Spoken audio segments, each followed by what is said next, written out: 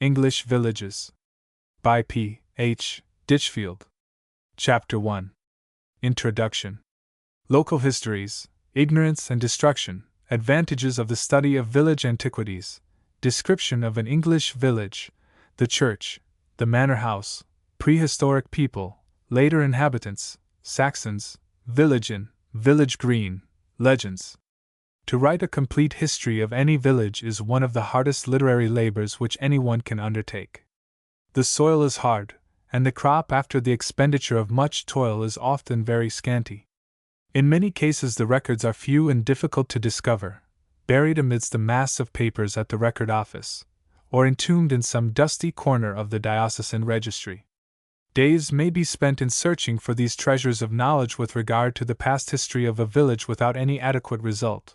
But sometimes fortune favors the industrious toiler, and he discovers a rich ore which rewards him for all his pains. Slowly his store of facts grows, and he is at last able to piece together the history of his little rural world, which time and the neglect of past generations had consigned to dusty oblivion. In recent years several village histories have been written with varied success by both competent and incompetent scribes, but such books are few in number, and we still have to deplore the fact that so little is known about the hamlets in which we live. All writers seem to join in the same lament, and mourn over the ignorance that prevails in rural England with regard to the treasures of antiquity, history, and folklore, which are to be found almost everywhere. We may still echo the words of the learned author of Tom Brown's Schooldays, the late Mr. Hughes, who said that the present generation know nothing of their own birthplaces, or of the lanes, woods, and fields through which they roam. Not one young man in 20 knows where to find the wood sorrel, or the bjorkis. Still fewer can tell the country legends, the stories of the old gable-ended farmhouses, or the place where the last skirmish was fought in the Civil War, or where the parish but stood. Nor is this ignorance confined to the unlearned rustics.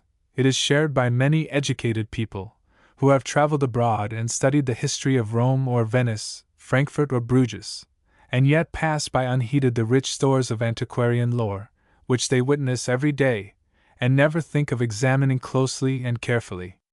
There are very few villages in England which have no objects of historical interest, no relics of the past which are worthy of preservation.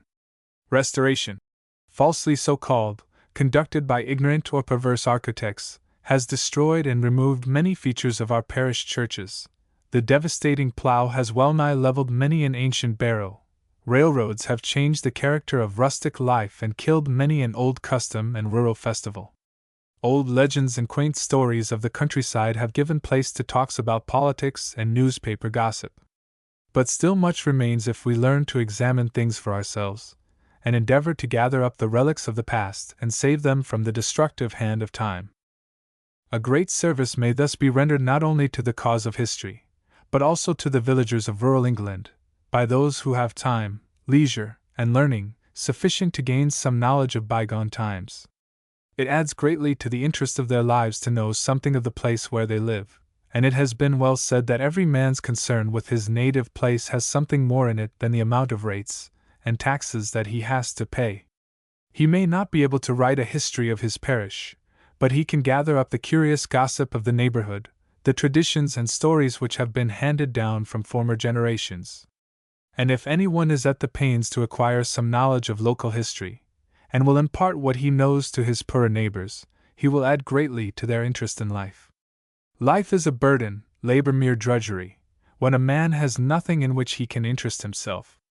When we remember the long hours which an agricultural laborer spends alone, without a creature to speak to, except his horses or the birds, we can imagine how dull his life must be, if his mind be not occupied. But here, on his own ground, he may find an endless supply of food for thought, which will afford him much greater pleasure and satisfaction than thinking and talking about his neighbor's faults, reflecting upon his wrongs, or imitating the example of one of his class who, when asked by the squire what he was thinking so deeply about, replied, "Mostly not." To remove the pall of ignorance that darkens the rustic mind, to quicken his understanding and awaken his interest, are certainly desirable objects, although his ignorance is very often shared by his betters, who frequently hazard very strange theories and manifest many curious ideas with regard to village antiquities. We will walk together through the main roads of the village, and observe some of its many points of interest. Indeed, it is no small thing to live in such a city of memories, as every village is, when at every turn and corner we meet with something that reminds us of the past, and recalls the pleasing associations of old village life. To those who have lived amid the din and turmoil of a large town, where everybody is in a hurry, and there is nothing but noise, confusion, and bustle, the delicious calm and quietude of an old English village, undisturbed by the world's rude noise, is most grateful. But to live in memory of what has gone before, of the lives and customs of our forefathers, of the strange events that have happened on the very ground upon which we are standing, all this will make us love our village homes and delight in them exceedingly. In most of our large towns the old features are fast disappearing. Historical houses have been pulled down to make room for buildings more adapted to present needs, and everything is being modernized. But in the country everything remains the same, and it is not so difficult to let one's thoughts wander into the past, and picture to oneself the old features of village life in bygone times. Most of our villages have the usual common features, and it is not difficult to describe a typical example, though the details vary very much, and the histories of no two villages are identical. We see arising above the trees the church, the center of the old village life, both religious, secular, and social. It stands upon a site which has been consecrated to the service of God for many centuries. There is possibly in or near the churchyard a tumulus, or burial mound, which shows that the spot was set apart for some religious observances even before Christianity reached our shores. Here the early Saxon missionary planted his cross and preached in the open air to the gathered villagers. Here a Saxon thane built a rude timber church which was supplanted by an early Norman structure of stone with round arches and curiously carved ornamentation. This building has been added to at various times, and now shows, writ in stone, its strange and varied history. The old time-worn registers, kept in the parish chest in the vestry, breathe the atmosphere of bygone times, and tell the stories and romances of the rude forefathers of the hamlet. The tombs and monuments of knights and ancient heroes tell many a tale of valor and old-world prowess, of families that have entirely died out, of others that still happily remain amongst us, and record the names and virtues of many an illustrious house. The windows, brasses, bells, and inscriptions have all some interesting story to relate, which we hope presently to examine more minutely. Nestling amid the trees we see the manor house, standing probably on the site of a much older edifice, and this building carries our thoughts back to the Saxon and early Norman times, when the lord of the manor had vassals and serfs under him, held his manorial court, and reigned as a king in his own small domain. The history of the old English manor is a very important one, concerning which much has been written, many questions disputed, and some points still remain to be decided. Then we notice an old farmhouse which has doubtless seen better days, for there are the remains of an ancient moat around it, as if some family of importance once lived there, and wished to guard themselves and their possessions from troublesome visitors. This moat tells of the times of war and lawlessness, of wild and fierce animals roaming the countryside, and if the walls of the old house could speak, how many stories could they tell of the strange customs of our ancestors, of bread riots, of civil wars, and disturbances which once destroyed the tranquility of our peaceful villages. We shall endeavor to discover the earliest inhabitants of our villages who left their traces behind in the curious stone and bronze weapons of war or domestic implements, and who lived in far remote periods before the dawn of history. The barrows, or tumuli, which contain their dead bodies tell us much about them, and also the caves and lake dwellings help us to form some very accurate notions of the conditions of life in those distant days. We shall see that the Britons or Celts were far from being the naked woe-dyed savages described by Caesar, whose account has so long been deemed sufficient by the historians of our childhood. We shall call to mind the many waves of invaders which rolled over our country, the Celts, the Romans, Saxons, Danes, and Normans, all of whom have left some traces behind them, and added sundry chapters to the story of our villages. The fields too proclaim their story, and tell us of the Saxon folk who were our first farmers, and made clearings in the forests, and tilled the same soil we work today. They tell us too of the old monks who knew so much about agriculture, and occasionally the plow turns up a rusty sword or cannon ball, which reveals the story of battles and civil wars which we trust have passed away from our land forever. The very names of the fields are not without signification, and tell us of animals which are now extinct, of the manners of our forefathers, of the old methods of farming, and the common lands which have passed away. The old village inn, with its curiously painted signboard, has its own story to tell, of the old coaching days, and of the great people who used to travel along the main roads, and were sometimes snowed up in a drift just below. The Magpie, which had always good accommodation for travelers, and stabling for 50 horses.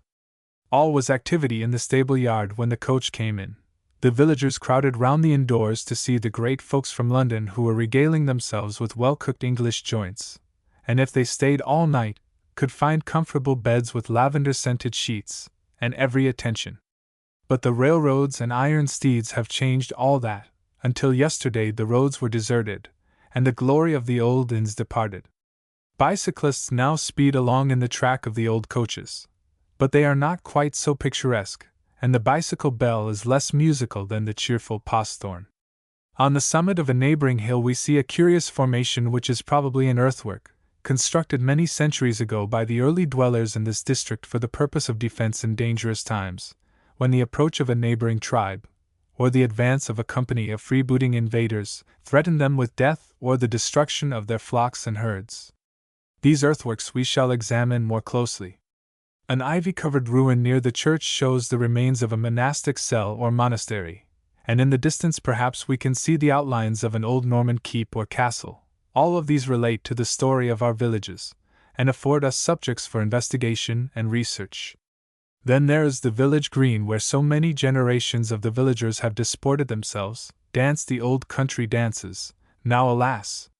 forgotten, and reared the merry maypole, and crowned their queen. Here they held their rural sports, and fought their bouts of quarter-staff and cudgel play, grinned through horse-collars, and played pipe and tabor at many a rustic feast, when life was young and England merry.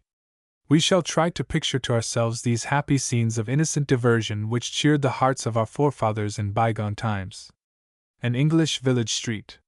We will try to collect the curious legends and stories which were told to us by our grandsires, and are almost forgotten by the present generation. These we should treasure up, lest they should be forever lost.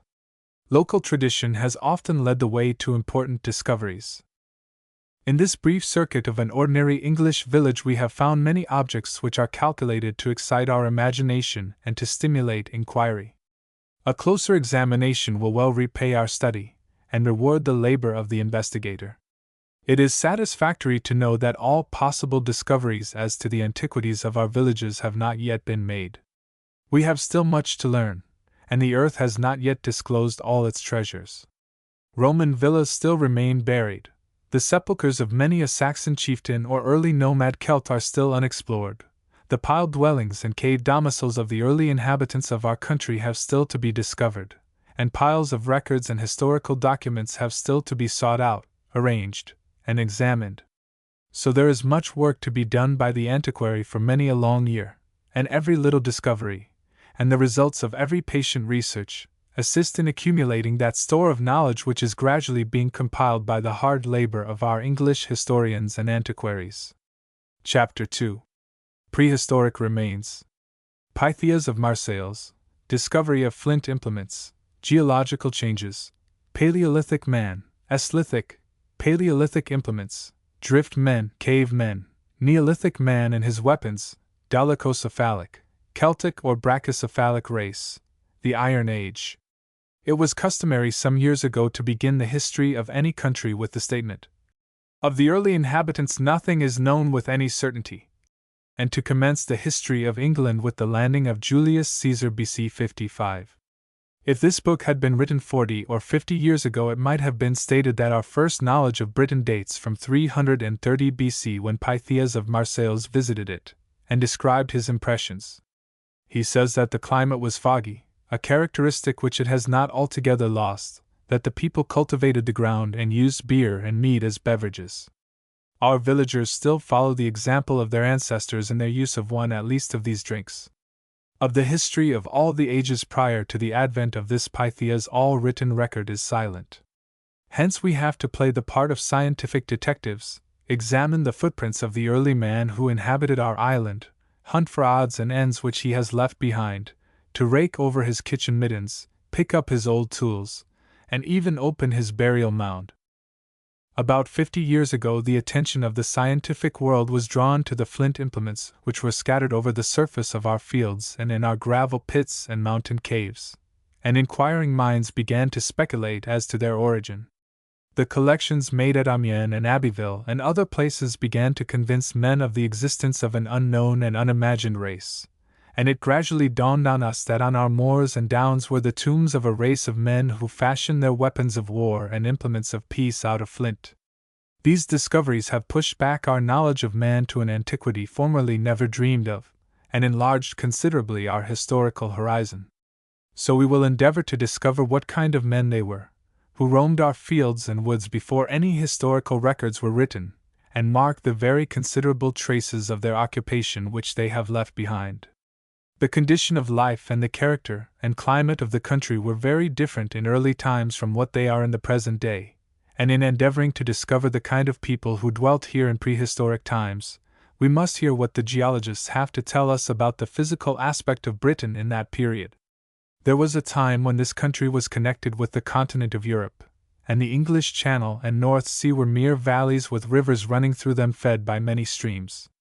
Where the North Sea now rolls there was the great valley of the Rhine, and as there were no ocean waves to cross, animals and primitive man wandered northwards and westwards from the continent, and made their abode here. It is curious to note that the migratory birds, when returning to France and Italy, and thence to the sunny regions of Algiers and other parts of northern Africa, always crossed the seas where in remote ages there was dry land. They always traversed the same route, and it appears that the recollection of the places where their ancestors crossed has been preserved by them through all the centuries that have elapsed since the Silver Streak was formed that severs England from her neighbors. In the times of which we are speaking, the land was much higher than it is now. Snowdon was 600 feet greater, and the climate was much colder and more rigorous. Glaciers like those in Switzerland were in all the higher valleys, and the marks of the action of the ice are still plainly seen on the rocky cliffs that border many a ravine. Moreover, we find in the valleys many detached rocks, immense boulders, the nature of which is quite different from the character of the stone in the neighborhood. These were carried down by the glaciers from higher elevations, and deposited, when the ice melted, in the lower valleys. Hence, in this glacial period, the condition of the country was very different from what it is now. Then a remarkable change took place. The land began to sink, and its elevation so much decreased that the central part of the country became a huge lake, and the peak of Snowdon was an island surrounded by the sea which washed with its waves the lofty shoulder of the mountain.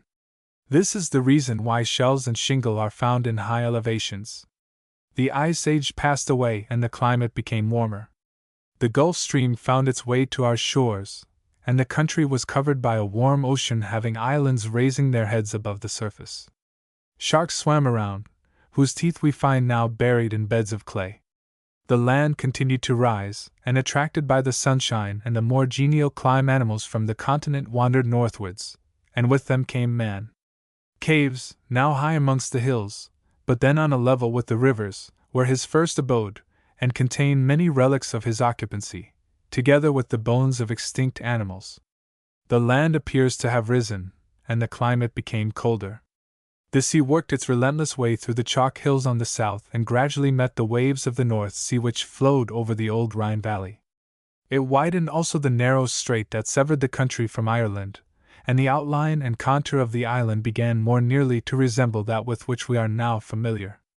A vast period of time was necessary to accomplish all these immense changes, and it is impossible to speculate with any degree of certainty how long that period was, which transformed the ice-bound surface of our island to a land of verdure and wild forests. We must leave such conjectures and the more detailed accounts of the glacial and post-glacial periods to the geologists, as our present concern is limited to the study of the habits and condition of the men who roamed our fields and forests in prehistoric times. Although no page of history gives us any information concerning them, we can find out from the relics of arms and implements which the earth has preserved for us, what manner of men lived in the old cave dwellings, or constructed their rude huts, and lie buried beneath the vast barrows. The earliest race of men who inhabited our island was called the Paleolithic race, from the fact that they used the most ancient form of stone implements. Traces of a still earlier race are said to have been discovered a few years ago on the chalk plateau of the North Down, near Sevenoaks. The flints have some slight hollows in them, as if caused by scraping, and denote that the users must have been of a very low condition of intelligence, able to use a tool but scarcely able to make one. This race has been called the Eolithic, but some antiquaries have thrown doubts upon their existence, and the discovery of these flints is too recent to allow us to speak of them with any degree of certainty. Paleolithic implements.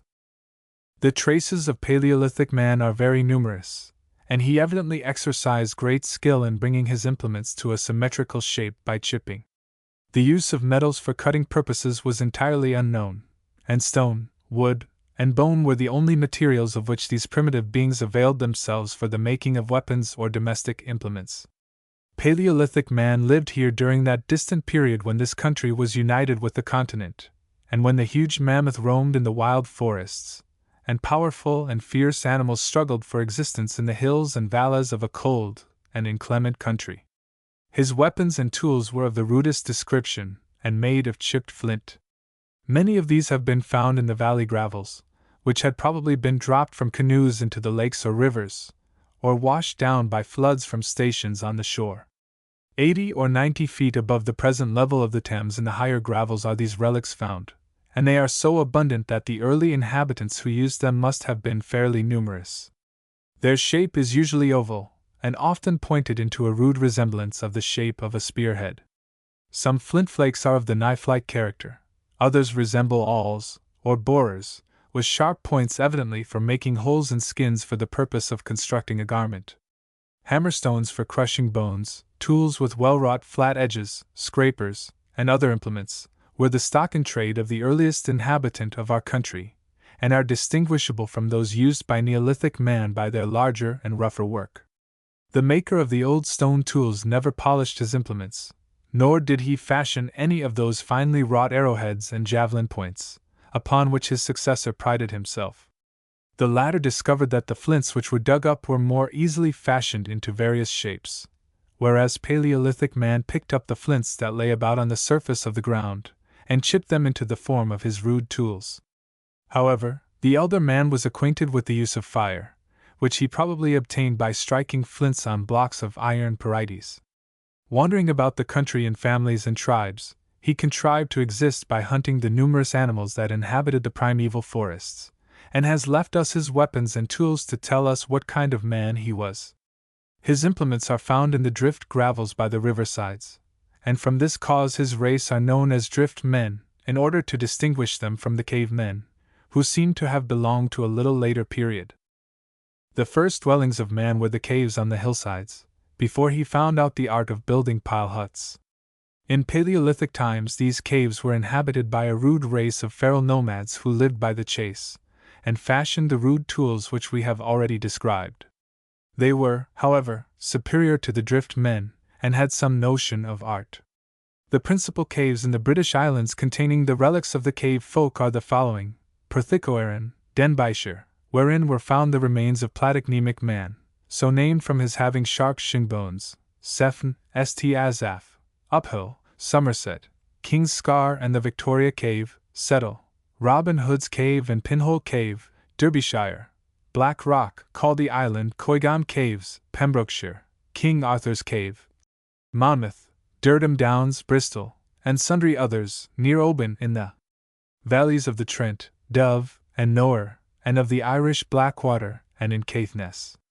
In these abodes the bones of both men and animals have been found, but these do not all belong to the same period, as the Neolithic people, and those of the Bronze and Iron Ages, followed the occupation of the earlier race. The remains of the different races, however, lie at various depths, those of the earlier race naturally lying the lowest. An examination of the Victoria Cave, Settle, clearly shows this. Outside the entrance there was found a layer of charcoal and burnt bones, and the burnt stones of fireplaces, pottery, coins of the emperors Trajan and Constantine, and ornaments in bone, ivory, bronze, and enamel. The animal remains were those of the bos longifrons, Celtic ox, pig, horse, roe, stag, fowl, wild, and grouse. This layer was evidently composed of the relics of a Romano-British people. Below this were found chipped flints, and adze of mellifier, and a layer of boulders, sand, and clay, brought down by the ice from the higher valley. Inside the cave and the upper cave earth were found the bones of fox, badger, brown bear, grizzly bear, reindeer, red deer, horse, pig, and goat, and some bones evidently hacked by man. In the lower cave earth there were the remains of the hyena, fox, brown and grizzly bears, elephant, rhinoceros, hippopotamus, urus, bison, and red deer, the hacked bones of a goat, and a small leg bone of a man. Some idea of the time which has elapsed since primitive man inhabited this rude dwelling may be formed from these excavations. 2 feet below the surface lay the Romano-British layer, and we know therefore that about 1,600 years was required for the earth to accumulate to that depth. The Neolithic layer was 6 feet below this. Hence 4,800 years would be necessary to form this depth of earth. So we may conclude that at least 6,400 years ago Neolithic man used the cave. A long time previous to this lived the creatures of the lower cave earth, the bison, elephant, and the hyena with the solitary human bone, which belonged to the sharp-shinned race, platycnemic, of beings, the earliest dwellers in our country. It is doubtful whether Paleolithic man has left any descendants. The Eskimo appear to somewhat resemble them.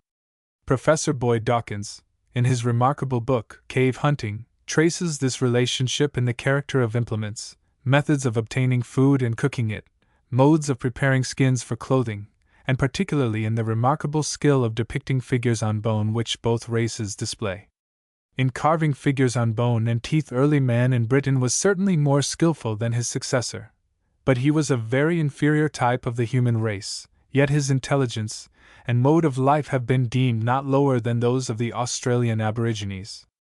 The animals which roamed through the country in this Pleistocene period were the elk and reindeer, which link us on to the older and colder period when Arctic conditions prevailed, the Irish deer, a creature of great size whose head weighed about 80 pounds, bison, elephant, rhinoceros, hippopotamus, lion, wolf, otter, bear, horse, red deer, roe, urus or gigantic ox, the short-horned ox, bos longifrons, boar, badger, and many others which survive to the present day, and have therefore a very long line of ancestors.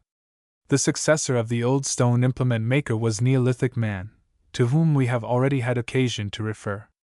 Some lengthy period of geological change separates him from his predecessor of the Old Stone Age. Specimens of his handiwork show that he was a much more civilized person than his predecessor, and presented a much higher type of humanity.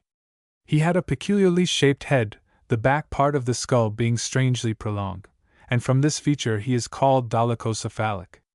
He was small in stature, about 5 feet 6 inches in height, having a dark complexion, and his descendants are the Iberian or Basque races in the Western Pyrenees, and may still be traced in parts of Ireland and Wales.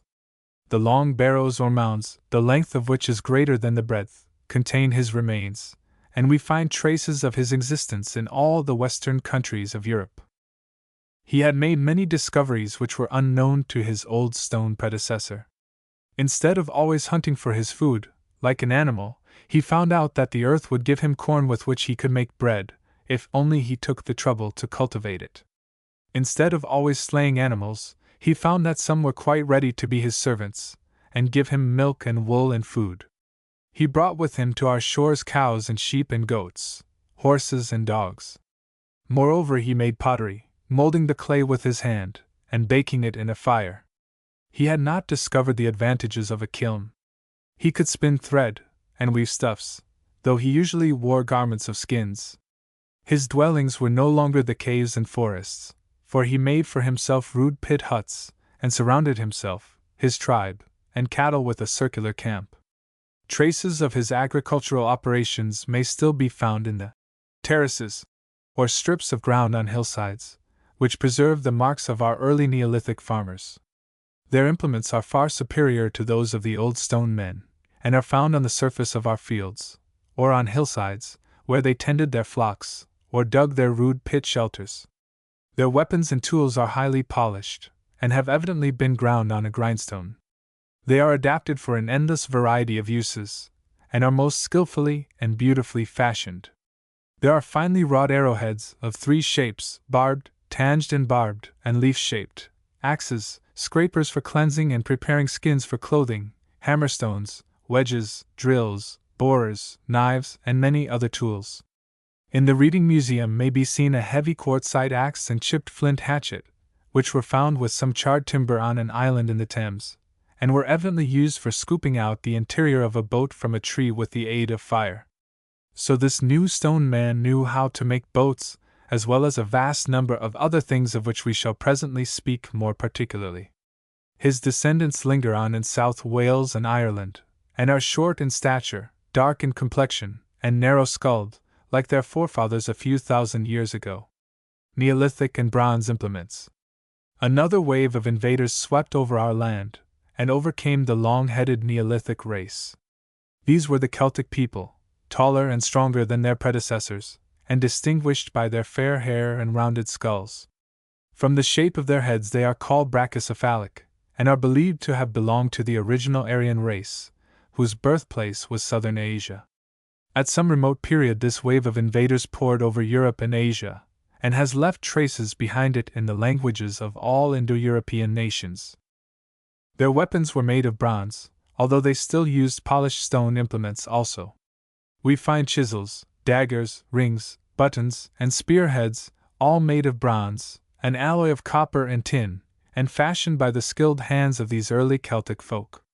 As they became more civilized, being of an inventive mind, they discovered the use of iron and found a more convenient metal for fashioning axes to cut down trees. When Caesar came to Britain, he found that the inhabitants knew the use of iron. Even the less civilized early Celtic settlers driven northwards and westwards by the Belgae had iron weapons, and the wild Caledonians in the time of Severus, although they were naked, woad-dyed savages, wore iron collars and girdles and were armed with metal weapons. Such are some of the relics of antiquity which the soil of our native land retains, as a memorial of the primitive people who first trod upon it. Concerning their lives and records history is silent, until the conqueror tells us something of our Celtic forefathers. From the scanty remains of prehistoric races, their weapons and tools, we can gather something of the earliest inhabitants of our island, and try to realize their habits and mode of life. Chapter 3. Tumuli or barrows. Barrows near churchyards, their universality, contents, food in barrows, curious burial customs, belief in future life, long and round barrows, interior of barrow, position of bodies, cremation, burial urns, articles of dress and ornament, artistic workmanship, pottery, remains of agriculture, organized condition of society among prehistoric people. Throughout the country we find many artificial mounds which are called tumuli or barrows, or in the neighborhood of Wales, tumps. These are the ancient burial places of the early inhabitants of our island, the word barrow being derived from the Anglo-Saxon bier, a hill or grave mound. It is not unusual to see a barrow in the center, or near, an old churchyard, as at Taplow, Bucks. The church was built, of course, much later than the erection of the mound, but doubtless the early preachers of the gospel took advantage of the reverence which was paid to these ancient tombs, proclaimed there the story of the cross, and on the spots so consecrated churches were ultimately built. These mounds have much to tell us of the early inhabitants. To cover the dead with a mound of earth was a custom common to all nations. All over Europe, in northern Asia, India, and in the New World of America, we find burial mounds. The pyramids of Egypt are only glorified mounds, and our islands can boast of an endless variety, sometimes consisting of cairns, or heaps of stones, sometimes of huge hills of earth, 130 feet in height, as at Silbury, Wilts, and covering 5 acres, while others are only small heaps of soil a few feet high. The contents of the tumuli differ also. Sometimes the bodies were burnt and the ashes preserved in rude urns, sometimes they were not cremated. Sometimes they were buried in stone cists, or in the hollow trunk of trees, sometimes without any covering save that of the earth. In nearly all cases we find numerous articles buried with the dead, such as personal ornaments, weapons, pottery, and food. The presence of food in the tumuli testifies to the natural instinct implanted by the Creator in the human heart with regard to a future existence. The idea that the soul of the departed is about to take a long journey is constant and deeply rooted. The rainbow and the Milky Way have often been supposed to be the paths trod by the departed, who require sustenance for so long a journey. The Aztecs laid a water bottle beside the bodies to be used on the way to Mictlan, the land of the dead. Bow and arrows, a pair of moccasins with a spare piece of deerskin to patch them if they wear out, and sinews of deer to sew on the patches with, together with a kettle and provisions, are still placed in the graves by the North American Indians. The Laplanders lay beside the corpse flint, steel, and tinder, to supply light for the dark journey. A coin was placed in the mouth of the dead by the Greeks to pay Charon, the ferryman of the Styx, and for a similar purpose in the hand of a deceased Irishman. The Greenlanders bury with the child a dog, for they say a dog will find his way anywhere. In the grave of the Viking warrior were buried his horn and armor in order that he might enter the halls of Valhalla fully equipped. These and many other examples might be quoted showing the universality of the belief in a future life, a belief that was evidently shared with other nations by the primeval races who inhabited our islands in prehistoric times. The presence of food and drinking vessels in the tumuli clearly shows this, and also the store of weapons and implements, adzes, hammers, scrapers, and other tools which the barrows have preserved through so many ages. These barrows are not confined to one period or one race, as their shape denotes. Some are long, measuring 200 to 400 feet in length by 60 or 80 feet wide, others are circular. The former were made by the long-headed, dolichocephalic race of whom we have already spoken, the latter by the round-headed, brachycephalic, conquerors of their feebler long-skulled forerunners. When we consider the poor tools used by these primitive peoples, we may wonder at the amount of labor they must have expended on the construction of these giant mounds. Picks made of deer's horns and pointed staves enabled them to loosen the earth, which was then collected in baskets and thrown on the rising heap. Countless toilers and many years must have been needed to produce such wonderful memorials of their industry. With better tools we will proceed to dig into these mounds and discover what they contain. First we notice an encircling trench and mound surrounding the barrow, the purpose of which is supposed to have been to keep the dead person in the tomb, and prevent it from injuring the living. After much digging in the center of the barrow we find a single stone chamber, entered by a passage underneath the higher and wider end of the mound. Sometimes the chamber is divided into 3 parts, the center one being covered by a dome, formed by the overlapping of the stones in the upper parts of the walls. The passage leading to the center chamber is also built with large stones erected with much care and skill. The contents of these long barrows are not so interesting, or numerous, as those contained in the round barrows. The skeletons are usually found in irregular positions, and few weapons or ornaments accompany the buried bones. Derbyshire possesses many barrows. Wherever in a place named the suffix low occurs, derived from the Anglo-Saxon hlo, signifying a small hill or mound, a barrow is generally to be found. The long barrow is usually about 200 feet in length, 40 feet wide, and 8 to 12 feet high. They run east and west, frequently northeast by southwest, the principal interment being usually at the eastern and higher end. The bodies are often found in a cist or box made of large stones, and several were buried in one mound, generally on the south and east sides, so that they might lie in the sun. This practice may have been connected with sun worship, and the same idea prevailed in modern times, when the south side of the churchyard was considered the favored portion, and criminals and suicides were relegated to the colder north side. The position of the bodies varied, but usually they were buried in a crouching position, with knees bent and head drawn towards the knees. This was probably the natural position which a man would assume when he slept without a luxurious bed to lie upon, and with little to cover him, in order to keep himself as warm as possible. Hence, when he sank into his last long sleep, his mourning relatives would place him in the same posture. In the Channel Islands, bodies were often placed in a kneeling position. The custom of burning the body seems to have been adopted later by the same long-headed race who used the long barrows, and prevailed more in the north of England, in Yorkshire, Derbyshire, and Scotland, than in the south. The cremation was sometimes not very thoroughly performed. The bodies were placed together, wood being piled about them, and over the heap the mound was raised. Then the fire was lighted, which naturally only partly consumed the bodies. We find also, mingled with bones of men and women, the bones of animals, which were probably the remains of funeral feasts.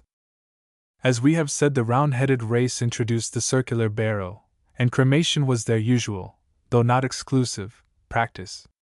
These people were much stronger and bigger men than their predecessors, their powerful jaws and projecting chins showing much more power of will than the softer, narrow-faced dolichocephalic race.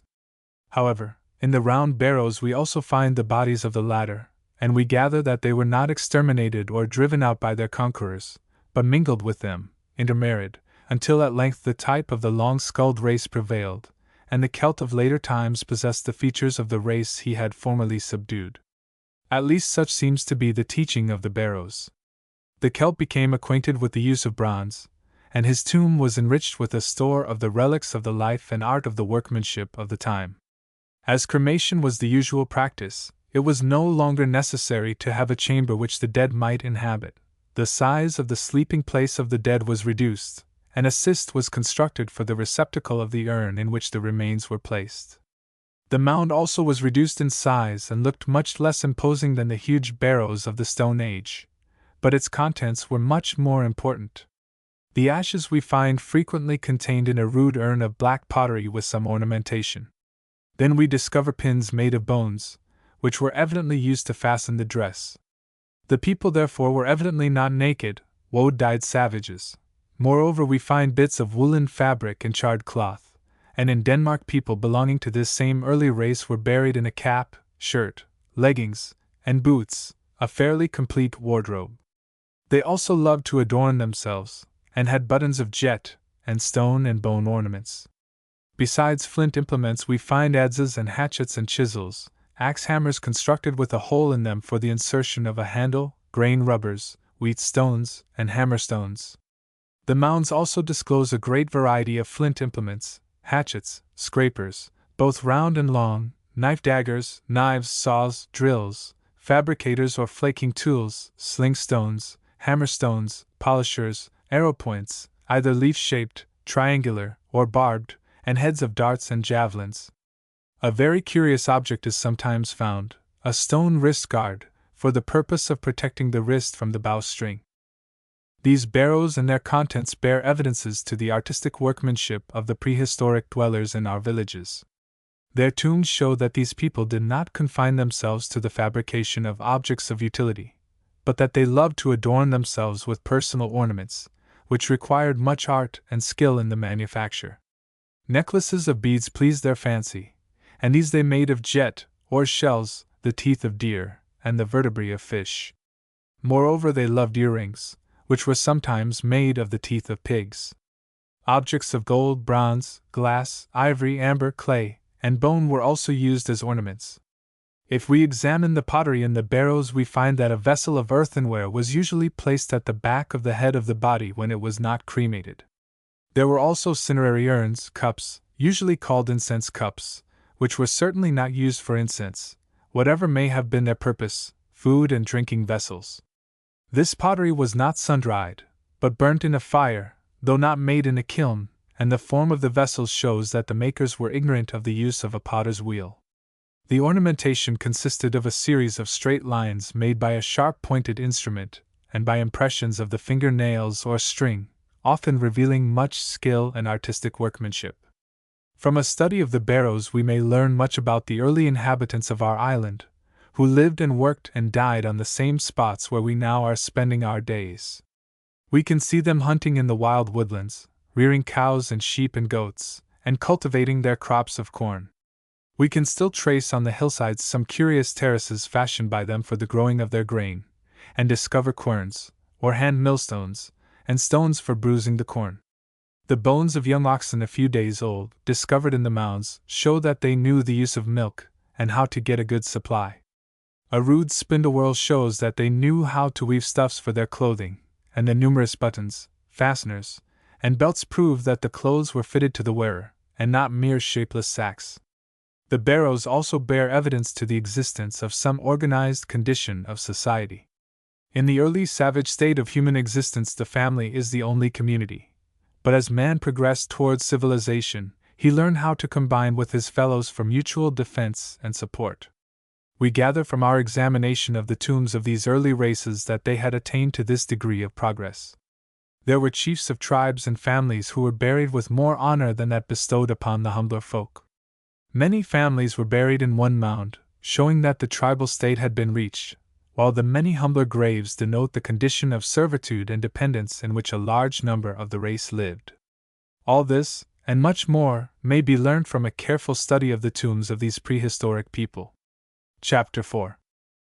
Pit and Pile Dwellings. Pit dwelling, earliest form of house building. Discoveries at Brighthampton, Warlbury, British Opida, Hurstbourne. Contents of pit dwelling, pot boilers.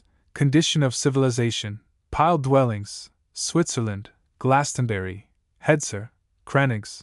Modern use of pile dwellings. Description of a lake dwelling. Contents, Bronze Age. Recent discoveries at Glastonbury. We have examined in our last chapter the abodes of the dead. We will now investigate the abodes of the living which the earth has preserved for us for so many centuries. The age of the cave dwellers had long passed, and the prehistoric folk, having attained to some degree of civilization, began to devise for themselves some secure retreats from inclement rains and cold winds. Perhaps the burrowing rabbit gave them an idea for providing some dwelling place. At any rate, the earliest and simplest notion for constructing a habitation was that of digging holes in the ground and roofing them over with a light thatch. Hence we have the pit dwellings of our rude forefathers. Many examples of pit dwellings have been found by industrious explorers. Some laborers, when digging gravel at Brighthampton, near Oxford, came across several such excavations. They were simply pits dug in the earth, large enough to hold 1 or 2 persons, and from the sides of these pits a certain quantity of earth had been removed so as to form a seat. At the bottom of these a few rude flint arrowheads were found. In the remarkable British Oppidum at Warlbury, near Weston-super-Mare, several circular, well-like pits may be seen, fairly preserved in shape owing to the rocky nature of the ground in which they have been excavated. One in particular is very perfect, and about 2 feet from the bottom is a seat formed of the rock extending all round the pit. These ancient pit dwellings are usually surrounded by an earthen rampart. Caesar says that the Britons called that a town where they used to assemble for the sake of avoiding an incursion of enemies, when they had fortified the entangled woods with a rampart and ditch. The remains of many of these oppida may still be seen in almost all parts of the country, and in most of these hollows are plainly distinguishable, which doubtless were pit dwellings, but owing to the sides having fallen in, they have now the appearance of natural hollows in the earth. At Hurstbourne, Hants, 9 of these early habitations were discovered by the late Dr. Stevens, some of which were rudely pitched with flint stones, and had passages leading into the pit. A few flints irregularly placed together with wood ashes showed the position of the hearths, where cooking operations had been carried on. The sloping entrance passages are peculiar, and almost unique in England, though several have been met with in France. A rude ladder was the usual mode of entrance into these underground dwellings.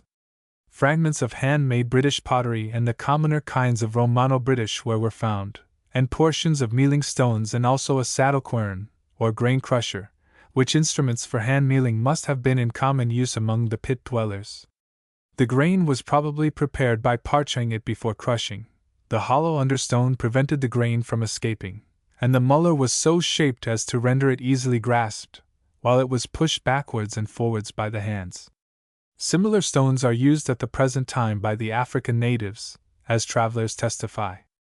One of the pits at Hurstbourne was evidently a cooking hole, where the pit dwellers prepared their feasts, and bones of the Celtic ox, bos longifrons, pig, red deer, goat, dog, and hare or rabbit were found near it. One of the bones had evidently been bitten by teeth. The pit dwellers also practiced some domestic industries, as Dr. Stevens found a needle, an awl or bodkin, and fragments of pointed bone, probably used for sewing skins together. A rude spindle whorl shows that they knew something of weaving, and 2 bored stones were evidently buttons or dress fasteners. A large supply of flint implements, scrapers, and arrowheads proves that the dwellings were inhabited by the Neolithic people before the Britons came to occupy them. I must not omit to notice the heating stones, or pot boilers. These were heated in the fire, and then placed among the meat intended to be cooked, in a hole in the ground which served the purpose of a cooking pot. I have found many such stones in Berkshire, notably from the neighborhood of Wallingford and Long Whittenham.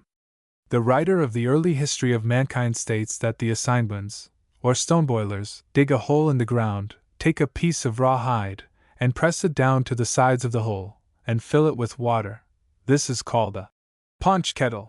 Then they make a number of stones red hot in a fire close by, the meat is put into the water, and the hot stones dropped in until it is cooked. The South Sea Islanders have similar primitive methods of cooking. The Highlanders used to prepare the feasts of their clans in much the same way, and the modern gypsies adopt a not very dissimilar mode of cooking their stolen fowls and hedgehogs.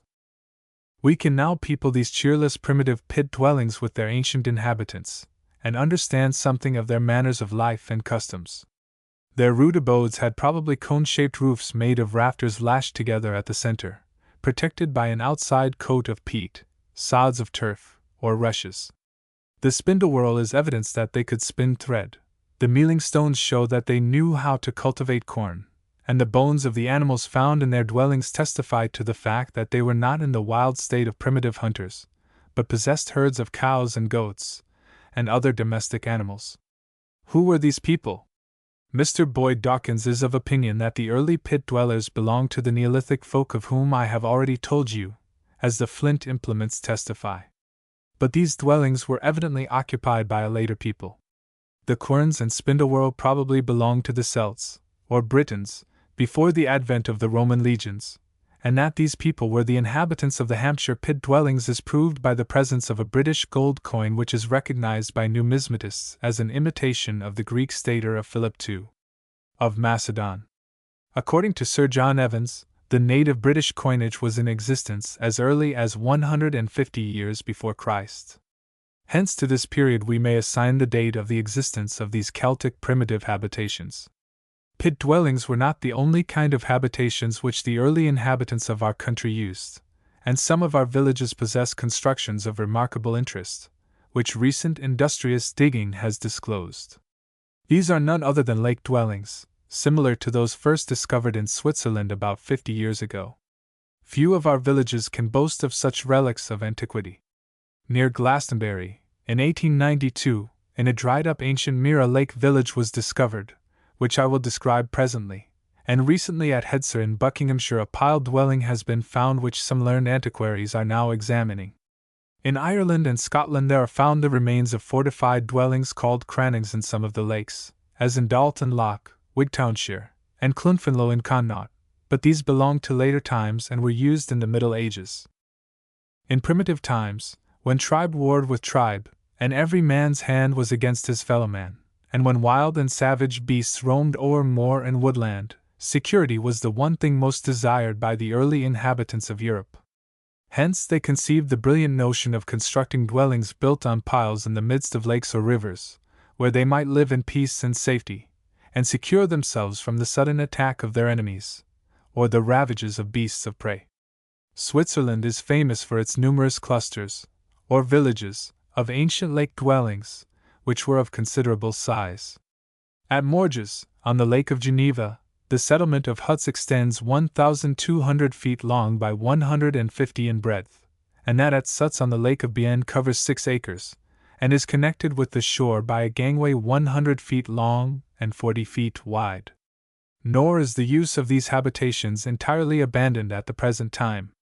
Venezuela, which means Little Venice, derives its name from the Indian village composed of piled dwellings on the shores of the Gulf of Maracaibo, as its original explorer Alonso de Ojeda in 1499 chose to compare the sea-protected huts with the Queen's City of the Adriatic, and in many parts of South America, in the estuaries of the Orinoco and Amazon, such dwellings are still found, also among the Dyaks of Borneo, in the Caroline Islands, and on the Gold Coast of Africa.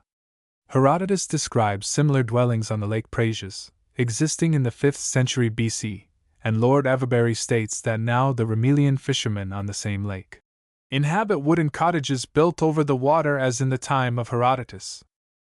These habitations of primitive man were built on piles driven into the bed of the lake or river. These piles were stems, or trunks of trees sharpened with stone or bronze tools. A rude platform was erected on these piles, and on this a wooden hut constructed with walls of wattle and daub, and thatched with reeds or rushes. A bridge built on piles connected the lake village with the shore whither the dwellers used to go to cultivate their wheat, barley, and flax, and feed their kine and sheep and goats. They made canoes out of hollow trunks of trees. One of these canoes which have been discovered is 43 feet in length and over 4 feet wide. The beams supporting the platform, on which the huts were erected, were fastened by wooden pins. Much ingenuity was exercised in the making of these dwellings. Sometimes they found that the mud of the lake was too soft to hold the piles, so they fashioned a framework of trunks of trees, which they let down to the bottom of the lake, and fastened the upright piles to it. Sometimes the rocky bed of the lake prevented the piles from being driven into it, so they heaped stones around the piles, and thus made them secure. The lake dwellers were very sociable, and had only one common platform for all the huts, which were clustered together. As all the actual dwellings have been destroyed by time's rude action, it is impossible to describe them accurately, but their usual size was about 20 feet by 12 feet. The floor was of clay, and in the center of the building there was a hearth made of slabs of stone. The people who inhabited these structures belonged either to the later Stone Age, or the Bronze Age, as we learn from the relics which their huts disclose.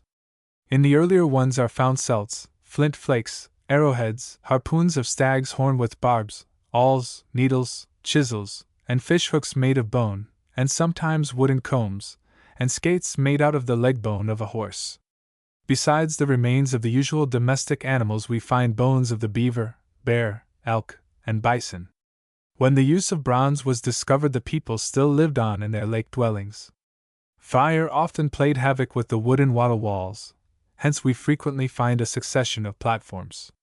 The first dwelling having been destroyed by flames, a second one was subsequently constructed, and this having shared the same fate, another platform with improved huts was raised upon the ruins of its predecessors. The relics of each habitation show that, as time went on, the pit dwellers advanced in civilization, and increased the comforts and conveniences of life. Some of the dwellings of these early peoples belong to the Bronze Age, as do those of the Auvergne settlement in the Lake of New Chattel, and these huts are rich in the relics of their former inhabitants. At Marin on the same lake, the lake dwellers were evidently workers in iron, and the relics, which contain large spearheads, shields, horse furniture, fibulas, and other ornaments, together with Roman coins, prove that they belong to the period of which history tells us. I have described at length these Swiss lake dwellings, although they do not belong to the antiquities of our villages in England, because much the same kind of habitations existed in our country, though few have as yet been unearthed. Possibly under the peaty soil of some ancient riverbed, or old mere, long ago drained, you may be fortunate enough to meet with the remains of similar structures here in England. At Glastonbury a few years ago a lake village was discovered, which has created no small stir in the antiquarian world, and merits a brief description. Nothing was known of its existence previously, and this is an instance of the delightful surprises which explorers have in store for them, when they ransack the buried treasure house of the earth, and reveal the relics which have been so long stored there. All that met the eyes of the diggers was a series of circular low mounds, about 60 in number, extending over an area of 3 acres. Imagine the delight of the gentlemen when they discovered that each of these mounds contained the remains of a lake dwelling which was constructed more than 2,000 years ago. First they found above the soft peat the remains of a lake long dried up, a platform formed of timber and brushwood, somewhat similar to the structures which we have seen in the Swiss lakes. Rows of small piles support this platform, and on it a floor of clay, or rather several floors. The clay is composed of several horizontal layers with intervening thin layers of decayed wood and charcoal, each layer representing a distinct floor of a dwelling. In the center of each mound are the remains of rude hearths. The dwellings, of which no walls remain, were evidently built of timber, the crevices between the wood being filled with wattle and daub. In one of the mounds were found several small crucibles which showed that the inhabitants knew how to work in metals. Querns, whetstones, spindle whorls, fibulae, and finger rings of bronze, a horse's bit, a small saw, numerous implements of horn and bone, combs, needles, a jet ring and amber bead, all tell the tale of the degree of civilization attained by these early folk. They worked in metals, made pottery and cloth, tilled and farmed the adjoining lands, and probably belonged to the late Celtic race before the advent of the Romans. These lake dwellers used a canoe in order to reach the mainland, and this primitive boat has been discovered. It is evidently cut out of the stem of an oak, is flat-bottomed, and its dimensions are 17 feet long, 2 feet wide, and 1 foot deep. The prow is pointed, and has a hole, through which doubtless a rope was passed, in order to fasten it to the little harbor of the lake village. It will be gathered that these people, whether dwelling in their pit or lake villages, showed so much capacity, industry, and social organization, that even in the Neolithic age they were far removed from a savage state, and a low condition of culture and civilization. They showed great ingenuity in the making of their tools, their vessels of pottery, their ornaments, and clothing. They were not naked, woad-dyed savages. They could spin and weave, grow corn, and make bread, and had brought into subjection for their use domestic animals, horses and cattle, sheep and goats, and swine. They lived in security and comfort, and were industrious and intelligent, and it is interesting to record, from the relics which the earth has preserved of their civilization, the kind of life which they must have lived in the ages which existed before the dawn of history. Chapter 5. Cromlechs, Camps, and Earthworks.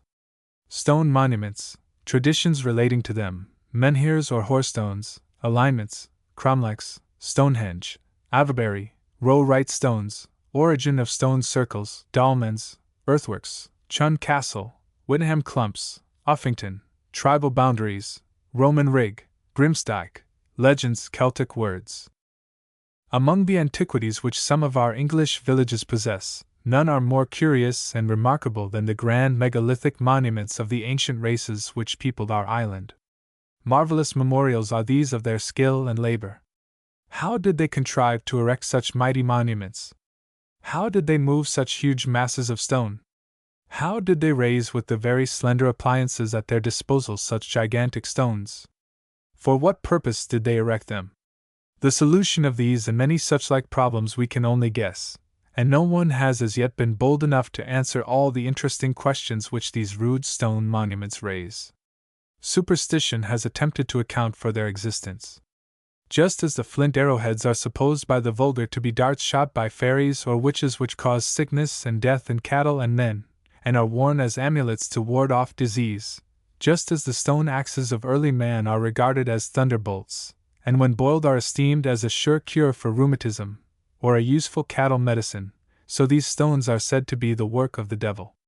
A friend tells me that in his childhood his nurse used to frighten him by saying that the devil lurked in a dolmen which stands near his father's house in Oxfordshire, and many weird traditions cluster round these old monuments.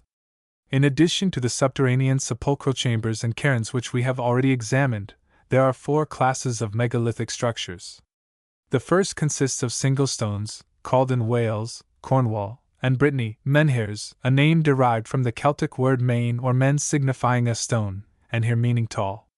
In England they are known as whorestones, whore meaning a boundary, inasmuch as they are frequently used in later times to mark the boundary of an estate, parish, or manor. There is one at Enstone, Oxfordshire, and at Wardington, Warwickshire. Possibly they were intended to mark the graves of deceased chieftains. The second class consists of lines of stones, which the French call alignments. Frequently they occur in groups of lines from 2 to 14 in number. Carnac, in Brittany, possesses the best specimen in Europe of this curious arrangement of giant stones. The third class of megalithic monuments is the circular arrangement, such as we find at Avebury and Stonehenge.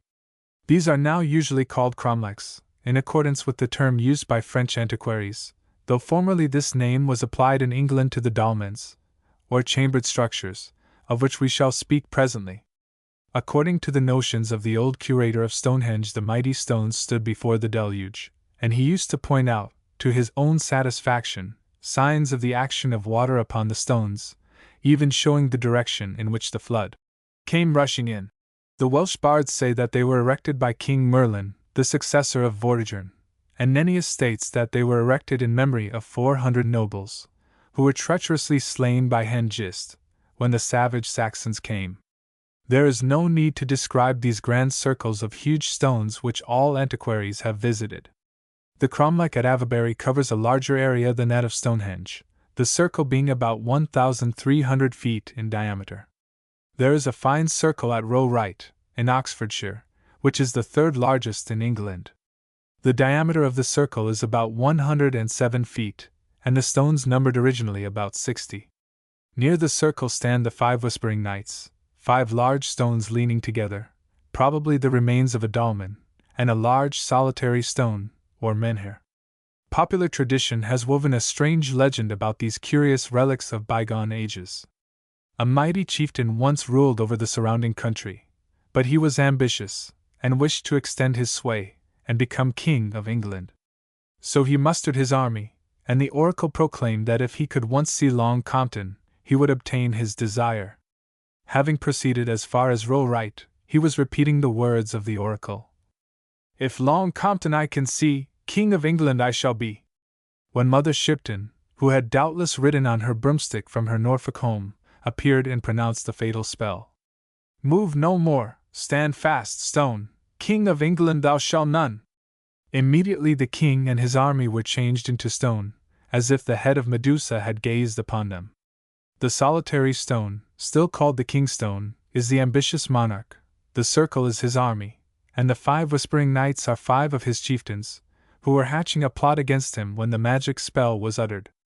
The farmers around Roe Wright say that if the stones are removed from the spot, they will never rest, but make mischief till they are restored. Stanton Drew, in Somersetshire, has a cromlech, and there are several in Scotland, the Channel Islands, and Brittany. Some sacrilegious persons transported a cromlech bodily from the Channel Islands, and set it up at Park Place, Henley-on-Thames. Such an act of antiquarian barbarism happily has few imitators. For what purpose were these massive stones erected at the cost of such infinite labor? Tradition and popular belief associate them with the Druids. Some years ago all mysterious antiquarian problems were solved by reference to the Druids. But these priests of ancient days are now out of fashion, and it is certainly not very safe to attribute the founding of the great stone circles to their agency. The Druidical worship paid its homage to the powers of nature, to the nymphs and genii of the woods and streams, whereas the great stone circles were evidently constructed by sun worshippers. There is no doubt among antiquaries that they are connected with the burial of the dead. Small barrows have been found in the center of them. Dr. Anderson is of opinion that the stone circles were developed out of the hedge, or setting of stone, which frequently surrounds the base of a barrow, and was intended to keep the ghost in, and prevent it from injuring the living. By degrees the wall was increased in size while the barrow or cairn decreased, until at last a small mound of earth, or heap of stones, only marked the place of burial, and the huge circle of stones surrounded it. Stonehenge, with its well-wrought stones and gigantic trilitha, is much later than the circles of Avebury and Roe Wright, and was doubtless constructed by the people who used iron, about 200 years before our era. The earlier circles have been assigned to a period 8 or 10 centuries before Christ. Many conjectures have been made as to how the huge capstones of the circle at Stonehenge were placed on the erect stones. Sir Henry Dryden thought that when the upright stones were set on end, earth or small stones were piled around them until a large inclined plane was formed, on which skids, or sliding pieces, were placed. Then the caps were placed on rollers, and hauled up by gangs of men. Probably in some such way these wonderful monuments were formed. The last class of rude stone monuments is composed of dolmens, or chamber tombs, so named from the Welsh word dole, a table, and main or men, a stone. They are in fact stone tables. Antiquaries of former days, and the unlearned folk of today, call them Druids' altars, and say that sacrifices were offered upon them. The typical form is a structure of 4 or more large upright stones, supporting a large flat stone, as a roof. Sometimes they are covered with earth or stones, sometimes entirely uncovered. Some antiquaries maintain that they were always uncovered, as we see them now. Others assert that they have been stripped by the action of wind and rain, and snow, frost, and thaw, until all the earth placed around them has been removed. Possibly fashions changed then as now, and it may console some of us that there was no uniformity of ritual even in prehistoric Britain. Dolmens contain no bronze or iron implements, or carvings of the same, and evidently belonged to the time of the Neolithic folk. Among prehistoric remains none are more striking than the great camps and earthworks, which hold commanding positions on our hills and downs, and have survived during the countless years which have elapsed since their construction. Caesar's camps abound throughout England. It is needless to say that they had nothing to do with Caesar, but were made long years before the conqueror ever set foot on British land. These early camps are usually circular in shape, or follow the natural curve of the hill on which they stand. Roman camps are nearly always square or rectangular. They consist of a high vallum, or rampart of earth, surrounded by a deep ditch, and on the counterscarp, or outside edge of the ditch, there is often another bank or rampart. The entrance to these strongholds was often ingeniously contrived, in order that an enemy endeavoring to attack the fortress might be effectually resisted.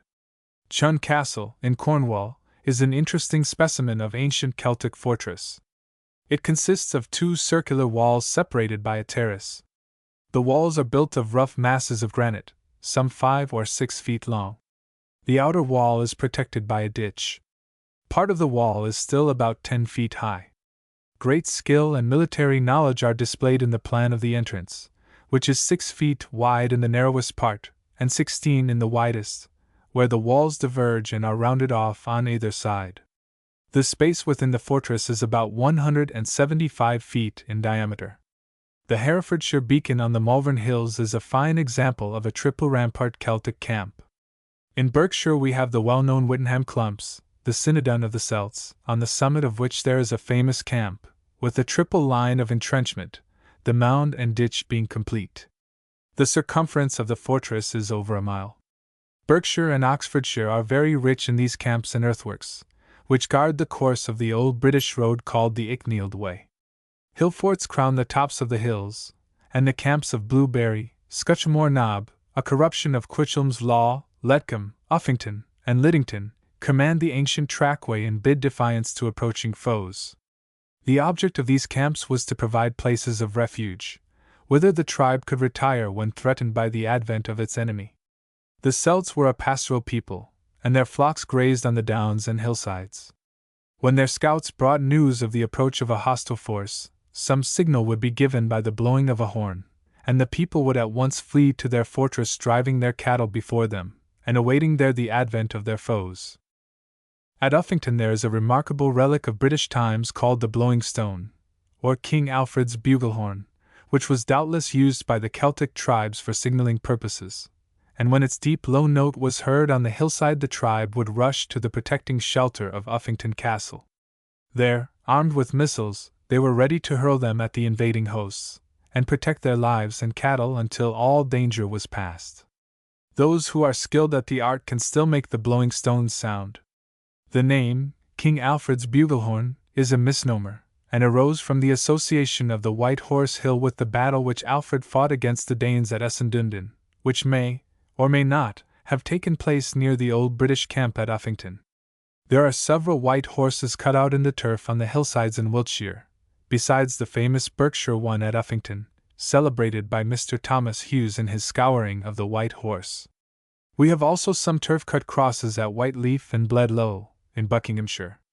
The origin of these turf monuments is still a matter of controversy. It is possible that they may be Saxon, and may be the records of Alfred's victories, but antiquaries are inclined to assign them to an earlier date, and connect them with the builders of cromlechs and dolmens. It is certainly improbable that, when he was busily engaged fighting the Danes, Alfred and his men would have found time to construct this huge white horse. In addition to the earthen mounds and deep ditch, which usually formed the fortifications of these ancient strongholds, there were wickerwork stockades, or palisading, arranged on the top of the vallum. Such defenses have been found at Uffington, and during the present year on the ancient fortifications of the old Caliva Atrebatum, afterwards the Roman Silchester. A friend of the writer has found the remains of similar wattlework stockades. Evidently tribal wars and jealousies were not unknown in Celtic times, and the people knew how to protect themselves from their foes. Another important class of earthen ramparts are the long lines of fortifications, which extend for miles across the country, and must have entailed vast labor in their construction. These ramparts were doubtless tribal boundaries, or fortifications used by one tribe against another. There is the Roman rig, which, as Mrs. Armitage tells us in her Key to English Antiquities, coasts the face of the hills all the way from Sheffield to Mexborough, a distance of 11 miles. A Grimsdyke, or Grimsbank, as it is popularly called, runs across the southern extremity of Oxfordshire from Henley to Monuel, 10 miles in length, and near it, and parallel to it, there is a Medlar's Bank, another earthen rampart, exceeding it in length by nearly a third. Near Salisbury there is also a Grimsdyke, and in Cambridgeshire and Cheshire. Danes Dyke, near Flamborough Head, Wansdyke, and Brokerlade Dyke are other famous lines of fortifications. There are 22 Grimsdykes in England. The name was probably derived from Grim, the Saxon devil, or evil spirit, and was bestowed upon these mysterious monuments of an ancient race which the Saxons found in various parts of their conquered country. Unable to account for the existence of these vast mounds and fortresses, they attributed them to satanic agency. There is much work still to be done in exploring these relics of the prehistoric races, and if there should be any such in your own neighborhood, some careful digging might produce valuable results. Perhaps something which you may find may throw light upon some disputed or unexplained question, which has perplexed the minds of antiquaries for some time. I do not imagine that the following legend will deter you from your search. It is gravely stated that years ago an avaricious person dug into a tumulus for some treasure which it was supposed to contain. At length, after much labor, he came to an immense chest, but the lid was no sooner uncovered than it lifted itself up a little, and out sprang an enormous black cat, which seated itself upon the chest, and glowed with eyes of passion upon the intruder. Nothing daunted, the man proceeded to try to move the chest, but without avail, so he fixed a strong chain to it and attached a powerful team of horses. But when the horses began to pull, the chain broke in 100 places, and the chest of treasure disappeared forever. Some rustics assert that if you run 9 times round a tumulus, and then put your ear against it, you will hear the fairies dancing and singing in the interior. Indeed, it is a common superstition that good fairies lived in these old mounds, and a story is told of a plowman who unfortunately broke his plowshare. However, he left it at the foot of a tumulus, and the next day, to his surprise, he found it perfectly whole. Evidently the good fairies had mended it during the night. But these bright little beings, who used to be much respected by our ancestors, have quite deserted our shores. They found that English people did not believe in them, so they left us in disgust, and have never been heard of since. If you have no other Celtic remains in your neighborhood, at least you have the enduring possession of the words which they have bequeathed to us, such as coat, basket, crook, cart, kiln, pitcher, comb, ridge, and many others, which have all been handed down to us from our British ancestors. Their language also lives in Wales and Brittany, in parts of Ireland and Scotland, and in the Isle of Man, where dwell the modern representatives of that ancient race, which was once so powerful, and has left its trace in most of the countries of Europe. Chapter 6. Roman Relics. Roman remains numerous: Chedworth Villa, Rhodes, names derived from Rhodes, itinerary of Antoninus, British Roads, Watling Street, Icknield Street, Rinnield Street, Ermine Street, Aikman Street, Saltways, Milestones, Silchester, its walls, Caliva, its gardens and villas, hypocausts, pavements, description of Old City, Forum, Temple, Baths, Amphitheatre, Church, Roman Villa. The world's a scene of change, sings poet Cowley, but in spite of all the changes that have transformed our England, the coming and going of conquerors and invaders, the lapse of centuries, the ceaseless working of the plowshare on our fields and downs, traces of the old Roman life in Britain have remained indelible. Our English villages are rich in the relics of the old Romans, and each year adds to our knowledge of the life they lived in the land of their adoption, and reveals the treasures which the earth has tenderly preserved for so many years. If your village lies near the track of some Roman road, many pleasing surprises may be in store for you. Oftentimes laborers unexpectedly meet with the buried walls and beautiful tessellated pavements of an ancient Roman dwelling place. A few years ago at Chedworth, near Cirencester, a ferret was lost, and had to be dug out of the rabbit burrow. In doing this some Roman tesserae were dug up, and when further excavations were made a noble Roman villa with numerous rooms, artistic pavements, hypocausts, baths, carvings, and many beautiful relics of Roman art were brought to light. Possibly you may be equally successful in your own village and neighborhood. If you have the good fortune to live near a Roman station, you will have the pleasing excitement of discovering Roman coins and other treasures, when you watch your laborers draining the land or digging wells. Everyone knows that the names of many of the Roman stations are distinguished by the termination chester, castor, or care, derived from the Latin castra, a camp, and whenever we are in the neighborhood of such places, imagination pictures to us the well-drilled Roman legionaries who used to astonish the natives with their strange language and customs, and we know that there are coins and pottery, tesserae and Roman ornaments galore, stored up beneath our feet, awaiting the search of the persevering digger. Few are the records relating to Roman Britain contained in the pages of the historians, as compared with the evidences of roads and houses, gates and walls and towns, which the earth has preserved for us. Near your village perhaps a Roman road runs. The Romans were famous for their wonderful roads, which extended from camp to camp, from city to city, all over the country. These roads remain, and are evidences of the great engineering skill which their makers possessed. They liked their roads well drained, and raised high above the marshes. They liked them to go straight ahead, like their victorious legions, and never swerved to right or left for any obstacle. They cut through the hills, and filled up the valleys, and there were plenty of idle Britons about, who could be forced to do the work. They called their roads strata or streets, and all names of places containing the word street, such as Streatley or Stretford, denote that they were situated on one of these Roman roads. You may see these roads wending their way straight as a die, over hill and dale, staying not for marsh or swamp.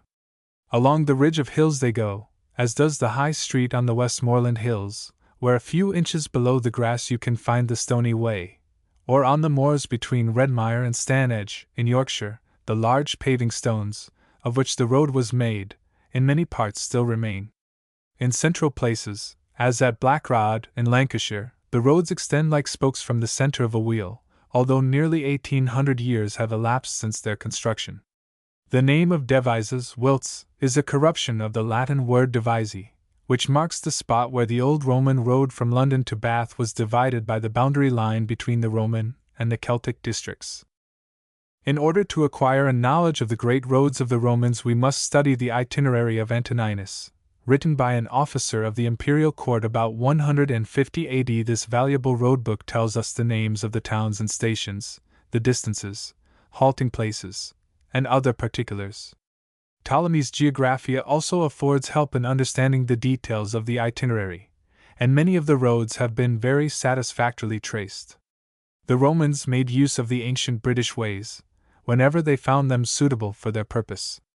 The British roads resembled the trackways on Salisbury Plain, wide grass rides, neither raised nor paved, and not always straight, but winding along the sides of the hills which lie in their course.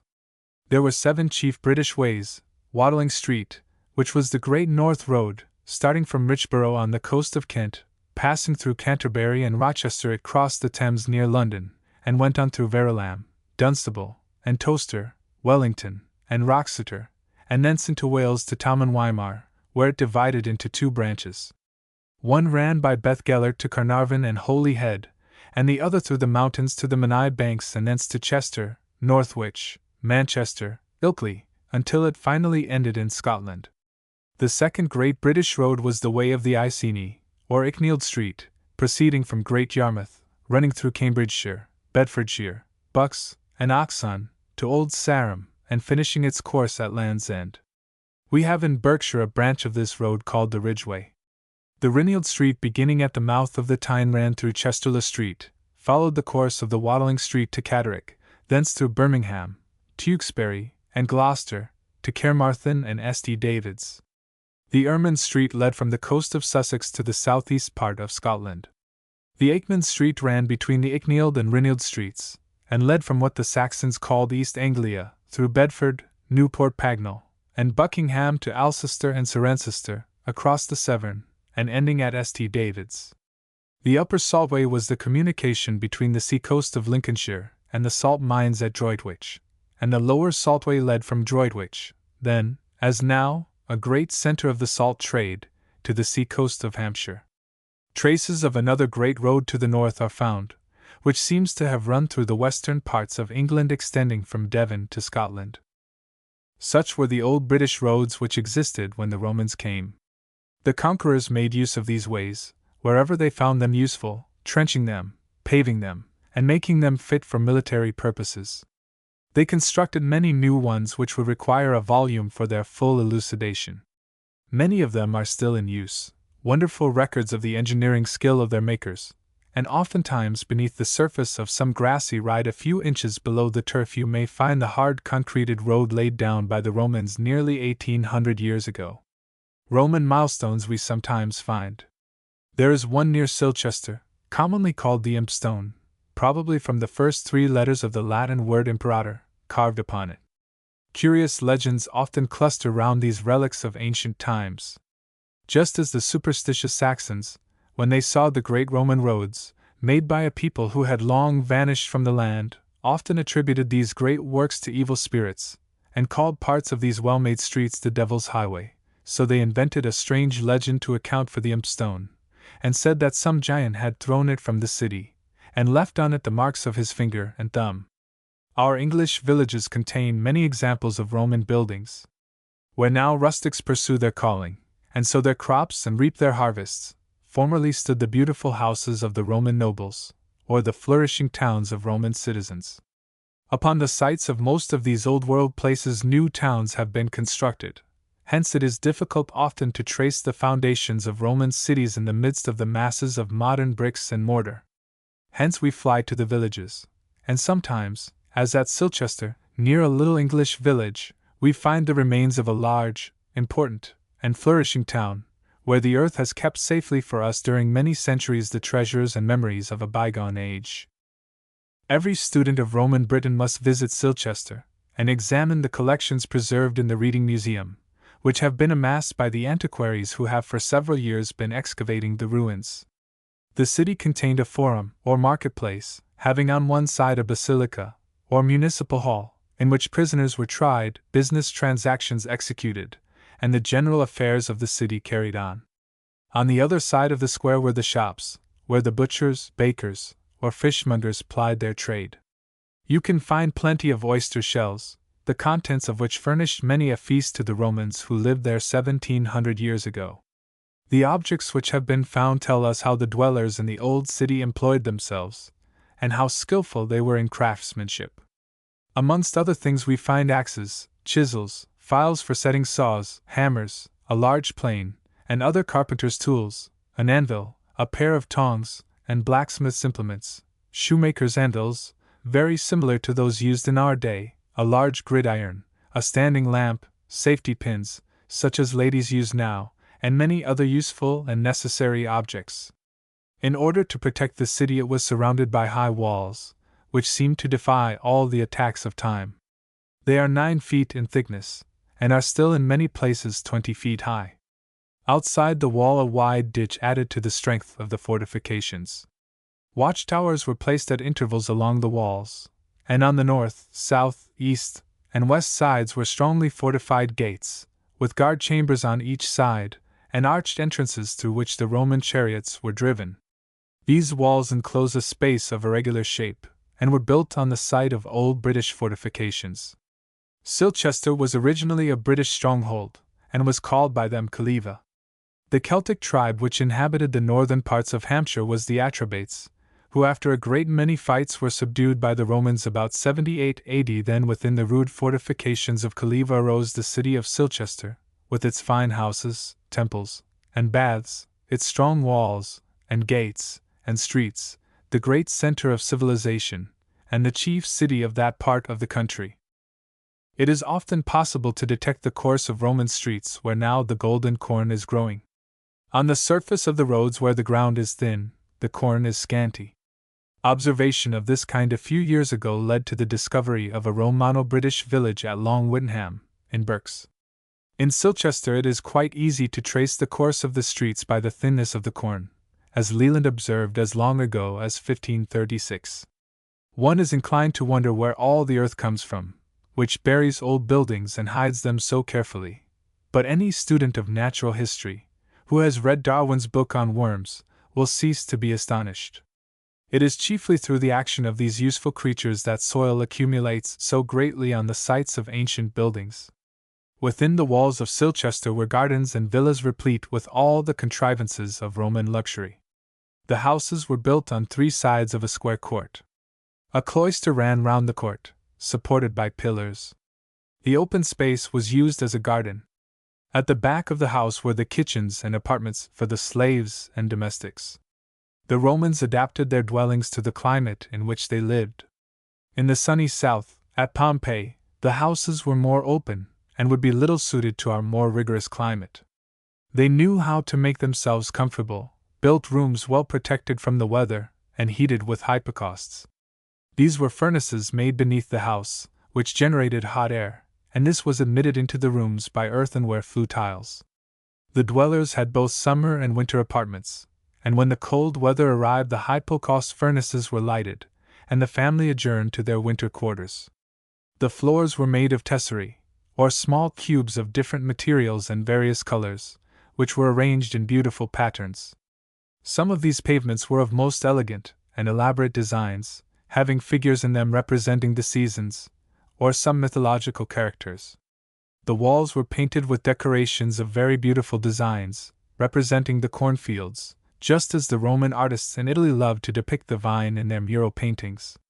The mortar used by the Romans is very hard and tenacious, and their bricks were small and thin, varying from 8 inches square to 18 inches by 12, and were about 2 inches in thickness. Frequently we find the impression of an animal's foot on these bricks and tiles, formed when they were in a soft state before they were baked, and one tile recently found had the impression of a Roman baby's foot. Roman bricks have often been used by subsequent builders, and are found built up in the masonry of much later periods. It is quite possible to build up in imagination the old Roman city, and to depict before our mind's eye the scenes that once took place where now the rustics toil and till the ground.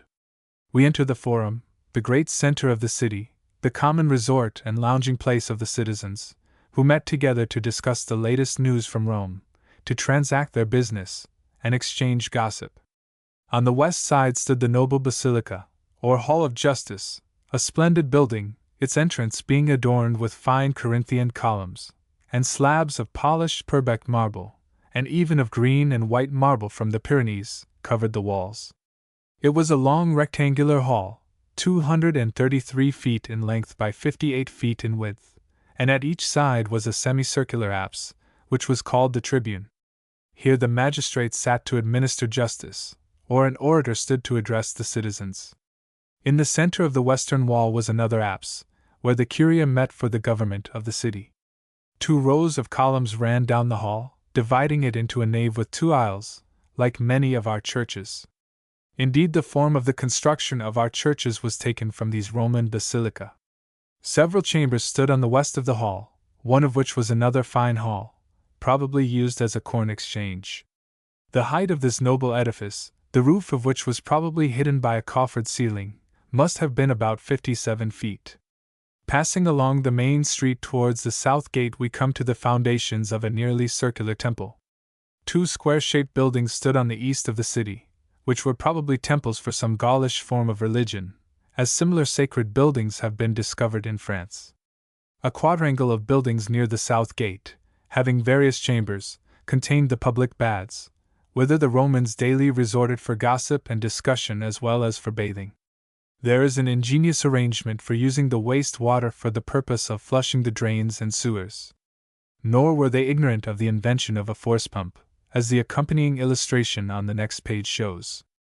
The amphitheater stands outside the gate, whither the citizens flocked to see gladiatorial displays or contests between wild beasts. With the exception of one at Dorchester, it is the largest in Britain. It is made of lofty banks of earth, which surround the arena, and must have been an imposing structure in the days of its glory, with its tiers of seats rising above the level arena. It is difficult to imagine this grass-covered slope occupied by a gay crowd of Romans and wondering Britons, all eagerly witnessing some fierce fight of man with man, or beast with beast, and enthusiastically reveling in the sanguinary sport. The modern rustics, who have no knowledge of what was the original purpose of the Mount, as they name the amphitheatre, still call the arena the Lion's Den. Silchester was a very busy place. There were dye works there, as the excavations show, hence there must have been some weaving, and therefore a large resident population. Throngs of travelers used to pass through it, and carts and baggage animals bore through its streets the merchandise from London, which passed to the cities and villas so plentifully scattered in western Britain. By far the most important of the discoveries made in Roman Britain is the little church which stood just outside the Forum. It is very similar in form to the early churches in Italy and other parts of the Roman Empire, and is of the basilican type. The orientation is different from that used after the reign of Constantine, the altar being at the west end. The churches of S. Peter and S. Paul at Rome had the same arrangement, and the priest evidently stood behind the altar facing the congregation and looking towards the east at the time of the celebration of the Holy Communion. There is an apse at the west end, and the building is divided by 2 rows of columns into a nave and 2 aisles. The nave had probably an ambon, or reading desk, and was mainly used by the clergy, the aisles being for the use of the men and women separately. A vestry stood at the western end of the north aisle.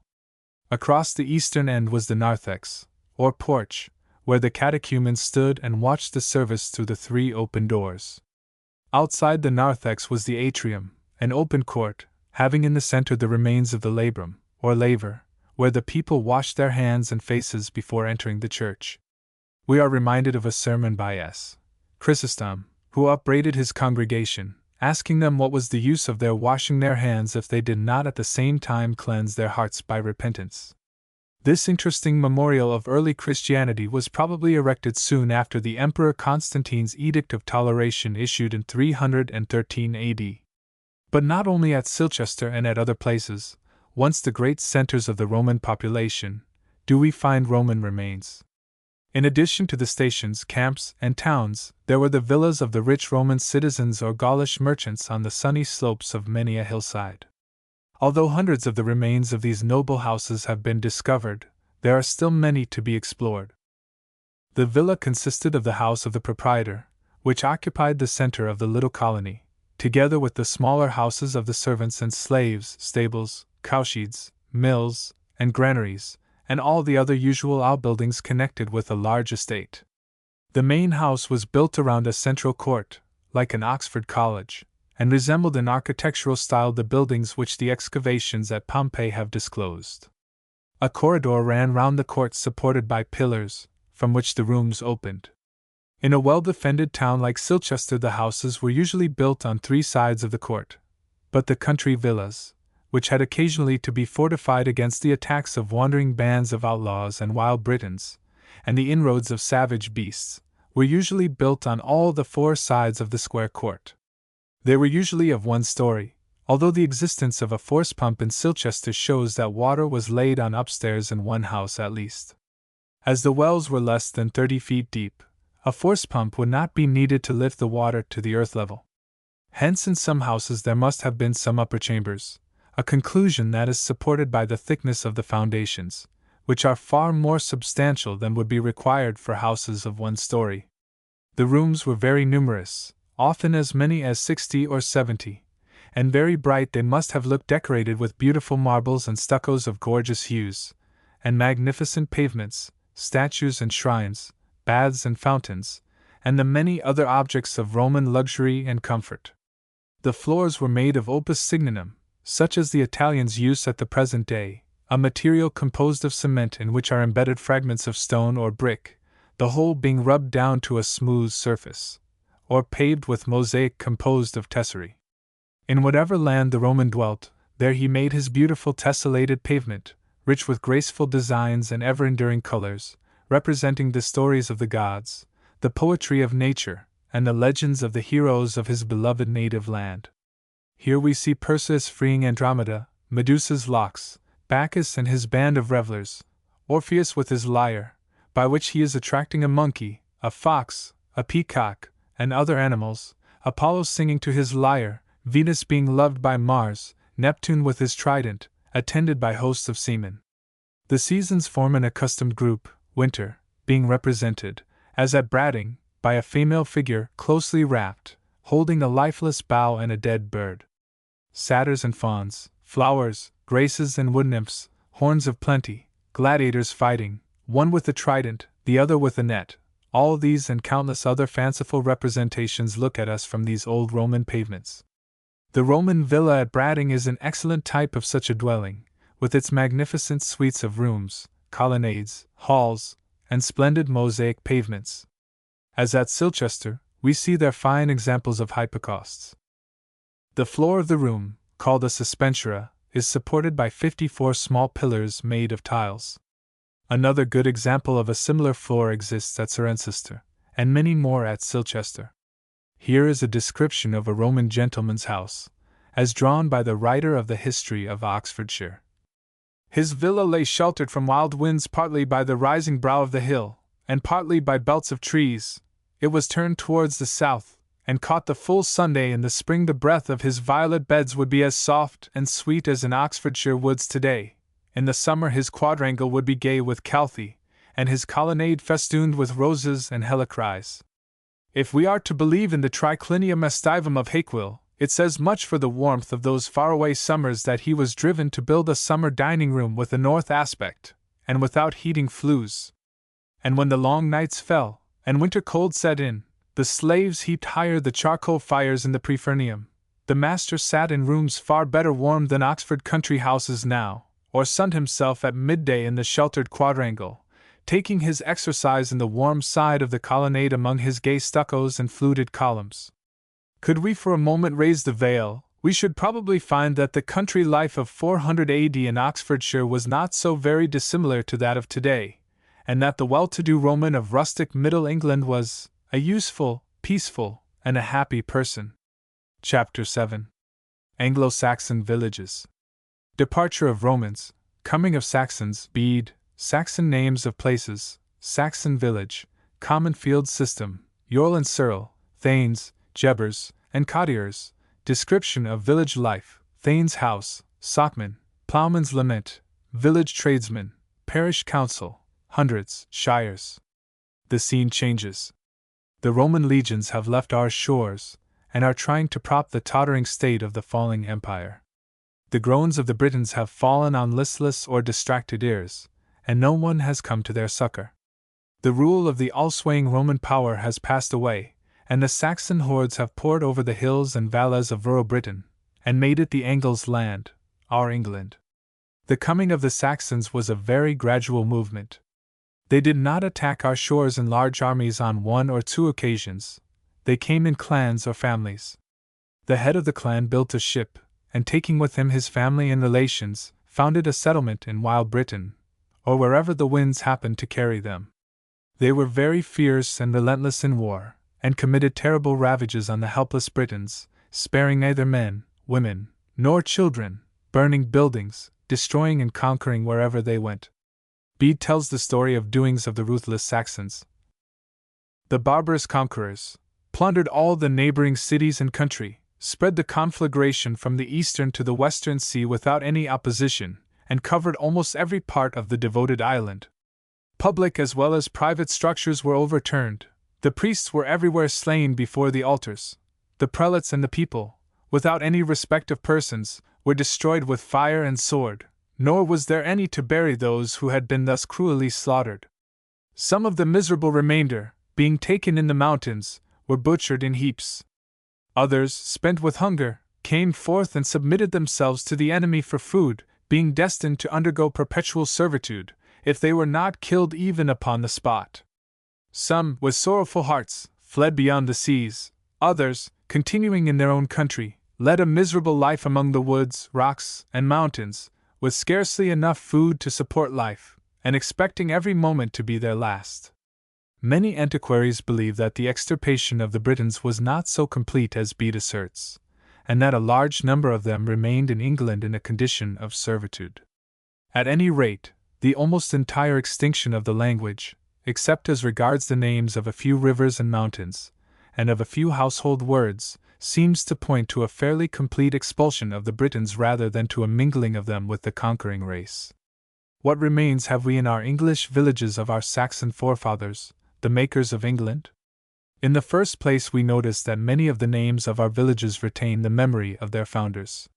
When the family, or group of families, formed their settlements, they avoided the buildings and walled towns, relics of Roman civilization, made clearings for themselves in the primeval forests, and established themselves in village communities.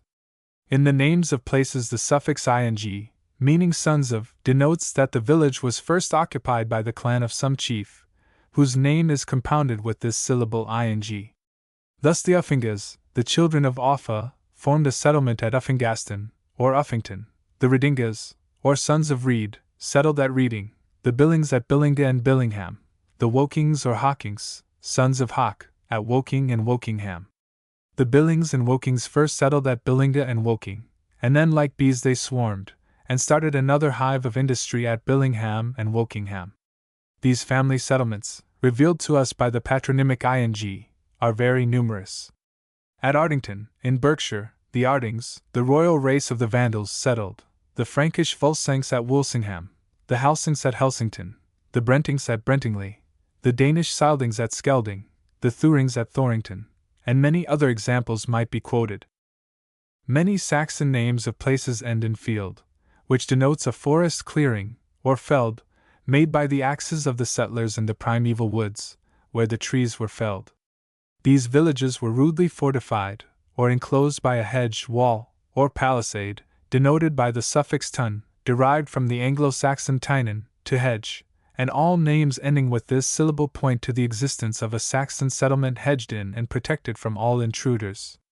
Thus we have Barton, Preston, Bolton, and many others. The terminations yard, stoke, or stockade place, as in Basingstoke, Worth, Anglo-Saxon Wearthig, as in Kenilworth, Tamworth, Walworth, have much the same meaning.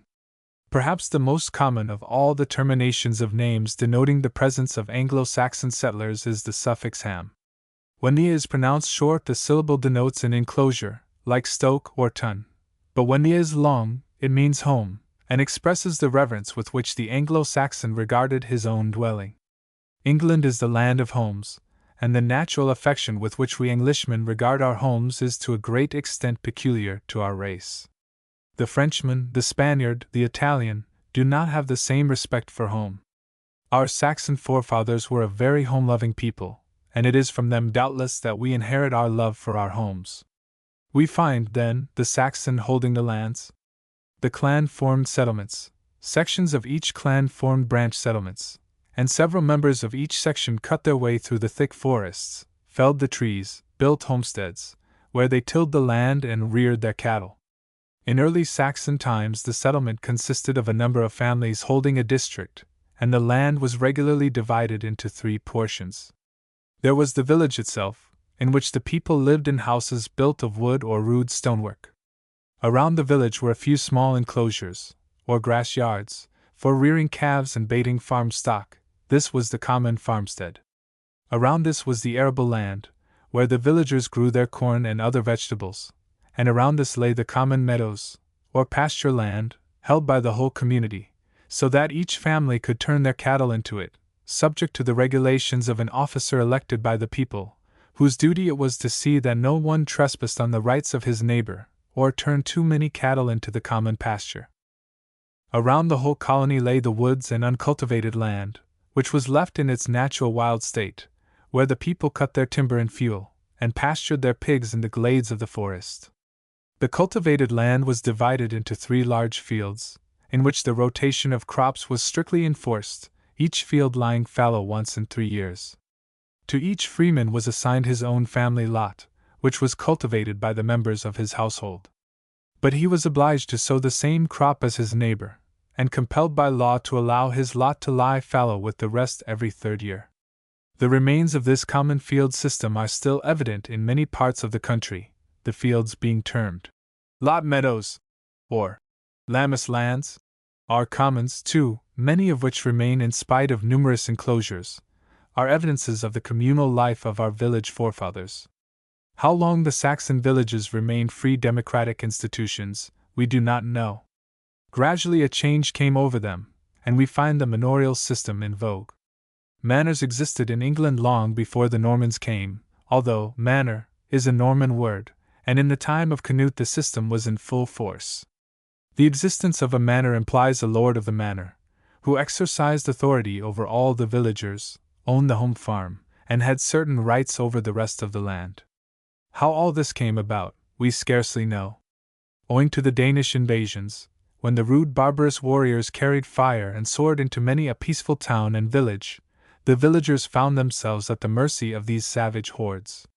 Probably they sought the protection of some thane, or jarl, with his band of warriors, who could save their lands from pillage. In return for their services they acknowledged him as the lord of their village, and gave him rent, which was paid either in the produce of these fields or by the work of their hands. Thus the lords of the manor became the masters of the villagers, although they too were governed by law, and were obliged to respect the rights of their tenants and servants.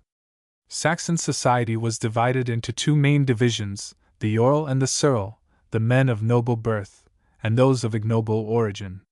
The chief man in the village was the manorial lord, a thane, who had his domain land, and his gaffel land, or geneth land, which was land held in villenage, and cultivated by genots, or persons holding by service. These villain tenants were in 2 classes, the jebbers, or villains proper, who held the yard lands, and the cottiers, who had smaller holdings. Beneath these 2 classes there were the theos, or slaves, made up partly of the conquered Britons, partly of captives taken in war, and partly of freemen who had been condemned to this penalty for their crimes, or had incurred it by poverty.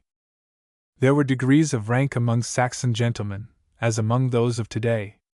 The thanes were divided into 3 classes, I. Those of royal rank, thani regis, who served the king in court or in the management of state affairs. 2. Thani mediocres, who held the title by inheritance, and corresponded to the lords of the manor in the later times. 3. Thani minores, or inferior thanes, to which rank ceorls or merchants could attain by the acquisition of sufficient landed property. We can picture to ourselves the ordinary village life which existed in Saxon times. The thane's house stood in the center of the village, not a very lordly structure, and very unlike the stately Norman castles which were erected in later times. It was commonly built of wood, which the neighboring forests supplied in plenty, and had stone or mud foundations. The house consisted of an irregular group of low buildings, almost all of 1 story. In the center of the group was the hall, with doors opening into the court. On one side stood the kitchen, on the other the chapel when the thane became a Christian and required the services of the church for himself and his household. Numerous other rooms with lean-to roofs were joined on to the hall, and a tower for purposes of defense in case of an attack. Stables and barns were scattered about outside the house, and with the cattle and horses lived the grooms and herdsmen, while villeins and cottiers dwelt in the humble, low, shed-like buildings, which clustered round the Saxon thane's dwelling place. An illustration of such a house appears in an ancient illumination preserved in the Harleian Misses, No. 603. The lord and lady of the house are represented as engaged in almsgiving. The lady is thus earning her true title, that of loaf-giver, from which her name, lady, is derived. The interior of the hall was the common living room for both men and women, who slept on the reed-strewn floor, the ladies' sleeping place being separated from the men's by the arras. The walls were hung with tapestry, woven by the skilled fingers of the ladies of the household. A peat or log fire burned in the center of the hall, and the smoke hid the ceiling and finally found its way out through a hole in the roof. Arms and armor hung on the walls, and the seats consisted of benches called mead settles, arranged along the sides of the hall, where the Saxon chiefs sat drinking their favorite beverage, mead, or sweetened beer, out of the horns presented to them by the waiting damsels. When the hour for dinner approached, rude tables were laid on trestles, and forthwith groaned beneath the weight of joints of meat and fat capons which the Saxon loved dearly. The door of the hall was usually open, and thither came the bards and gleemen, who used to delight the company with their songs and stories of the gallant deeds of their ancestors, the weird legends of their gods Woden and Thor, their Viking lays and Norse sagas, and the acrobats and dancers astonished them with their strange postures. Next to the Thane ranked the Jebbers, who held land granted to them by the Thane for their own use, sometimes as much as 120 acres, and were required to work for the lord on the home farm 2 or 3 days a week, or pay rent for their holdings. This payment consisted of the produce of the land. They were also obliged to provide 1 or more oxen for the manorial plough team, which consisted of 8 oxen. There was also a strong independent body of men called sockmen, who were none other than our English yeomen. They were free tenants, who have by their independence stamped with peculiar features both our constitution and our national character. Their good name remains. English yeomen have done good service to their country, and let us hope that they will long continue to exist amongst us, in spite of the changed condition of English agriculture and the prolonged depression in farming affairs, which has tried them severely. Besides the Jebbers and Sockmen there were the cottiers, who had small allotments of about 5 acres, kept no oxen, and were required to work for the Thane some days in each week. Below them were the theos, serfs, or slaves, who could be bought and sold in the market, and were compelled to work on the lord's farm. Listen to the sad lament of one of this class, recorded in a dialogue of Alfric of the 10th century. What sayest thou, ploughman? How dost thou do thy work? Oh, my lord, hard do I work. I go out at daybreak, driving the oxen to field, and I yoke them to the plough. Nor is it ever so hard winter that I dare loiter at home, for fear of my lord, but the oxen yoked, and the ploughshare and the coulter fastened to the plough, every day must I plough a full acre or more. Hast thou any comrade? I have a boy driving the oxen with an iron goad, who also is hoarse with cold and shouting. What more dost thou in the day? Verily then I do more. I must fill the bin of the oxen with hay, and water them, and carry out the dung. Ha! Ha! Hard work it is, hard work it is! Because I am not free. Evidently the ploughman's want of freedom was his great hardship. His work in ploughing, feeding, and watering his cattle, and in cleansing their stable, was not harder than that of an ordinary carter in the present day, but servitude galled his spirit, and made the work intolerable. Let us hope that his lord was a kind-hearted man, and gave him some cattle for his own, as well as some land to cultivate, and then he would not feel the work so hard, or the winter so cold. Frequently men were thus released from slavery. Sometimes also freemen sold themselves into slavery under the pressure of extreme want.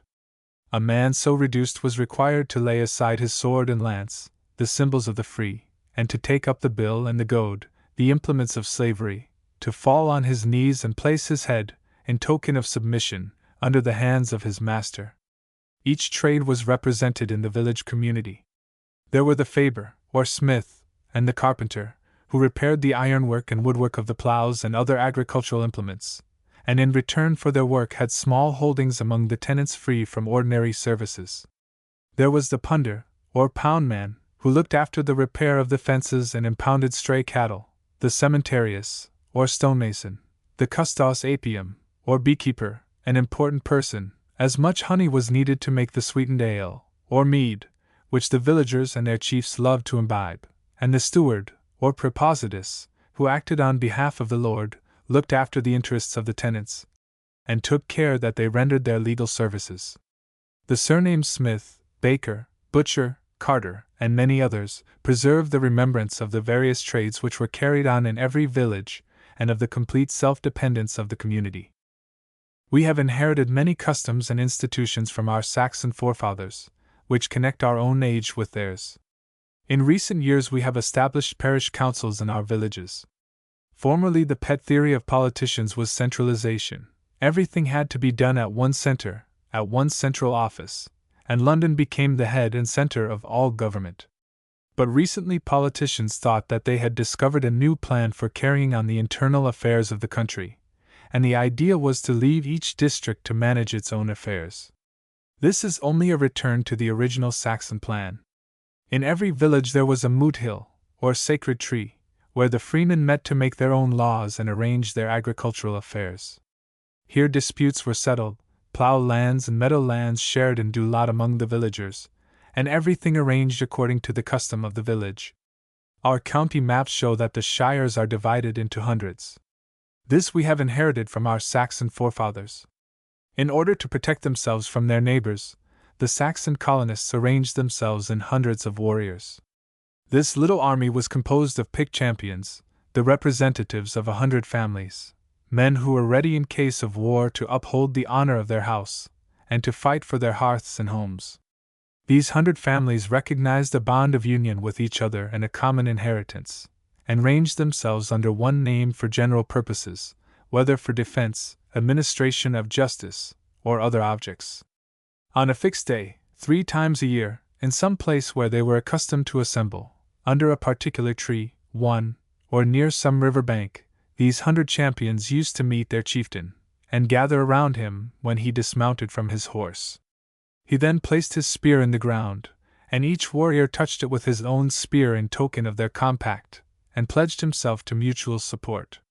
At this assembly criminals were tried, disputes settled, bargains of sale concluded, and in later times many of these transactions were inserted in the cartularies of abbeys or the registers of bishops, which thus became a kind of register too sacred to be falsified. A large number of the hundreds bear the name of some chieftain who once used to call together his band of bearded, light-haired warriors and administer rude justice beneath a broad oak's shade. 2. Others are named after some particular spot, some tree, or ford, or stone, or tumulus, where the 100 court met. 1. 2.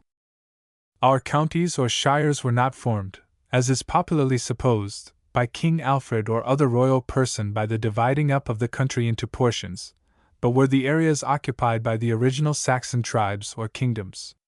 Most of our counties retain to this day the boundaries which were originally formed by the early Saxon settlers.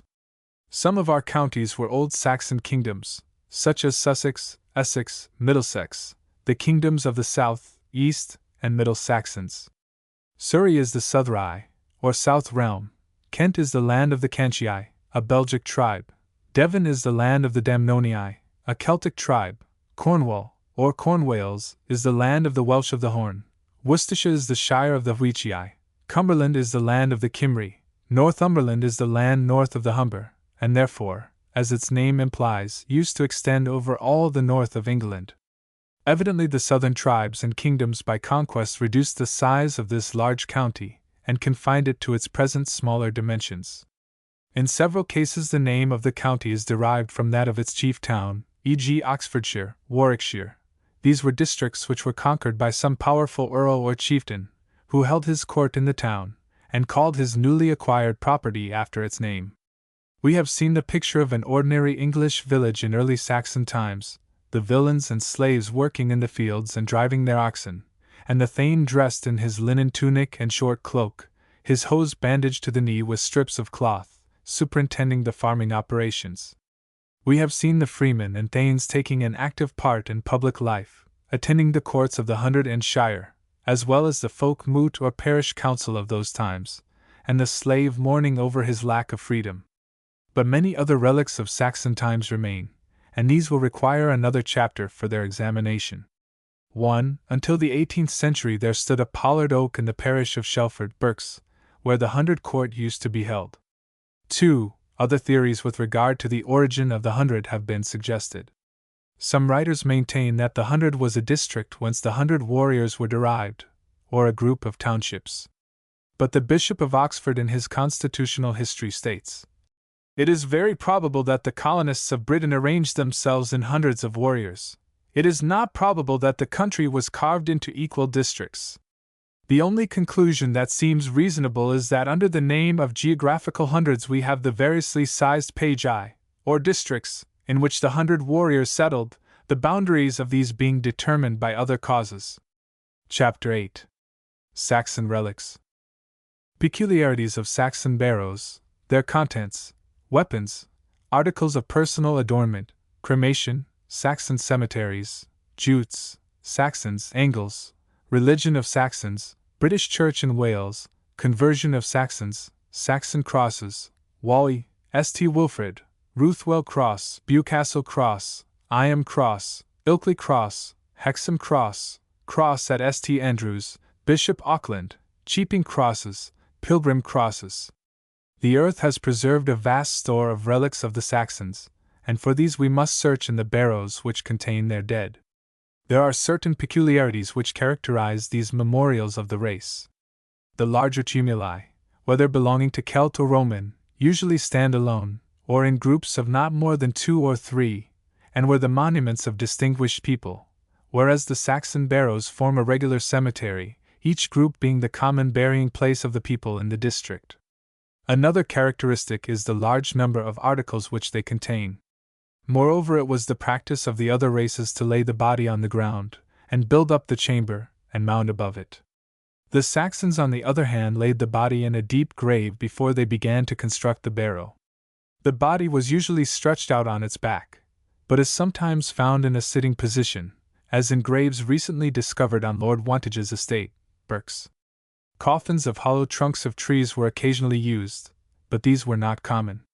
If the dead man was a warrior, his weapons were buried with him, and we find the head and spike of his spear, heads of javelins, a long iron broadsword, a long knife, occasionally an axe, and over his breast the iron boss of his shield, the wooden part of which has of course decayed away. The articles of personal adornment are very numerous. Fibulae, or brooches, and buckles, made of bronze, are very beautifully ornamented. Gold fibulae of circular form are found in the Kentish barrows, frequently ornamented with real or fictitious gems. Rings, bracelets, necklaces of beads, pendants for the neck and ears, are very common. The beads are of glass, or amber, or variegated clay. Hairpins with which the Saxon ladies bound up their tresses, chatelaines with tweezers for removing superfluous hairs, toothpicks, scissors, and small knives, are very frequent, and combs made of bone. When cremation was used, the ashes were deposited in an urn made of rude earthenware without the help of a lathe.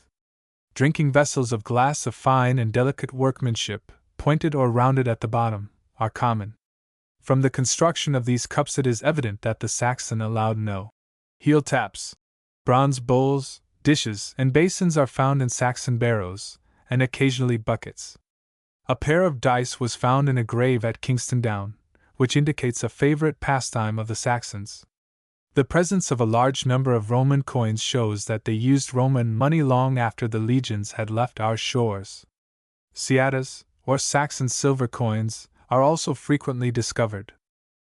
Many Saxon cemeteries have been discovered in various parts of England, but a vast number have never been examined, and the careful inspection of the contents of barrows must throw much light upon Saxon settlements in England. Bede tells us that there were 3 different branches of this race. The Jutes settled in Kent and the Isle of Wight. The Saxons settled in Essex, the country of the East Saxons, Sussex, that of the South Saxons, and Wessex, of the West Saxons. The Angles settled in East Anglia. Now an examination of barrows shows that the Angles practiced cremation and urn burial, which was not so common amongst the Jutes and Saxons, and the fibulae found in the tombs of these tribes differ considerably in shape and size. The contents of these graves throw much light on the history of the people, their customs and habits. The action of the plough has often obliterated the traces of ancient barrows. It is advisable that the position of all such mounds should be carefully noted and recorded, and where possible excavations made which may help in settling many vexed questions, and enable us to understand more fully the condition of the pagan Saxon, ere the light of Christianity had dawned upon him. Our names for the days of the week tell us of the gods of our Saxon forefathers, whom they worshipped in their pagan and unregenerate state. Sunday, Moonday, Tisco's Day, Woden's Day, Thor's Day, Freya's Day, Satyr's Day, link us on to the times when these whelps from the kennels of barbarism, as the Britons loved to call their conquerors, swept away the old British Church, and established their heathen rites and customs. Their religion resembled that of their Scandinavian neighbors. Each village had its sacred spot, some clearing in the forest, a tree, or well, whither the people resorted to pray to their gods, and practiced superstitious rites and customs which lingered long after the introduction of Christianity, and even still survive. They had also a few temples whither the freemen came 3 times a year. Driven out of England, the ancient British Church found a refuge in the wilds of Wales and Cornwall, where it lived on and flourished vigorously, allied to the churches of Ireland and Scotland, sending out missionaries to the continent of Europe, having schools and colleges, monasteries, and numerous churches. Llancarvan, in Glamorganshire, was a celebrated seat of learning, and all places named Bangor, such as Bangoryscud, St. Asaph, and many others, possessed schools and colleges. The village names of numerous places in Wales and Cornwall record the labors of many earnest, saintly men, who brought Christianity to the savage folk in these wild regions.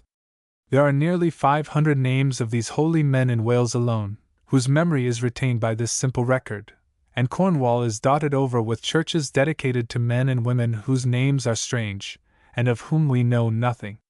History tells us of some of these early saints and martyrs, of St. Alban, the first British martyr, who was slain 303 AD during the Diocletian persecution in the city which bears his name, of St. David, a Welsh prince, who followed the active life of John the Baptist, and preached like him. The memory of early saints is enshrined in the names St. Ives, St. Neots, St. Bees, and in St. Edmund's Bury, named after St. Edmund, who was taken prisoner by Ingvar the Viking, and having been bound to a tree, was scourged, and served as a target for the arrows of the Danes, being afterwards beheaded. All these record the bravery and zeal of the holy men of old who loved their God, and for his sake feared not to die. Nothing need be said of the conversion of the English. That is a story which has been often told. The scene is again changed. The temples of Woden and Thor at Canterbury and Godmundingham and elsewhere, with their heathen altars and shrines and idols, have been changed into Christian churches, and other houses of God have been raised in the various kingdoms, while Paulinus, Birinus, Aidan, Winfrid, and other preachers traveled through the country, exhorting the people to accept the Christian faith. Memorials of these early Christian missionaries remain in many a village churchyard. Often there stands near the village church an old stone cross, its steps worn away by the rains and frosts of 13 centuries. Its head has doubtless gone, broken off by the force of the gales, or by the wild rage of human passion and puritanical iconoclastic zeal, but it preserves the memory of the first conversion of the Saxon villagers to Christianity, and was erected to mark the spot where the people assembled to hear the new preacher, and to consecrate it for this purpose. In the life of St. Willibald we read that it was the custom of the Saxon nation, on the estates of some of their nobles or great men, to erect, not a church, but the sign of the Holy Cross, dedicated to God, beautifully and honorably adorned, and exalted on high for the common use of daily prayer. It is recorded also that St. Kentigern used to erect a cross in any place where he had converted the people, and where he had been staying for some time. Very probably the Saxon preacher would make use of the old open-air meeting place, where the pagan villagers used to worship Woden, and thus the spots still used for public worship are in many cases the same which used to echo with the songs of Thor and the prayers of pagan Saxons. These crosses were the rallying points for Christian congregations before churches arose, and the bells in their turrets summoned the people to the service of God. In Somersetshire alone there are 200 relics of the piety of our forefathers, and the north of England and Scotland are especially rich in crosses. No two are ever quite similar. Some are of simple design or character, but many have such beautiful carving and scrollwork that we are astonished at the skill of the workmen who, with very simple and rude tools, could produce such wonderful specimens of art. The pagan Saxons worshipped stone pillars, so in order to wean them from their ignorant superstition, the Christian missionaries, such as St. Wilfrid, erected these stone crosses, and carved upon them the figures of the Saviour and his apostles, displaying before the eyes of their hearers the story of the cross written in stone. The north of England has very many examples of the zeal of these early preachers of the faith, and probably most of them were fashioned by the monks and followers of St. Wilfrid, who was Archbishop of York at the beginning of the 8th century. When he travelled about his diocese a large body of monks and workmen attended him, and amongst these were the cutters in stone who made the crosses and erected them on the spots which Wilfrid consecrated to the worship of God. The Whalley cross is earlier than the time of Wilfrid. It is one of the crosses of Paulinus, who was one of the priests sent by Pope Gregory to help Augustine in the work of converting the Saxons, and who became Archbishop of York. Under the shadow of this very cross Paulinus, who came to England in 601 AD, preached nearly 1300 years ago. Indeed, an old monkish writer wished to represent that Augustine himself came to Whalley and erected the cross, which he calls St. Augustine's Cross. But there is little doubt that Paulinus was the founder. In Puritan times, this and other relics of early faiths suffered badly, and was removed with 2 others from the churchyard, and used as a gatepost. But the spoiler repented, and restored it once more to its old resting place. But how did the founders learn to make such beautiful patterns and designs? St. Wilfrid had traveled much. He had been to Rome and seen the wonderful examples of Roman skill in the great city. The Romans had left behind them in England their beautiful pavements, rich in designs, with splendid borders of fine workmanship. These, doubtless, the monks copied on parchment in the writing rooms of their monasteries, and gave their drawings to the monks in the stone shed, who reproduced them in stone. The only tool they had to produce all this fine and delicate work was the pick, and this increases our wonder at the marvels they were able to accomplish. There is a famous cross at Ruthwell, in Dumfriesshire, which for a short time formed part of the kingdom of Northumbria. Scenes from early Christian history are portrayed, and these are surrounded by bands with sentences in Latin describing them. The lowest panel is too defaced for us to determine the subjects. On the second we see the flight into Egypt. On the third, figures of Paul, the first hermit, and Anthony, the first monk, are carved. On the fourth is a representation of our Lord treading underfoot the heads of swine, and on the highest there is the figure of John the Baptist with the lamb. On the opposite side are the Annunciation, the Salutation, and other scenes of gospel history. On the side of the cross is some beautiful scrollwork, which shows a wonderful development of skill and art. In addition to the Latin sentences, there are 5 stanzas of an Anglo-Saxon poem of singular beauty. It is the story of the crucifixion told in touching words by the cross itself, which narrates its own sad tale from the time when it was a growing tree by the woodside, until at length, after the body of the Lord had been taken down, the warriors left me there, standing defiled with blood. On the head of the cross are inscribed the words, Cadman made me. This Cadman was the holy monk, on whom the gift of writing verses was bestowed by heaven, who in the year 680 AD began to pour forth his songs in praise of Almighty God, and told in Anglo-Saxon poetry the story of the creation and the life of our Lord. The Bewcastle cross is somewhat similar to that at Ruthwell. We see again the figure of our Lord standing on the heads of swine, but the lower figure is represented with a hawk, the sign of nobility, and is probably that of a person to whom the cross is a memorial. The ornamentation on this cross is very perfect and beautifully executed. The very beautiful cross at Iam, in Derbyshire, differs both in style and workmanship from almost any other. The shaft has evidently been broken. In the panels of the head of the cross are figures of angels.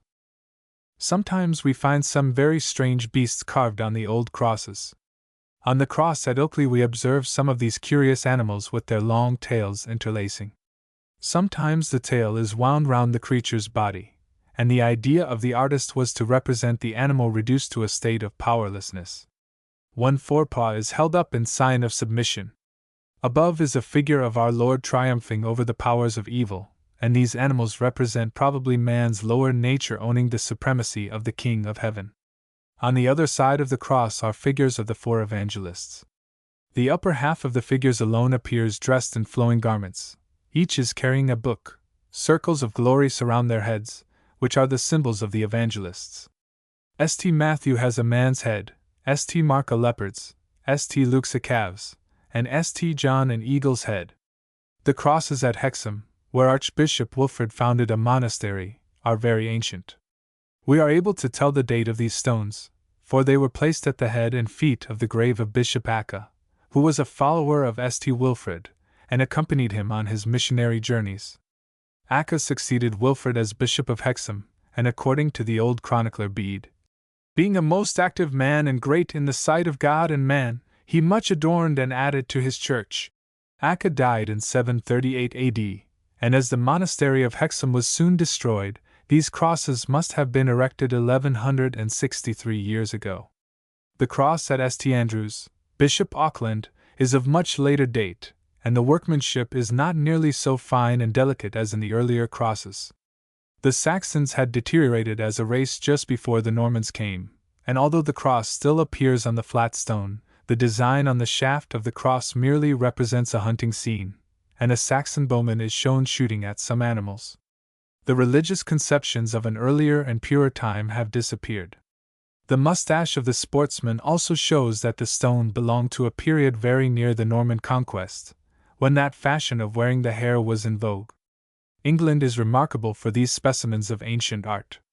On the continent there are very few of these elaborately carved crosses, but it is noteworthy that wherever the English or Irish missionaries went, they erected these memorials of their faith. In Switzerland, where they founded some monasteries, there are some very similar to those in England. There are several other kinds of crosses besides those in churchyards. There are market crosses, called cheaping, crosses after the Anglo-Saxon cheap, to buy, from which Cheapside, in London, Chippenham and Chipping Norton derive their names. Some crosses are pilgrim crosses, and were erected along the roads leading to shrines where pilgrimages were wont to be made, such as the shrine of St. Thomas a Becket at Canterbury, Glastonbury, Our Lady of Walsingham.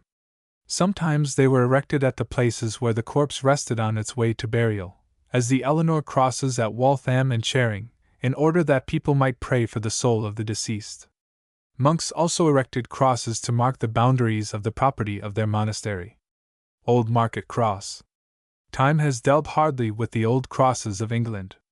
Many of them were destroyed by the Puritans, who by the parliamentary decree of 1643, ordered that all altars and tables of stones, all crucifixes, images and pictures of God and the saints, with all superstitious inscriptions, should be obliterated and destroyed.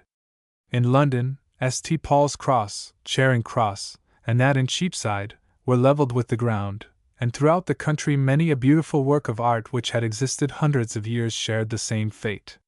Place names sometimes preserve their memory, such as Gerrard's Cross, in Buckinghamshire, Crosby, Crossons, Crossin, Croston. These and many others record the existence in ancient times of a cross, and probably beneath its shade the first preachers of the gospel stood, when they turned the hearts of our heathen ancestors, and taught them the holy lessons of the cross. Chapter 9. English Architecture. Saxon Monasteries, Parish Churches, Benedict Biscop, Aldhelm, St. Andrews, Hexham, Brixworth Church, Saxon Architecture, Norman Architecture, Characteristics of the Style, Transition Norman, Early English Style, Decorated Style, Perpendicular Style. The early Saxon clergy lived in monasteries, where they had a church and a school for the education of the sons of thanes. Monastic houses, centers of piety and evangelistic zeal, sprang up, the abodes of religion, civilization, peace, and learning. There were the schools of culture, sacred and profane, of industry and agriculture. The monks were the architects, the painters, the sculptors, the goldsmiths of their time. They formed the first libraries, they taught the young, they educated women in convents, and by degrees dispersed the shades of ignorance, idolatry, and barbarism, and reformed England.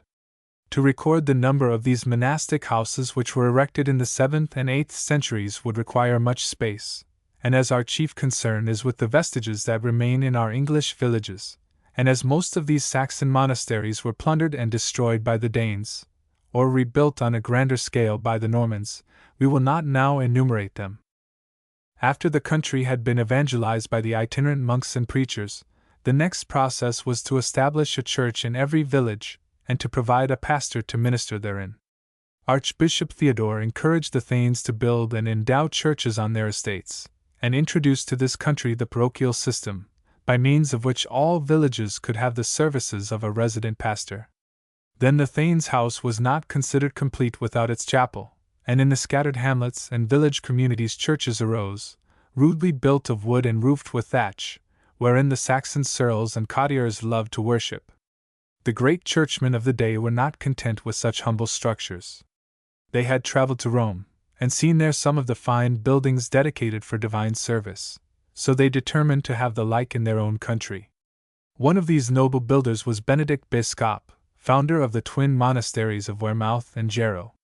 When he built the former, he imported foreign artists from Gaul, who constructed the monastery after the Roman style, and amongst other things introduced glazed windows, which had never been seen in England before. Nor was his new house bare and unadorned. He brought from Rome vast stores of church furniture, many books, and the arch-chanter, John, to teach his monks the music and ritual of Rome. Aldhelm, abbot of Malmesbury, and first bishop of Sherborne, was one of the foremost church builders of the time, and the beautiful churches at Malmesbury, Sherborne, Bradford-on-Avon, Frome, and Wareham owe their erection to his instrumentality. Wilfrid also was one of the saintly architects of the period. Here is a description of the church of St. Andrew, at Hexham, taken from the writings of Richard, prior of the monastery there. The foundations of this church St. Wilfrid laid deep in the earth for the crypts and oratories, and the passages leading to them, which were then with great exactness contrived and built under ground. The walls, which were of great length, and raised to an immense height, and divided into 3 several stones or tiers, he supported by square and other kinds of well-polished columns. Also, the walls, the capitals of the columns which supported them, and the arch of the sanctuary, he decorated with historical representations, imagery, and various figures of relief, carved in stone, and painted with a most agreeable variety of color. The body of the church he compassed about with pentices and porticos, which, both above and below, he divided with great and inexpressible art, by partition walls and winding stairs. Within the staircases, and above them, he caused flights of steps and galleries of stone, and several passages leading from them both ascending and descending, to be so artfully disposed, that multitudes of people might be there, and go quite round the church, without being seen by anyone below in the nave. Moreover, in the several divisions of the porticos or aisles, he erected many most beautiful and private oratories of exquisite workmanship, and in them he caused to be placed altars in honor of the Blessed Virgin Mary, St. Michael, St. John the Baptist, and the holy apostles, martyrs, confessors, and virgins, with all decent and proper furniture to each of them, some of which, remaining at this day, appear like so many turrets and fortified places. The Danish wars had a disastrous effect on such noble structures raised by these monastic architects, as well as on many a rustic village church, which fell a prey to the ruthless invading bands of pagan warriors. But frequently, as we study the history written in the stonework of our churches, we find amid the massive Norman walls traces of the work of Saxon builders, an arch here, a column there, which link our own times with the distant past when England was divided into 8 kingdoms, or when Danegeld was levied to buy off the marauding strangers. Roman buildings served as a model for our Saxon architects, and Roman bricks were much used by them. Brixworth Church is perhaps the finest specimen of our early Saxon churches. It has semicircular arches, made of Roman bricks, springing from square massive piers with single abaci. We will try to point out the distinguishing features of Saxon work, in order that you may be able to detect the evidence of its existence in your own village and neighborhood. The walls are chiefly formed of rubble or ragstone, having long and short work, i.e. long block of cut stone laid alternately horizontally and vertically, at the corners of the building and in the jambs of the doors. Often narrow ribs of masonry run vertically up the walls, and a string course runs horizontally. The churches of Barnack and Wittering in Northamptonshire, St. Michael's, Oxford, and the towers of Earl's Barton are good examples of this. Saxon doorways have semicircular arches, and sometimes the head is shaped in the form of a triangle. The jambs are square-edged, the stone of the arch is plain, and a hood or arch of ribwork projecting from the surface of the wall surrounds the doorway. Belfry windows have 2 semicircular headed lights divided by a baluster shaft, i.e. a column resembling a turned wood pillar. This feature is quite peculiar to Saxon architecture. Anglo-Saxon single-light windows have 2 splays, increasing in width from the center of the wall in which the window is placed. Norman windows have only 1 splay on the internal side of the building. Saxon arches separating the nave from the aisles and chancel are plain. There is no sub-arch as in Norman buildings. They are often very small, sometimes only 5 or 6 feet wide, and stand on square piers. Some Saxon churches have crypts, but few of them remain. The crypt made by St. Wilfrid at Hexham, mentioned above, still exists, and also one at Ripon Cathedral, in which there is a small window called Wilfrid's Needle. There is a legend about this which states that if a maid goes through the needle, she will be married within the year. Repton Church has a very perfect specimen of Saxon crypt. The ground plan of Saxon churches differed. Many were cruciform, and consisted of nave, transepts, and chancel. The east wall of the chancel was often semicircular or polygonal, sometimes rectangular. The Church of St. Lawrence, at Bradford-on-Avon, mentioned by William of Malmesbury, is a fine specimen of a Saxon church, and also the little church at Escombe, Durham, and that of Deerhurst, Gloucestershire, recently rescued from being used as a farmstead. After the close of the 1000th year after the birth of Christ, a new impulse was given to church building. People imagined that with that year the millennium would arrive and the second advent take place. It would be vain to build beautiful churches, if they were so soon to perish in the general destruction of the world, as vain as to heap up treasure by means of trade. Hence people's minds were unsettled, and the churches left in ruins. But when the millenary had safely passed away, they began to restore the fallen shrines, and build new churches, and the late Saxon or early Norman style came into vogue. Canute was a great church builder, and Edward the Confessor rebuilt Westminster Abbey after the new fashion. Then came William the Conqueror with his Norman builders, and soon nearly every village had its church, which was constructed, according to William of Malmesbury, novo edificandi genere. We will now notice the characteristics of early Norman work, traces of which you may be able to recognize in your own church. The doorways are very remarkable, profusely adorned with richly carved ornamental moldings and sculpture. The archways are round, and are composed of a succession of receding arches, all elaborately carved. The doorway of Malmesbury Church has 8 arches, recessed one within the other. These arches are supported by one or more shafts, which are sometimes carved. Above the door and below the arch is the tympanum, covered with sculpture, representing scriptural subjects, such as the figure of the Saviour in allusion to his saying, "I am the door," or the Agnus Dei, or Adam and Eve, or such legendary or symbolical subjects as St. George and the Dragon, or the Tree of Life. Porches are not very common in early Norman structures, but several still exist, notably at Malmesbury, Balderton, and Brixworth. The windows are usually small and narrow, the jambs being splayed only on the inside of the church. 3 such windows placed together usually give light over the altar. The walls of Norman buildings are thick and massive, and are often faced with cut stone. String courses or moldings projecting from the walls run horizontally along them, and are often adorned with the zigzag or other Norman patterns of ornament. The tower often stands between the nave and the chancel, and is usually low and massive. In the eastern counties are found many round towers made of flint masonry. Flat buttresses are a sure sign of Norman work, as they were not used in any of the subsequent styles of architecture. The arches of the Norman builders are easily recognized. The piers in country churches are nearly always cylindrical, but there are several examples of massive square or octagonal piers, and also a number of round columns attached, so as to form one pier. The cushion capital is the most common form used in the Norman style. It is easily recognizable, but difficult to be described, and perhaps the accompanying sketch will enable the reader to discover a cushioned capital when he sees it. The early Norman builders loved to bestow much labor on their capitals, and while preserving the usual cushioned form, enriched them with much elaboration. The scallop frequently occurs, and also the volute, which was copied from the work of Roman builders, who themselves imitated the Greek sculptures. Sometimes the capitals are elaborately carved with figures of men, or animals, or foliage. Norman arches resemble the doorways in having sub-arches recessed within an outer arch, the introduce often being decorated with moldings such as the zigzag or the lozenge. The chancel arch is usually very elaborately ornamented with various moldings, which are very numerous and peculiar. Those illustrated on the previous page are the most common. The Normans were also much skilled in vaulting with stone, as the crypts in our churches testify. Over the vaulted roof of the aisles was the triforium, a kind of gallery between this roof and the external roof of the church.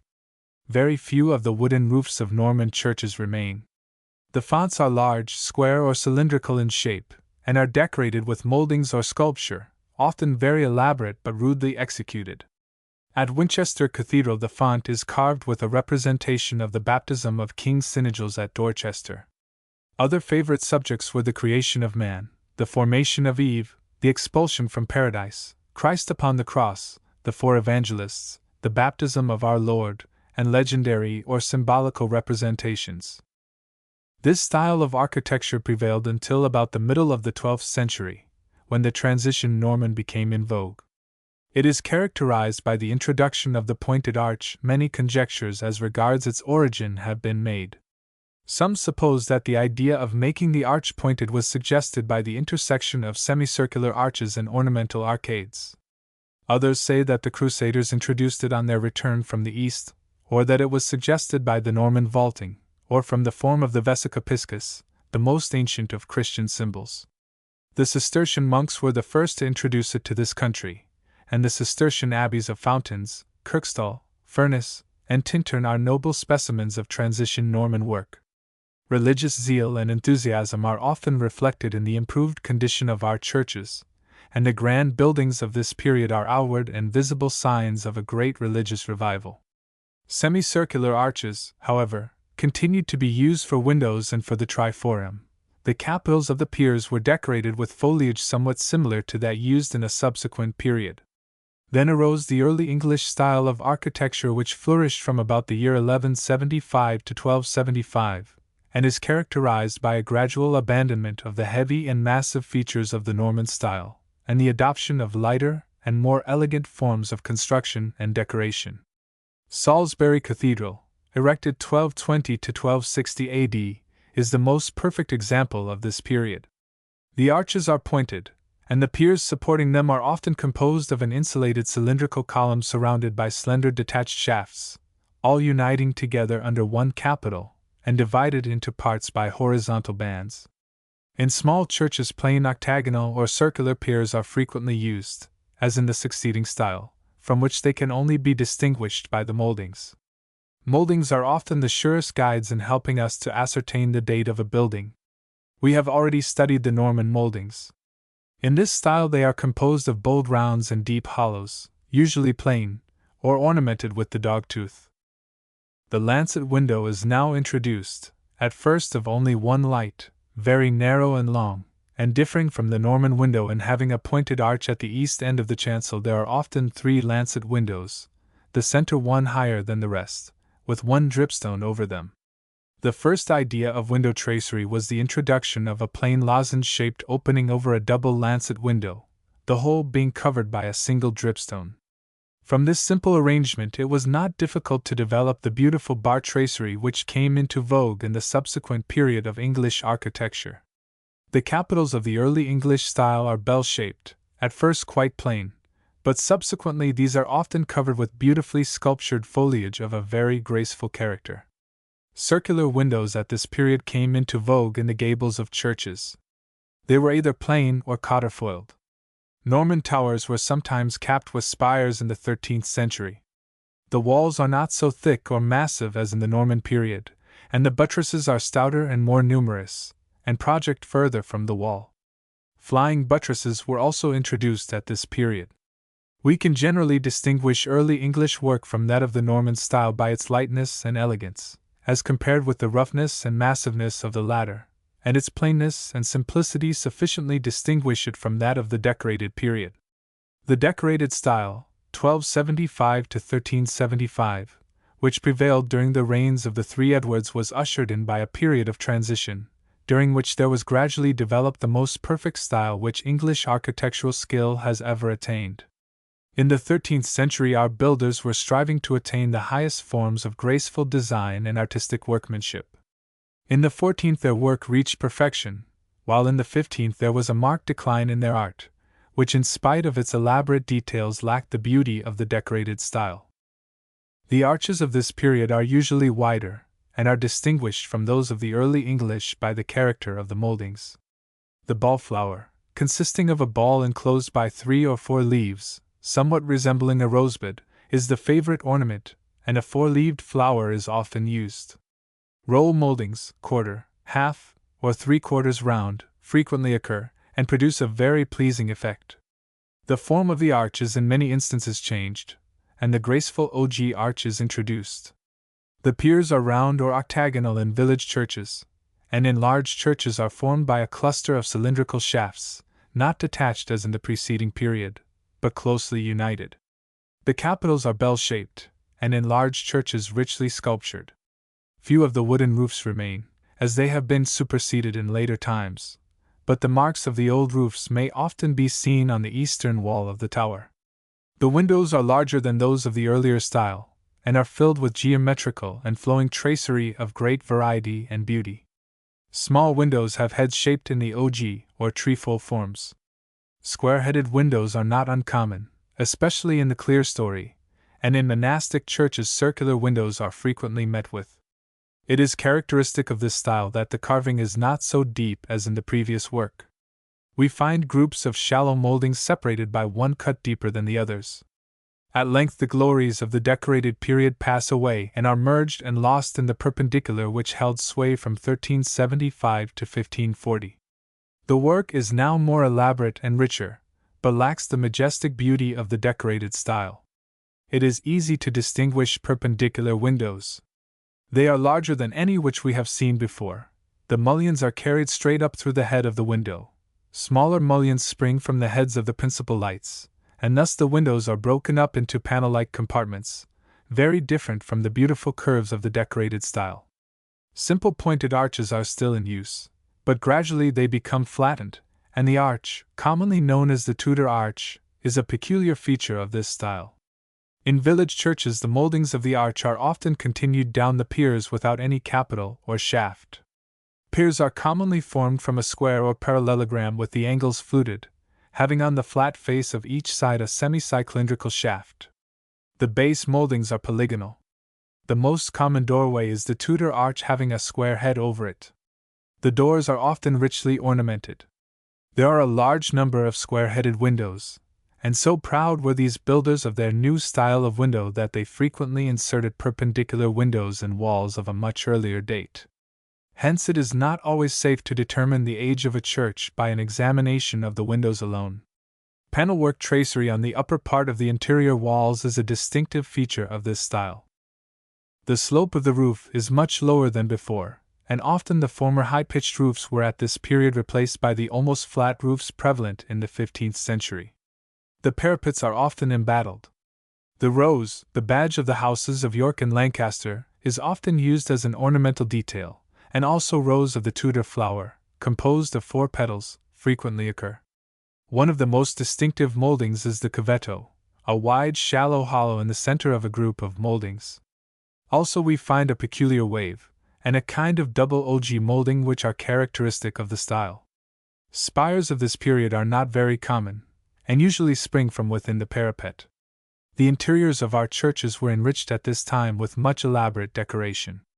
Richly carved woodwork and screens, rood lofts, pulpits, and pews, sculptured sedilia and a noble reredos, and much exuberance of decorative imagery and panelwork, adorned our churches at this time, much of which was obliterated or destroyed by spoliators of the Reformation period, the iconoclastic Puritans of the 17th century, or the restorers of the 19th. However, we may be thankful that so much remains to the present day of the work of our great English church builders, while we endeavor to trace the history of each church written in stone, and to appreciate these relics of antiquity which most of our villages possess. Chapter 10. Norman Villages and the Domesday Book. The Coming of the Normans, Domesday Book, its objects, its contents, Barkham in Domesday, Saxon families, Saxons who retained their estates, despoiled landowners, village officers and artisans, villains, borderii, coterii, servi, sockmen, presbyter, names of Normans, the teaching of Domesday. There was a great stir in our English villages when the news was brought to them that William of Normandy had landed in England, and intended to fight for the English crown. News traveled very slowly in those days. First, the villains and the courtiers who were not fighting with their lord heard that a great battle had been fought at Stamford Bridge, in Yorkshire, in which their gallant King Harold had defeated his own brother Tostig, aided by the King of Norway, Hardrada, and a large army. Then the news reached them that William of Normandy had arrived, and that Harold was marching night and day to meet him.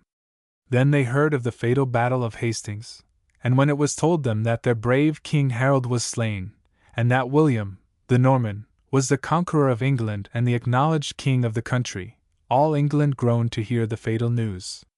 And then, after a few years, they found that their old lord had been deprived of his estates, and a new, haughty, proud Norman, who talked like a Frenchman, and laughed at their dear old Saxon language, came and ruled over them. He brought Norman servants with him, who took the best of the land, and made the Saxons do all the hard work on the farm, treating them like slaves. And now we must examine a most valuable document, which throws a wonderfully clear light on the condition of England just before and after the conquest. I refer to the Domesday Book, or survey of the country which William caused to be made. The Anglo-Saxon chronicler tells us that after a great council at Gloucester the king sent his men over all England, into every shire, and caused to be ascertained how many hundred hides were in the shire, or what land the king himself had, and cattle within the land, or what dues he ought to have in 12 months from the shire. Also he caused to be written how much land his archbishops had, and his suffragan bishops, and abbots, and earls, and though I may narrate somewhat prolixly, what or how much each man had who was a holder of land in England, in land, or in cattle, and how much money it might be worth. So very narrowly he caused it to be traced out, that there was not one single hide, nor 1 yard of land, nor even, it is shame to tell, though it seemed to him no shame to do, an ox, nor a cow, nor a swine was left that was not set down in his writ. And all the writings were brought to him afterwards. The commissioners appointed by the king, among whom were Remigius, Bishop of Lincoln, and Walter Gifford, Earl of Buckingham, were to inquire the following details concerning each parish: its name, who held it in the time of King Edward the Confessor, the present possessor, number of hides in the manor, number of ploughs, of homagers, villeins, cotters, free tenants, tenants in soccage, how much wood, meadow, and pasture, number of mills and fish ponds, the value in the time of the last king, and its present value. Such a survey was of immense value. Its object, according to the king, was that every man might know and be satisfied with his rightful possessions, and not with impunity usurp the property of others. But it was also of great service to the king, so that he might know who were his vassals, the amount of taxation which he could draw from them, and the actual strength of his new kingdom. The commissioners performed their work with much care and exactness. The survey is wonderfully complete, and was compiled in a very short time. It is of great value to the historians of subsequent ages. The writing of the book is very clear and beautiful, the abbreviations alone presenting some difficulty to an unaccustomed reader. No illuminations adorn the text. At the head of each page the name of the county is written in red ink. The book is preserved in an ancient chest in the Public Record Office, where it was removed from the chapter house at Westminster. As an example we may take the Domesday description of the parish of Barkham, which runs as follows. In Surladone H.D. Rex 10 in Nio Burkiha. Elmer tenuit de Rege. E. T7M3 hid. Tra E3 car. In Nio Una, 76 Willie 7 III board CU3 car. IBIV, ACPTI. Siluid de XL por. Valuet I lib TRE7M, 3. Lib. Translation. In the 100 of Charlton. The king holds Barkham in domain. Elmer held it of King Edward. Then, as now, it was rated for 3 hides. The land is 3 ploughlands. In domain there is 1 ploughland. There are 6 villeins for borderers with 3 ploughs. There are 5 acres of pasture. Wood for the pasturage of 40 hogs. It was worth 4 L. In the time of King Edward, afterwards and now 3 L. King Edward here mentioned was Edward the Confessor. A hide, when it is used as a measure of land, may be taken at about 120 acres. A plough land was as much land as one plough with oxen could plough in a year. The villeins were men who tilled their lord's land, and in return for certain services had holdings under him. The borderers were cottagers who also worked for their lord and held smaller holdings, from 1 to 10 acres. In other entries we find the number of serfs recorded, and also mention of the hall of the lord of the manor, where the manorial courts were held, the church, the priest's house, the names of landowners and tenants, the mill, and of the various officers and artisans who made up the village community. Domesday tells us of the old Saxon families, many of whom lost their estates when the conqueror came, and were supplanted by the favorites of the new king. Some of them contrived to weather the storm and retain their lands. Almer, or Almar, the lord of Barkham, who succeeded his brother Stigand as Bishop of Elham in 1047, when the latter became archbishop, was among the number of the dispossessed, and probably found shelter with many of his compatriots in the cloister. Several of William's Norman adventurers married the heiresses of the old Saxon gentry, and thus became possessed of great estates. Thus Robert de Oily married the daughter of Wigod, Lord of Wallingford, and soon gained possession of his father-in-law's property. However, the names of the fortunate Saxons who retained their estates are few in comparison with those who were dispossessed. We find Edgar Atheling, real heir to the throne, retaining a small estate, but he was a feeble prince, and therefore not to be feared by William. His sister Christina had also land in Oxfordshire. Bishop Osborne, of Exeter, a kinsman of the late king, also held his estates, and amongst the list we find Seward the huntsman, of Oxfordshire, Theodoric the goldsmith, Louis the huntsman, of Surrey, Uluric the huntsman, of Hampshire, who were not deprived of their lands, their occupations being useful to the king. The list of despoiled landowners is a long one, and need not here be recorded. One Brictric was very unfortunate. When ambassador to Baldwin of Flanders, he refused to marry the count's daughter Maud. The slighted lady became the conqueror's consort, and in revenge for her despised love caused Brictric to be imprisoned and his estates confiscated, some of which were given to the queen. The luckless relations and connections of the late royal house were consistently despoiled, amongst them Editha, the beautiful queen of King Edward, and daughter of Earl Godwin, of whom it was written, Sic et spina rosum genuit Godwinus Editham, and Gyda, the mother of Harold, Godric, his son, and Gwyth, his brother. Harold himself, the Earl, as he is called, and not the king, who fought and died at Senlac, if he did not, as the romance states, end his life as a holy hermit at Chester, had vast estates all over England, which went to enrich William's hungry followers.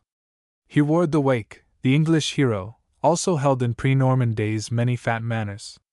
Few of the Saxon landowners were spared, and it is unnecessary here to record the names of the Uchtrids, Turgots, Turchills, Siwids, Lurics, who held lands in the time of King Edward, but whose place after Doomsday knows them no more. Doomsday tells us also the names of the officers and artisans who played important parts in the old village communities. The villani, or villains, corresponding to the Saxon ceorls, were the most important class of tenants in villanage, and each held about 30 acres in scattered acre or half-acre strips, each a furlong in length and a perch or two in breadth, separated by turf balks.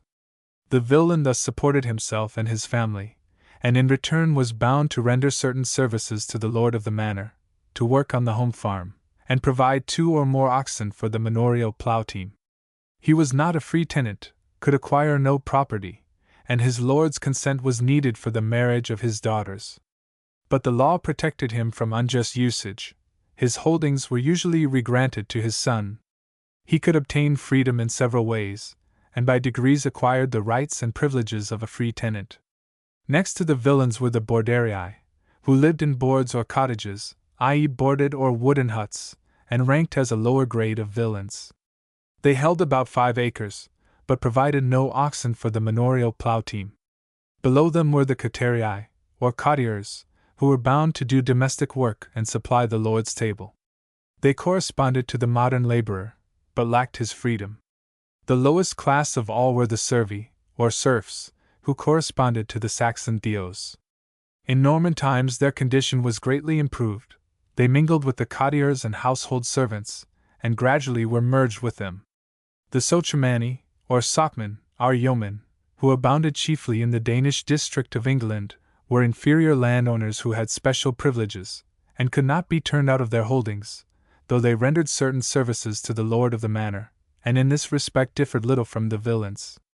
Domesday Book also mentions a class of men called burrs or jebbers, who were the same as caliberti, also the commandati, who received privileges in return for services rendered to the lord of the manor. Each village community was self-contained, and had its own officers. Although Domesday Book was not compiled in order to ascertain the condition of the church and its ministers, and frequently the mention of a parish church is omitted where we know one existed, the presbyter, or priest, is often recorded. Archbishop Egbert's excerptions ordained that to every church shall be allotted one complete holding munsa, and that this shall be free from all but ecclesiastical services. According to the Saxon laws, every 10th strip of land was set aside for the church, and Domesday shows that in many villages there was a priest with his portion of land set apart for his support. Then there was a prepositus, bailiff or reeve, who collected the lord's rents, assisted by a bedellis, beadle, or underbailiff. Bovarii, or oxherds, looked after the plough teams. The carpentarius, or carpenter, the cementarius, or bricklayer, the custos apium, or beekeeper, the faber or smith, the molinarius, or miller, were all important officers in the Norman village, and we have mention also of the piscators, fishermen, pisters, bakers, porcarii, swineherds, vicarii, cowmen, who were all employed in the work of the village community. Domesday Book enables us to form a fairly complete picture of our villages in Norman and late Saxon times. It tells us of the various classes who peopled the village and farmed its fields. It gives us a complete list of the old Saxon gentry, and of the Norman nobles and adventurers who seized the fair acres of the despoiled Englishmen. Many of them gave their names to their new possessions. The Mandevilles settled at Stoke, and called it Stoke Mandeville; the Vernons at Minchel, and called it Minchel Vernon. Hurstpierpont, Neville Holt, Kingston Lisle, Hampstead Norris, and many other names of places compounded of Saxon and Norman words, record the names of William's followers, who received the reward of their services at the expense of the former Saxon owners. Domesday Book tells us how land was measured in those days, the various tenures and services rendered by the tenants, the condition of the towns, the numerous foreign monasteries which thrived on our English lands, and throws much light on the manners and customs of the people of this country at the time of its compilation. Domesday Book is a perfect storehouse of knowledge for the historian, and requires a lifetime to be spent for its full investigation. Chapter 11. Norman Castles.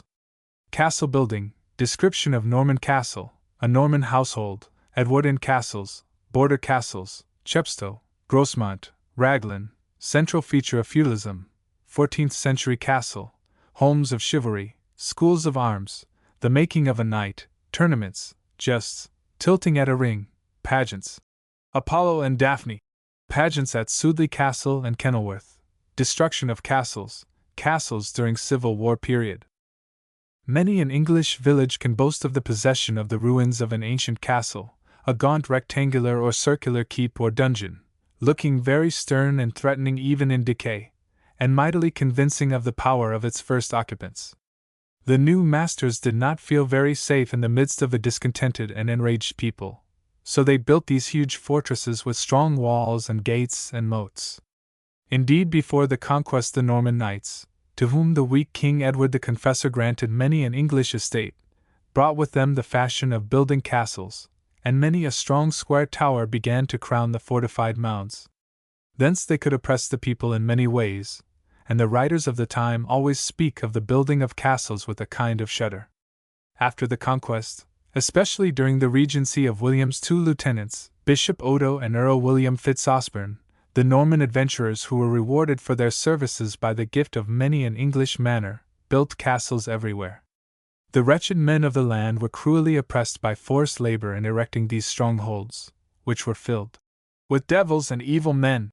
Over 1,000 castles were built in 19 years, and in his own castle each earl or lord reigned as a small king, coining his own money, making his own laws, having power of life and death over his dependents, and often using his power most violently and oppressively. The original Norman castle consisted of a keep, foursquare to every wind that blew, standing in a bailey court. It was a mighty place with walls of great thickness about 150 feet high. It contained several rooms, one above the other. A deep well supplied the inhabitants with water. Spiral stone steps laid in the thickness of the wall led to the first floor where the soldiers of the garrison resided. Above this was the hall, with a chimney and fireplace, where the lord of the castle and his guests had their meals, and in the thickness of the wall there were numerous chambers used as sleeping apartments and garderobes, and the existence of a piscina in one of these shows that it was a small chapel or oratory. The upper story was divided by wooden partitions into small sleeping rooms, and unlike our modern houses, the kitchen was at the top of the keep and opened on the roof. Descending some stone steps which led from the ground floor in ancient time, we should visit the dungeons, dark, gloomy, and dreadful places, where deep silence reigns, only broken by the groans of despairing captives in the miserable cells. In one of these toads and adders were the companions of the captive. Another poor wretch reposed on a bed of sharp flints, while the torture chamber echoed with the cries of the victims of medieval cruelty, who were hanged by their feet and smoked with foul smoke, or hung up by their thumbs, while burning rings were placed on their feet. In Peak Castle, Derbyshire, a poor, simple squire, one Godfrey Rowland, was confined for 6 days without either food or drink, and then released from the dungeon with his right hand cut off. In order to extract a heavy ransom, to obtain lands and estates, to learn the secrets of hidden treasure, the most ingenious and devilish tortures were inflicted in these terrible abodes. The same style of castle building continued for a century and a half after the Norman conquest. It is possible to distinguish the later keeps by the improved and fine-jointed ashlar stonework, by the more frequent use of the stone of the district, instead of that brought from Caen, by the ribs upon the groins of the vaulting of the galleries and chambers in the walls, and by the more extensive use of ornaments in the bosses, windows, doors, and fireplaces. The style of the decoration approaches the early English character. The walls of the keep were not the only protection of the fortress. A moat surrounds the whole castle, crossed by a drawbridge, protected on the side remote from the castle by a barbican. High walls with an embattled parapet surround the lower court, or ballium, which we enter by a gate defended by strong towers. A portcullis has to be raised, and a heavy door thrown back, before we can enter, while above in the stone roof of the archway there are holes through which melted lead and pitch can be poured upon our heads, if we attempt to enter the castle as assailants. In the lower court are the stables, and the mound where the Lord dispenses justice, and where criminals and traitors are executed. Another strong gateway flanked by towers protects the inner court, on the edge of which stands the keep which frowns down upon us as we enter. An immense household was supported in every castle. Not only were there men-at-arms, but also cooks and bakers, brewers and tailors, carpenters, smiths, masons, and all kinds of craftsmen, and all the crowd of workers had to be provided with accommodation by the lord of the castle. Hence a building, in the form of a large hall, was erected sometimes of stone, usually of wood, in the lower or upper court for these soldiers and artisans, where they slept and had their meals. A new type of castle was introduced during the reigns of the 3 Edwards. The stern, massive, and high-towering keep was abandoned, and the fortifications arranged in a concentric fashion. A fine hall with kitchens occupied the center of the fortress. A large number of chambers was added, and the inner and outer courts, both defended by walls, as we have already described, were introduced. The Edwardian castles of Carnarvon and Beaumaris belonged to this type of fortress. Broughton Castle. The border counties of Wales are remarkable for the number and beauty of their ancient castles. On the site of British earthworks the Romans established their camps. The Saxons were obliged to erect their rude earthen strongholds in order to keep back the rebellious Welsh, and these were succeeded by Norman keeps. Monmouthshire is famous for its castles. Out of the 1100 erected in Norman times, 25 were built in that county. There is Chepstow Castle, with its early Norman gateway spanned by a circular arch flanked by round towers. In the inner court there are the gardens and ruins of a grand hall, and in the outer the ruins of a chapel with evidences of beautifully growing vaulting, and also a winding staircase leading to the battlements. In the dungeon of the old keep at the southeast corner of the inner court, Roger de Bretolio, Earl of Hereford, was imprisoned for rebellion against the Conqueror, and in later times Henry Martin, the regicide, lingered as a prisoner for 30 years, employing his enforced leisure in writing a book in order to prove that it is not right for a man to be governed by one wife. Then there is Grosmont Castle, the fortified residence of the Earl of Lancaster, Skenfrith Castle, White Castle, the album castrum of the Latin records, the Landrailo of the Welsh, with its 6 towers, portcullis, and drawbridge flanked by massive tower, barbican, and other outworks, and Raglan Castle, with its splendid gateway, its Elizabethan banqueting hall ornamented with rich stone tracery, its bowling green, garden terraces, and spacious courts, an ideal place for nightly tournaments in ancient days. Raglan is associated with the gallant defense of the castle by the Marquis of Worcester in the Civil War. The ancient castles of England were the central feature of feudal society. They were the outward and visible sign of that system. M. Guizot in his History of Civilization says, "It was feudalism which constructed them. Their elevation was, so to speak, the declaration of its triumph. On the continent they were very numerous long before castle building became the fashion in England, and every suzerain saw with displeasure his vassal constructing his castle, for the vassal thus ensured for himself a powerful means of independence. The Norman barons in the troublous times of Stephen lived a life of hunting and pillage. They were forced to have a fortified retreat where they might shut themselves up after an expedition, repel the vengeance of their foes, and resist the authorities who attempted to maintain order in the country. Others followed the example of the barons. The townsfolk fortified their towns, monks their monasteries, and even within the town walls many houses had their towers and gates and barriers in order to keep back troublesome visitors. Here is a description of a French castle in the 14th century. First imagine to yourself a superb position, a steep mountain, bristling with rocks, furrowed with ravines and precipices. Upon the declivity is the castle. The small houses which surround it set off its grandeur. The river seems to turn aside with respect. It forms a large semicircle at its feet. This castle must be seen when, at sunrise, the outward galleries glimmer with the armor of the sentinels, and the towers are shown all brilliant with their large new gratings. Those high buildings must be seen, which fill those who defend them with courage, and with fear those who should be tempted to attack them. The door presents itself covered with heads of boars or wolves, flanked with turrets, and crowned with a high guard-house. Enter, there are 3 enclosures, 3 moats, 3 drawbridges to pass. You find yourself in a large square court, where are cisterns, and on the right and left the stables, hen-houses, pigeon-houses, coach-houses. The cellars, vaults, and prisons are below. Above are the dwelling apartments. Above these are the magazines, larders, or salting rooms, and arsenals. All the roofs are bordered with machicolations, parapets, guard walks, and sentry boxes. In the middle of the court is the dungeon, which contains the archives and the treasure. It is deeply moated all round, and can only be entered by a bridge, almost always raised. Although the walls, like those of the castle, are 6 feet thick, it is surrounded up to half its height with a chemise, or second wall, of large cut stones. This castle has just been rebuilt. There is something light, fresh, laughing about it, not possessed by the heavy massive castles of the last century.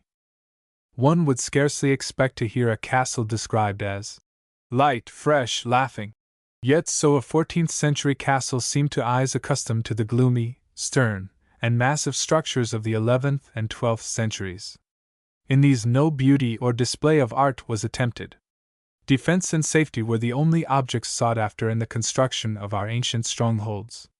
Strange as it may seem, these castles were the birthplaces and homes of chivalry. Women were raised to an exalted position, and honored and reverenced by knights and warriors.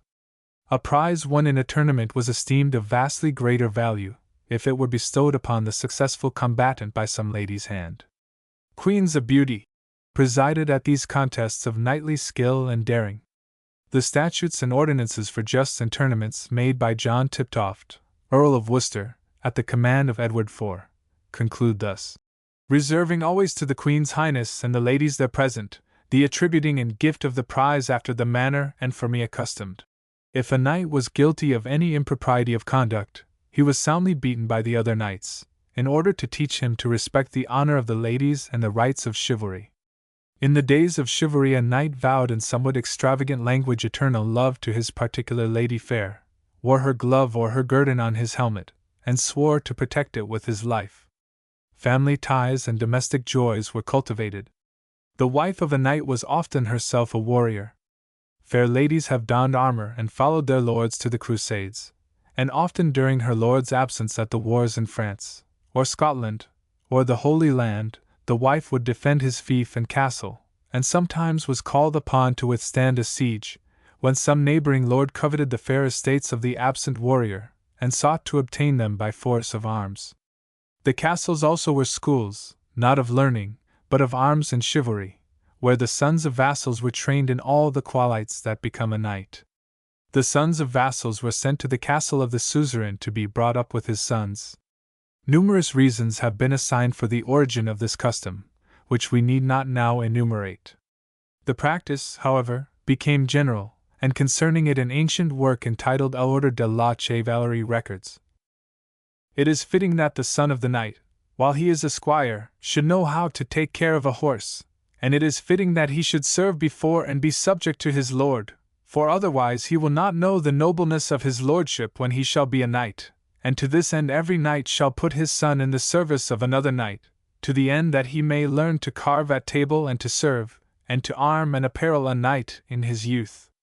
According as to the man who desires to learn to be a tailor or a carpenter, it is desirable that he should have for a master one who is a tailor or a carpenter. It is suitable that every nobleman who loves the order of chivalry, and wishes to become and be a good knight, should first have a knight for a master.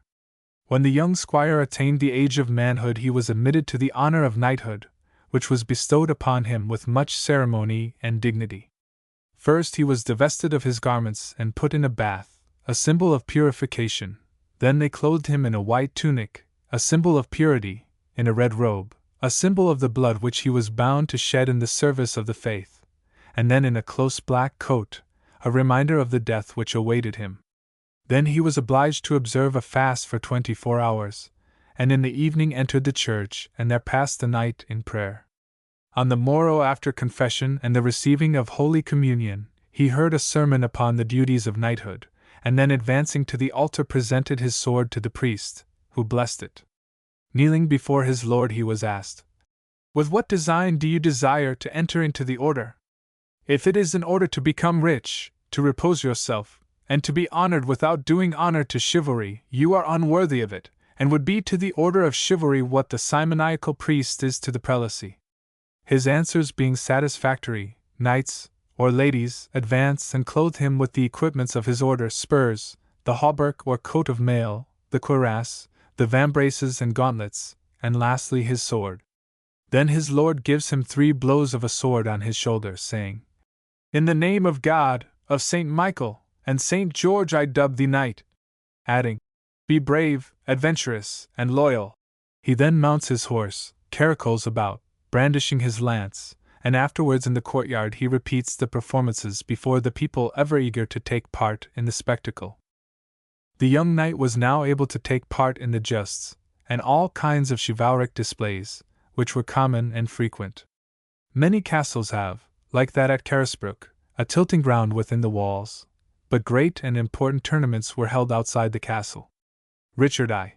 appointed 5 special places for the holding of tournaments, namely between Sarum and Wilton, between Stamford and Wallingford, between Warwick and Kenilworth, between Brakeley and Mixburg, and between Bly and Tykehill. There was much pomp and ceremony attached to these knightly exercises.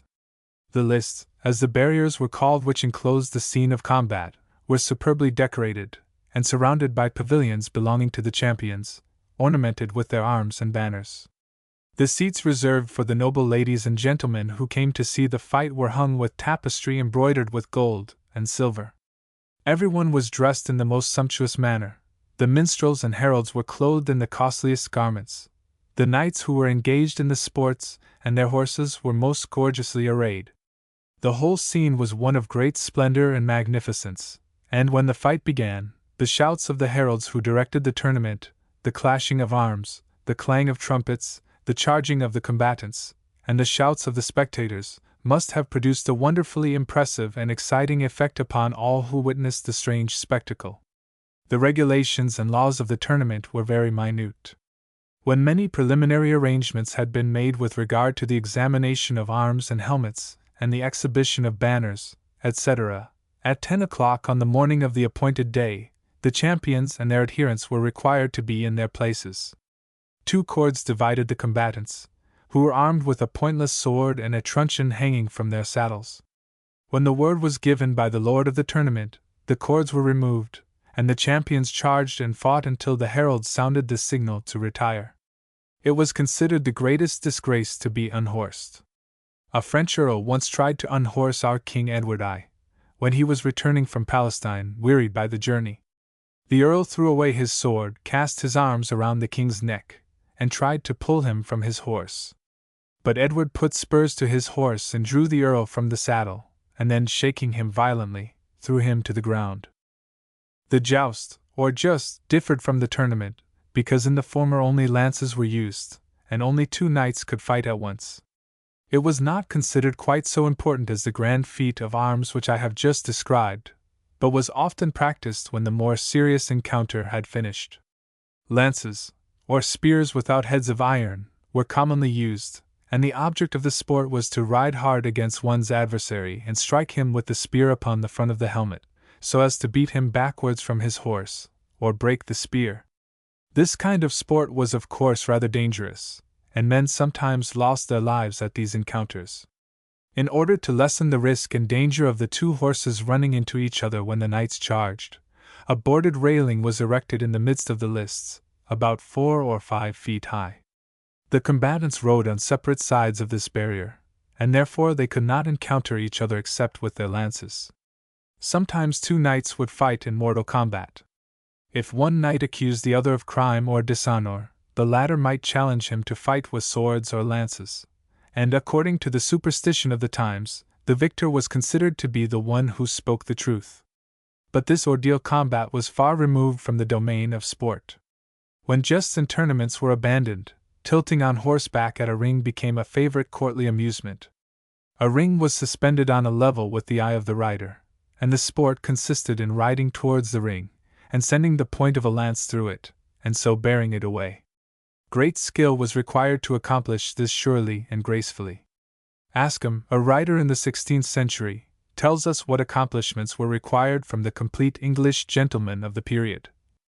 To ride comely, to run fair at the tilt or ring, to play at all weapons, to shoot fair in bow, or surely in gun, to vault lustily, to run, to leap, to wrestle, to swim, to dance comely, to sing, and play of instruments cunningly, to hawk, to hunt, to play at tennis, and all pastimes generally which be joined to labor, containing either some fit exercises for war or some pleasant pastime for peace.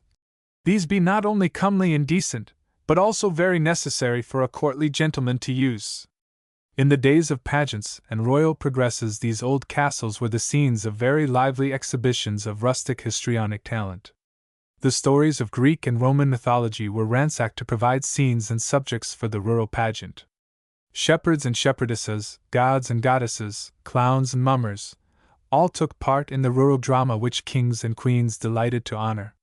When Queen Elizabeth visited the ancient and historic castle of Sudeley, great preparations were made for the event, and a fine classical pageant was performed in her presence, a sketch of which may not be without interest. The play is founded on the old classical story of Apollo and Daphne.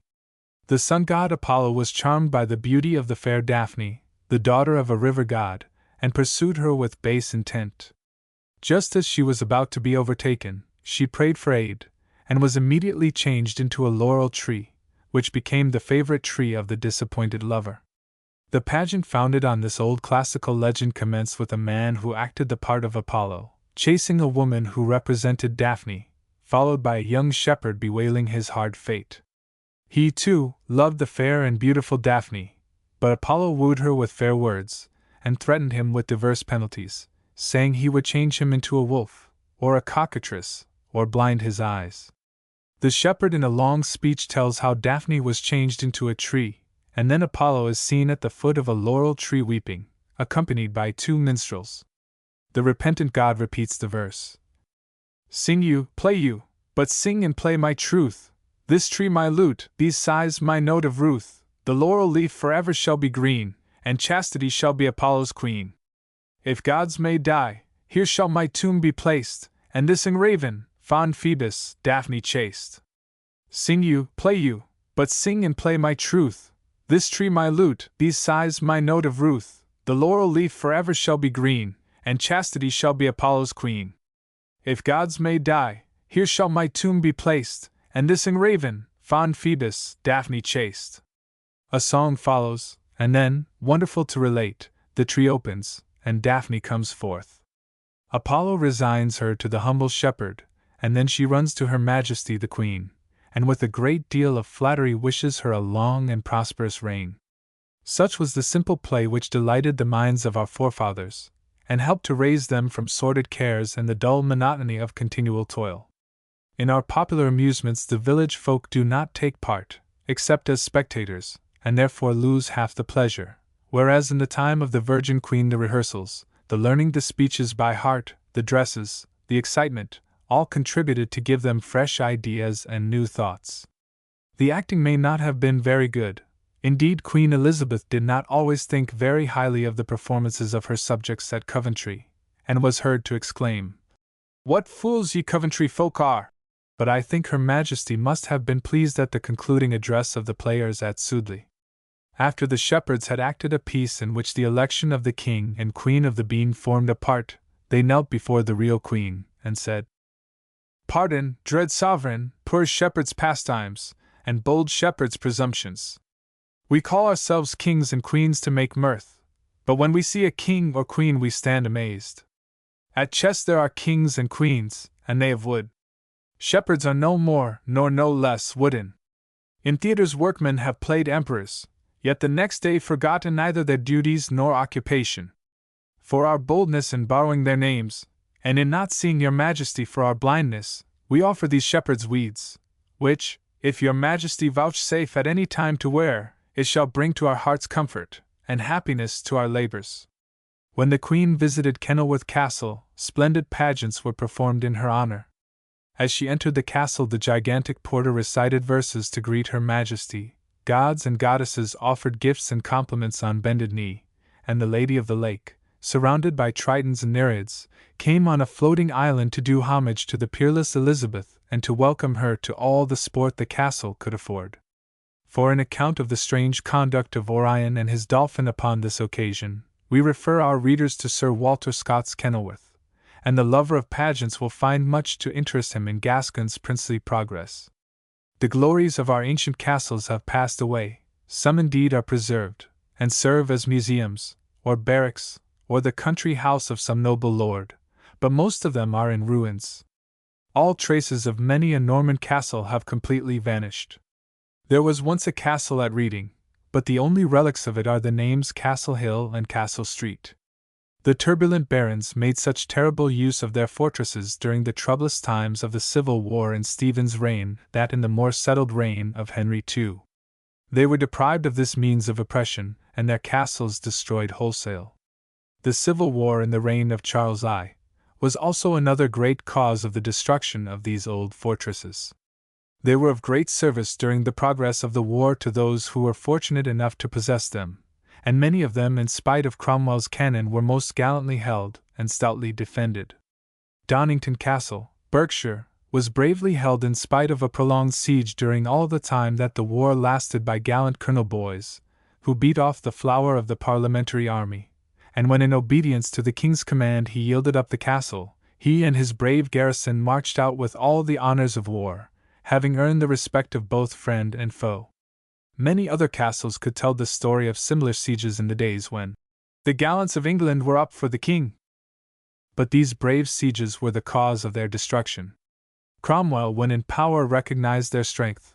They were too dangerous, these castles, and must be destroyed.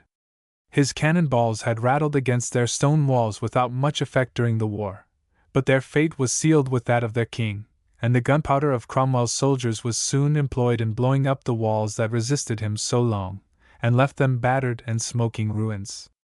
Since then the ivy has grown over them to hide their nakedness.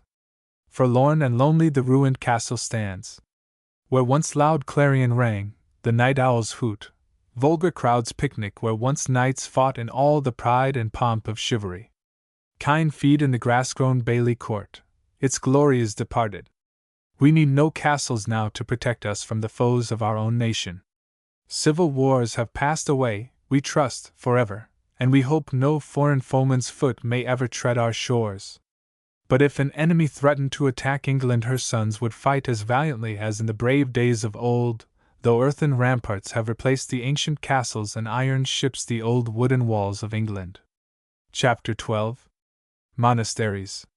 Beautiful surroundings, benefits conferred by monasteries, charity, learning, libraries, monks not unhappy, Netley, Cluny, Alcuin, monastic friendships, St. Bernard, Anselm, monks shed happiness around them, desecration, corruption of monasteries, Chaucer's Prior, orders of monks, plan of a monastery, Piers Plowman's description of a monastery, a day in a monastery, regulations as regards bloodletting, the infirmary, food, hospitium, chapter house. In the neighborhood of many of our villages stand the ruins of an old monastery. Who were the builders of these grand and stately edifices? What kind of men lived within those walls? What life did they lead? We will try to picture to ourselves the condition of these noble abbeys, as they were in the days of their glory, before the ruthless hands of spoilers and destroyers robbed them of their magnificence. It has often been remarked that the monks knew well how to choose the most beautiful spots for their monastic houses, establishing them by the banks of some charming river, surrounded by beautiful scenery and fertile fields. They loved the beauties of nature, and had a keen sense for discovering them. They had a delicate and profound appreciation of the delights of the country, and loved to describe the beauties that surrounded their habitations.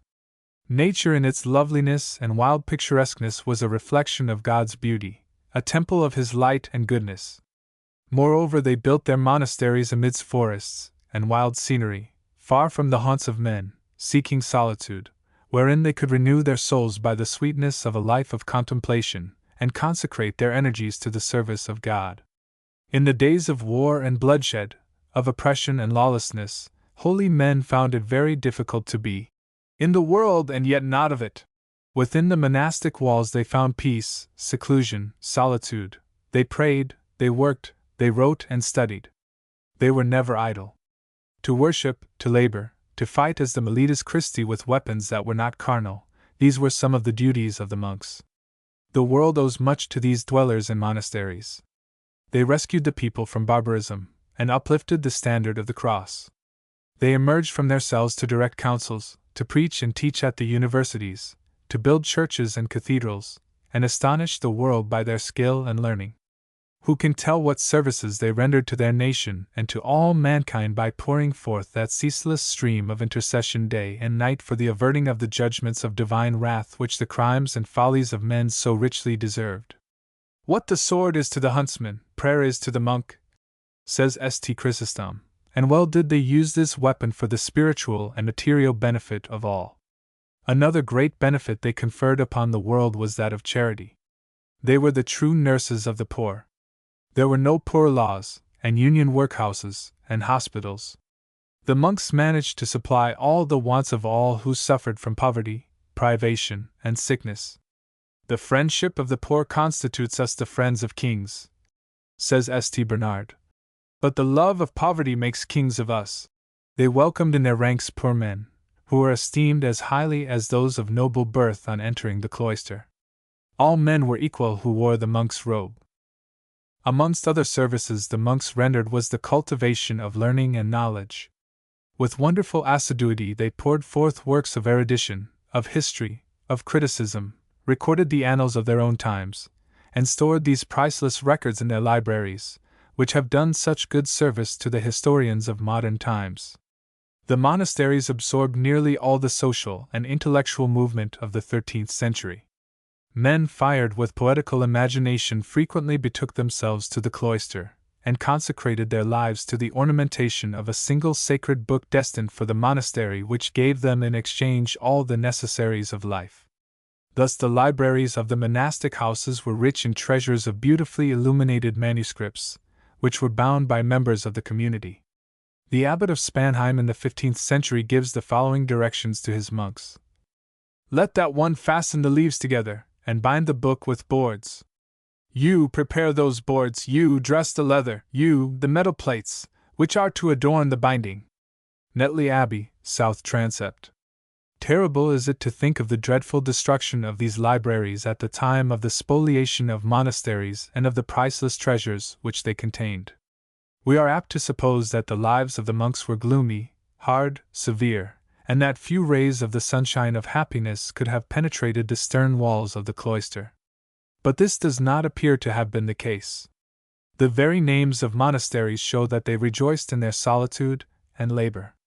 Netley Abbey was called the joyous place, Leto Loco, and on the continent there are many names which bear witness to the happiness that reigned in the cloister. Moreover, the writings of the monks proclaimed the same truth. Cluny is called by Peter Damian his Hortus Deliciarum, Garden of Delights, and it is recorded that when Peter de Blois left the Abbey of Croyland to return to France, he stopped 7 times to look back and contemplate again the place where he had been so happy. Hear how Alcuin laments on leaving the cloister for the court of Charlemagne. O my cell! Sweet and well-beloved home, adieu forever! I shall see no more the woods which surround thee with their interlacing branches and aromatic herbs, nor thy streams of fish, nor thy orchards, nor thy gardens where the lily mingles with the rose. I shall hear no more those birds who, like ourselves, sing matins and celebrate their Creator in their fashion, nor those instructions of sweet and holy wisdom which sound in the same breath as the praises of the Most High, from lips and hearts always peaceful. Dear cell! I shall weep thee and regret thee always. The life was very peaceful, entirely free from care, and moreover lighted by the wholehearted friendships which existed between the brethren.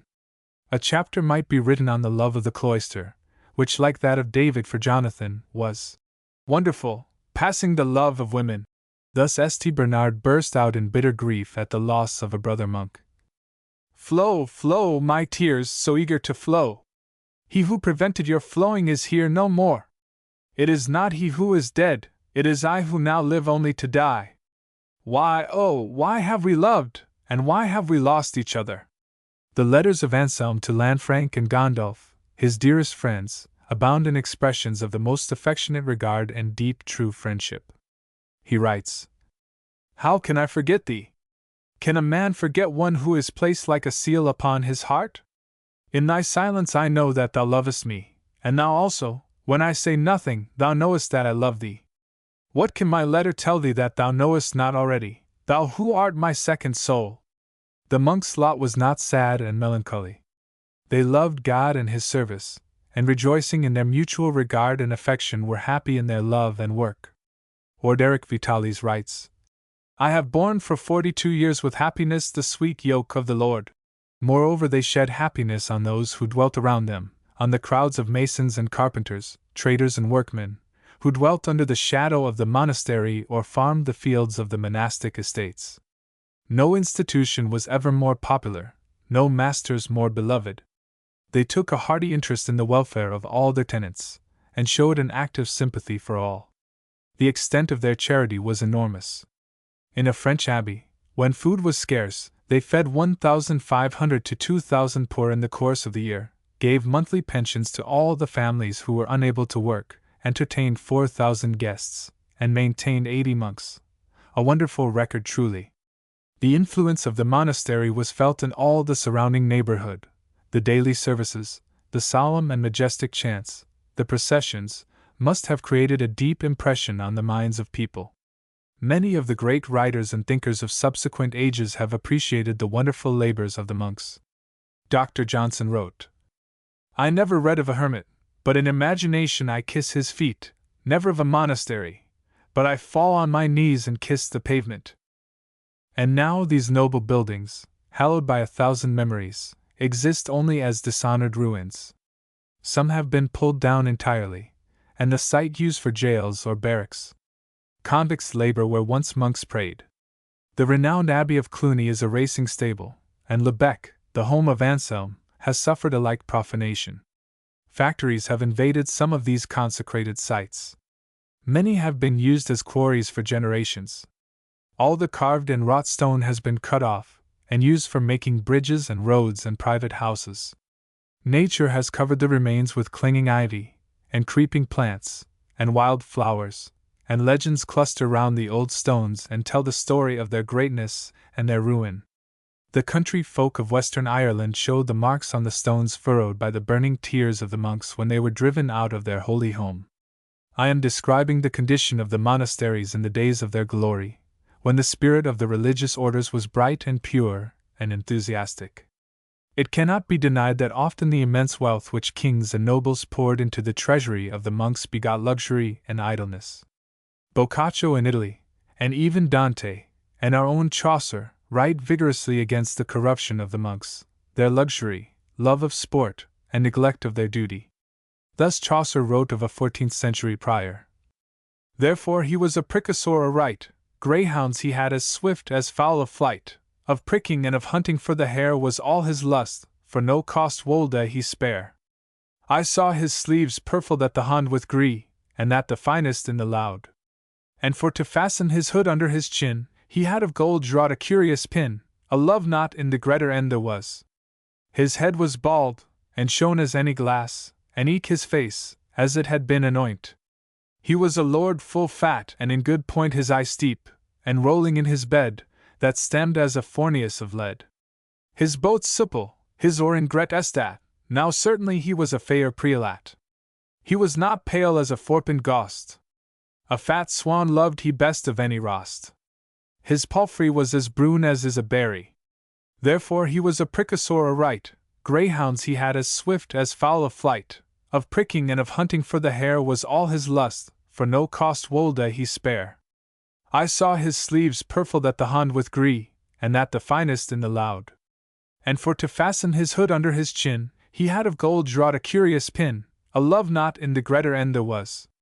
His head was bald, and shone as any glass, and eke his face, as it had been anoint. He was a lord full fat and in good point his eye steep, and rolling in his bed, that stemmed as a fornius of lead.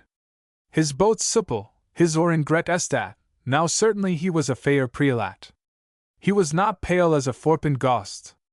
A fat swan loved he best of any rost. His palfrey was as brune as is a berry. Many were the efforts to reform the abuses which crept into the monastic houses. Holy men grieved over the scandals of the times in which they lived. Many monasteries remained until the end homes of zeal and religion, and the unscrupulous tools of Henry VIII could find naught to report against them. The only charge they could fabricate against one monastery was that the monks would do evil, if they could. The foundation of the various orders of monks shows the efforts which were from time to time made by earnest men to revive the zeal and religious enthusiasm characteristic of the early dwellers in monasteries. The followers of St. Benedict and St. Columba were the first monks of the Western Church who converted the peoples of England, Germany, Belgium, and Scandinavia. The Benedictines had many houses in England in Saxon times. In the 10th and 11th centuries flourished a branch of the Benedictines, the Order of Cluny, who worked a great religious revival, which was continued in the 12th by the Order of the Cistercians, founded at Citeaux in Burgundy. Some of our most beautiful English abbeys, Fountains, Kirkstall, Revolks, Tintern, Furness, and Byland, all belong to this order. In the 13th and 14th centuries the new orders of preaching friars founded by St. Francis and St. Dominic arose, and exercised an immense influence in the world. They did not shut themselves up in the cloister, but went everywhere, preaching in the marketplaces, and tending the sick, the lepers, and the outcasts. At first they were immensely popular, but the orders degenerated like their predecessors, and long before the Reformation laid themselves open to the derision and the scoffs of the more enlightened men of the age. Since the days of the friars there has been no building of monasteries in England. Wealth, luxury, and corruption had destroyed the early piety of the monks, and rich men preferred to give their wealth for the purpose of founding colleges and hospitals, rather than in increasing the number of religious houses.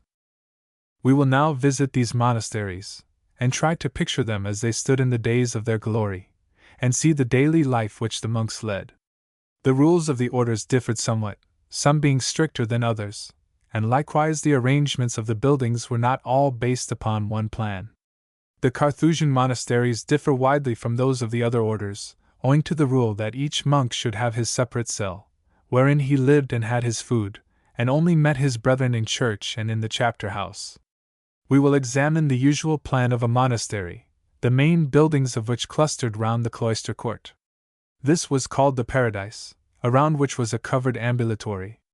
Here the monks read and wrote, and sometimes had little spaces partitioned off for studies, with bookstands and cupboards. It was the great center of the monastic life. The earlier ambulatories were open, but in the 14th century they had windows looking on to the cloister court, filled with stained glass. The monks must have found the open cloister a somewhat chilly place for writing, and although their fingers were endured to hardness, had sometimes to abandon their tasks. Orderic Vitalis tells us that his fingers were so numbed by the cold in a hard winter that he was obliged to leave his writing until a more congenial season. On the north of the cloister court stood the monastic church, the grandest and noblest of the monastic buildings, adorned with shrines, and tombs, and altars. Several of our cathedrals were monastic churches, and afford us some idea of the splendor and magnificence of these stately buildings. Many other churches built by the monks, quite as large and noble as any of our cathedrals, are now in ruins, with only a wall or a buttress remaining to mark the site of the once noble minster. The church was usually cruciform, with nave and aisles. East of the high altar in the choir stood the Lady Chapel, and round the choir a retro-choir, or presbytery. There was a door on the south side of the church, opposite the eastern ambulatory, for the entrance of the monks. The south transept formed part of the eastern side of the cloister. On the same side stood the chapter house, a large chamber richly ornamented with much architectural detail, and adorned with mural paintings. Between the chapter house and the church there is a narrow room, which was the sacristy, and on the south of the chapter house a building in 2 stories, the ground floor being the frater house, where the monks retired after meals to converse, the upper room being the dorter, or dormitory, where they slept. A passage often separated the chapter house from this building. On the south side of the cloister court stood the refectory, a long room in which the monks took their meals, and on the west was a range of buildings the use of which differed in various monasteries, in some for cellars and larders, in others for dormitories. Sometimes this western building was the Domus Conversorum, or house of the lay brethren. The abbot's lodging was a fine house, consisting of hall, chambers, kitchen, buttery, and cellars, capable of entertaining a large number of guests, and frequently stood on the east side of the chapter house quite separate from the other buildings. In small monastic houses governed by a prior his residence often formed the western side of the cloister court. The farmy, or infirmary, where sick monks were nursed during illness, was a separate building, having its own kitchen, refectory, and chapel. The hospitium was also a separate building near the outer gate of the abbey, and consisted of a hall, dormitories, and a chapel, in which each night a goodly company of guests were entertained and courteously welcomed by the hospitaller. A high wall surrounded the abbey precincts, in which was the outer gate, consisting of a porter's lodge, a prison, and a large room in which the manorial court was held, or the abbot met the representatives of the townsfolk in order to direct their affairs and choose their chief magistrate or settle their differences. The author of Piers Plowman gives a description of the appearance of a monastery in the 14th century. As he approached the monastic buildings he was so bewildered by their greatness and beauty that for a long time he could distinguish nothing certainly but stately buildings of stone, pillars carved and painted, and great windows well wrought. In the center quadrangle he notices the stone cross in the middle of grass sward. He enters the minster, and describes the arches as carved and gilded, the wide windows full of shields of arms and merchants' marks on stained glass, the high tombs under canopies, with armed effigies in alabaster, and lovely ladies lying by their sides in many gay garments. He passes into the cloister, and sees it pillared and painted, and covered with lead, and conduits of white metal pouring water into bronze lavatories beautifully wrought. The chapter house was like a great church, carved and painted like a parliament house. Then he went into the refectory, and found it a hall fit for a knight and his household, with broad tables and clean benches, and windows wrought as in a church. And then he wandered and wondered at the halls full high and houses full noble, chambers with chimneys and chapels gay, and kitchens fit for a king in his castle, and their dorter or dormitory with doors full strong, their infirmary, and frater, and many more houses, and strong stone walls, enough to harbor the queen. The author was evidently amazed at all the sights which he witnessed in the monastery. We will now see the monks at work, and spend a day with them in their monastic home. It is not easy definitely to map out a monk's day. The difficulty arises in a measure from the want of distinct marks of time. A monastic day was divided into 12 hours of uncertain length, varying according to the season, but the religious observances began at midnight, when the brethren rose at the sound of a bell in the dorter for the continuous service of matins and lauds. They then retired to sleep, until the bell again summoned them at sunrise, when prime was said, followed by the morning mass, private masses and confessions, and the meeting of the chapter. After this, work, then tierce, then high mass, followed by sext. A short time was then devoted to reading, during which the ministry and the reader at table dined, and then the monks sat down to dinner. This was the first food of the day, though the weaker brethren were allowed to sustain themselves with wine and water, or bread steeped in wine. Dinner was followed by a brief rest in the dormitory. If the monks did not wish to sleep, they could read in the dorter, but they were to be careful not to disturb their resting brethren by any noise, such as that caused by turning over the leaves of their books. At 1 o'clock the bell rang for none, a short service consisting of a hymn, 2 psalms, some collects, the Lord's Prayer, and versicles. Then the brethren washed themselves, had a stoup of wine in the frater, and worked until evensong, which was followed by supper. After supper they read in the cloister until the bell rang for collation, which consisted of a reading in the chapter house, whence they retired to the fratery for a draught of wine or beer. Then followed compline, and then the monks were ready for bed, and retired to the dorter.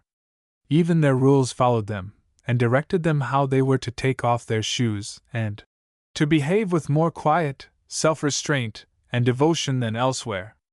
I have not exhausted all the services which the monks attended. In addition to the principal ones, there were several minor functions, at which devotion to the Blessed Virgin was the chief feature. The life was hard and the discipline severe, and lest the animal spirits of the monks should rise too high, the course of discipline was supplemented by periodical bloodletting. The doctors of the day were firm believers in the utility of this practice, and perhaps it had special advantages for dwellers in monasteries. According to the medieval metrical treatise on medicine, Flos Medicinae, or Regimen Sanitatis Salerni, Spiritus uberior exit per phlebotomanium.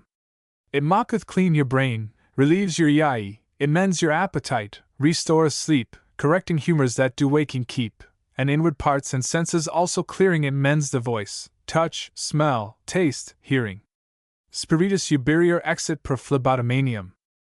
It mocketh clean your brain, relieves your yai, it mends your appetite, restoreth sleep, correcting humors that do waking keep, and inward parts and senses also clearing, it mends the voice, touch, smell, taste, hearing. According to the observances of the Augustinian Priory at Barnwell, Cambridge, each brother was compelled to be bled 7 times a year. It was probably a welcome duty, as the monks enjoyed a regular holiday, and were solaced with unwonted good fare. Those who wished to be bled asked leave in chapter, and having received a formal license, attended high mass. After the gospel they left the choir, and were bled in the farmery, where they remained 3 days. During this period they were excused attendance at the daily services, except on very special occasions, and minute directions are given for their personal comfort. They were allowed fire and lights, with suitable food, eggs and vegetables being specially mentioned, and they might take exercise within the precincts, and even beyond them, should the prelate give them leave. The infirmary seems to have been the most cheerful place in the monastery. Its inmates were to lead a life of joy and freedom from care, in comfort and happiness. Conversation was freely permitted, though sarcastic and abusive language was strictly forbidden. Games of dice and chess, and other games unsuitable to those who lead a religious life, were forbidden, because beyond all doubt they are offensive to God, and frequently give occasion to strife and contention among those who play them. We noticed that invalids were allowed to walk in their vineyards. Evidently the monks grew their own grapes, and made their own wine. The infirmary must have been well frequented.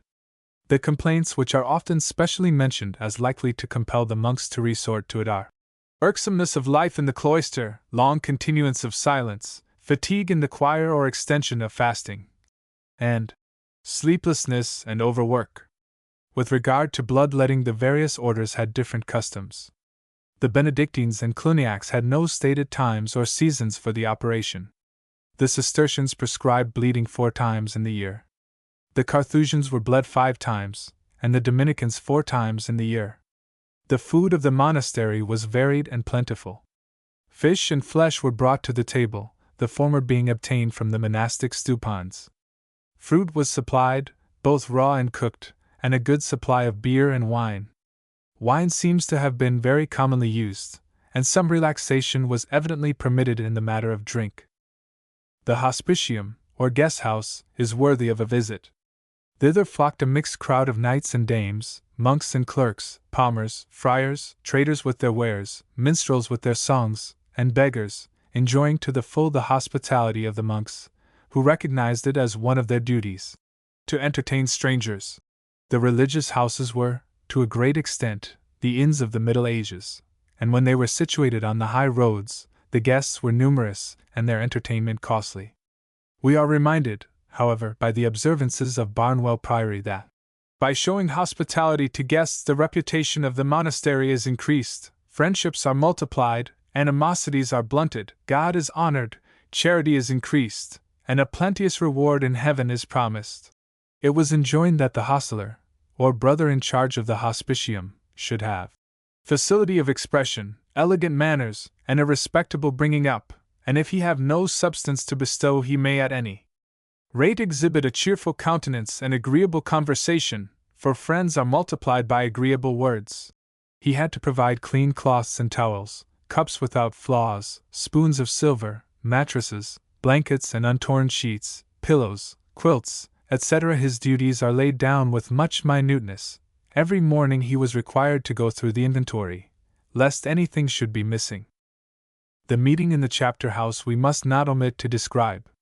When all the brethren had taken their seats, one monk went to the pulpit and read aloud the martyrology for the day. Then some psalms and collects were read, and a portion of the monastic rule, and briefs announcing the deaths of persons in whom the brethren were interested. The tabula, or notice board, recording the names of those who were responsible for certain duties, was read, and a sermon followed.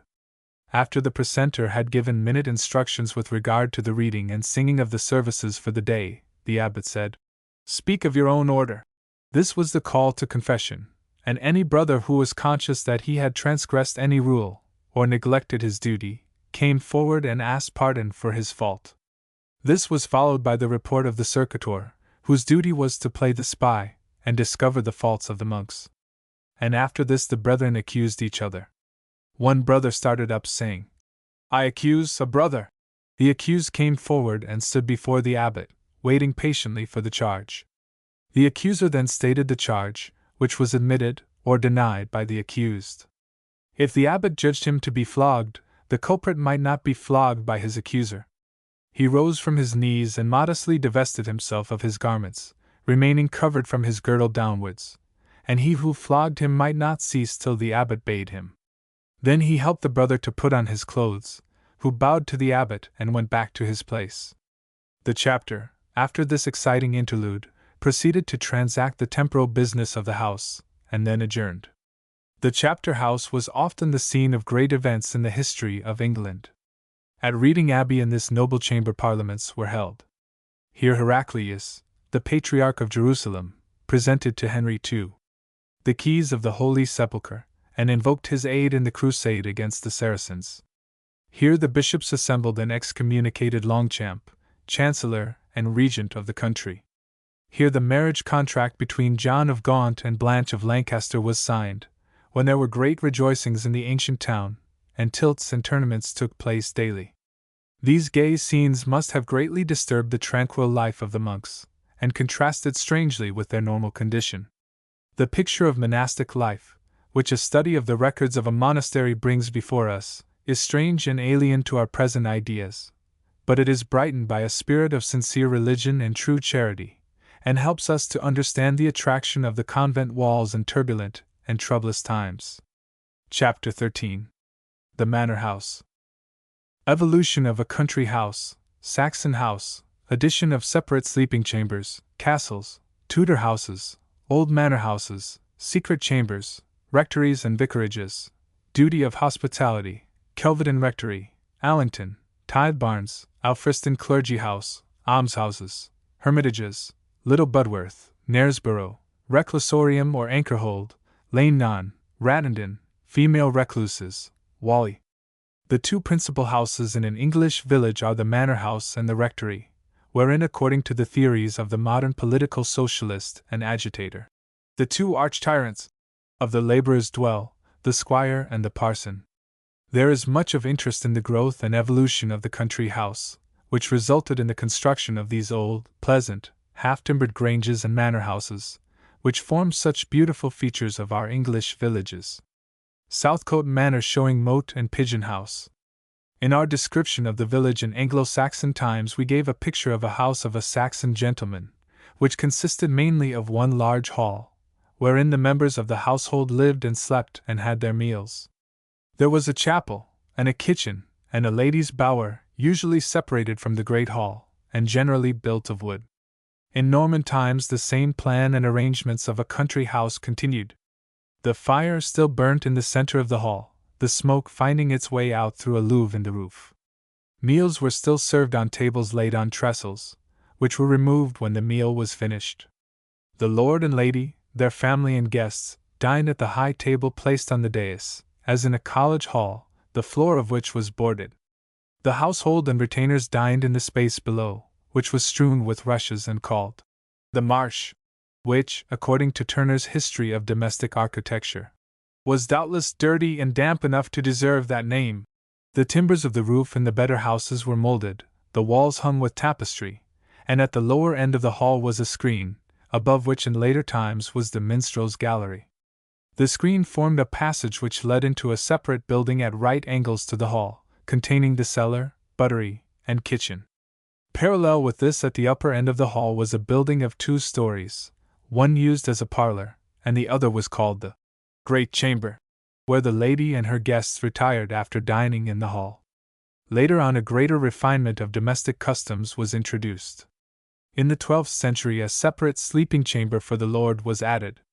The next century saw him and his lady dining in a room apart from his servants, a custom which was much satirized by the author of Piers Plowman, who wrote, "Now hath each rich a rule to eaten by themselves, in a privy parlour for poor man's sake, or in a chamber with a chimney, and leave the chief hall, that was made for meals men to eaten in. Now hath each rich a rule to eaten by themselves, in a privy parlour for poor man's sake, or in a chamber with a chimney, and leave the chief hall, that was made for meals men to eaten in." Evidently the author did not approve of the new fashion.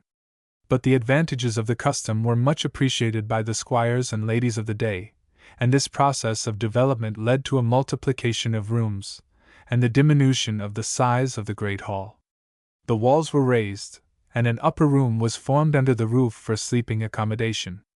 There are many old farmhouses throughout the country, once manor houses, which retain in spite of subsequent alterations the distinguishing features of this medieval style of architecture. The nobles built their castles as late as the 14th century, but under the Tudor monarchs, when the government of the country was strong and more settled, fortified dwellings were deemed no longer necessary, and the great landowners built splendid country houses. English domestic architecture then reached the period of its highest perfection. Instead of castles men built palaces, the noblest specimens of our English style, before it became corrupted. Hatfield House and Hampton Court are its best examples. During the 15th century the common hall had decreased in importance, and now in smaller houses it disappeared altogether, and a grand entrance hall usually took its place. The number of rooms was increased enormously, and corridors were introduced. The principal features of an Elizabethan house are the gallery and noble staircase. Early in the 17th century, Inigo Jones introduced the revived classic style of architecture into England, and entirely altered the appearance and arrangement of our manor houses. Palladio was the originator of this style. The Old English model was declared obsolete, and fashion dictated that Italian villas must supersede the old houses.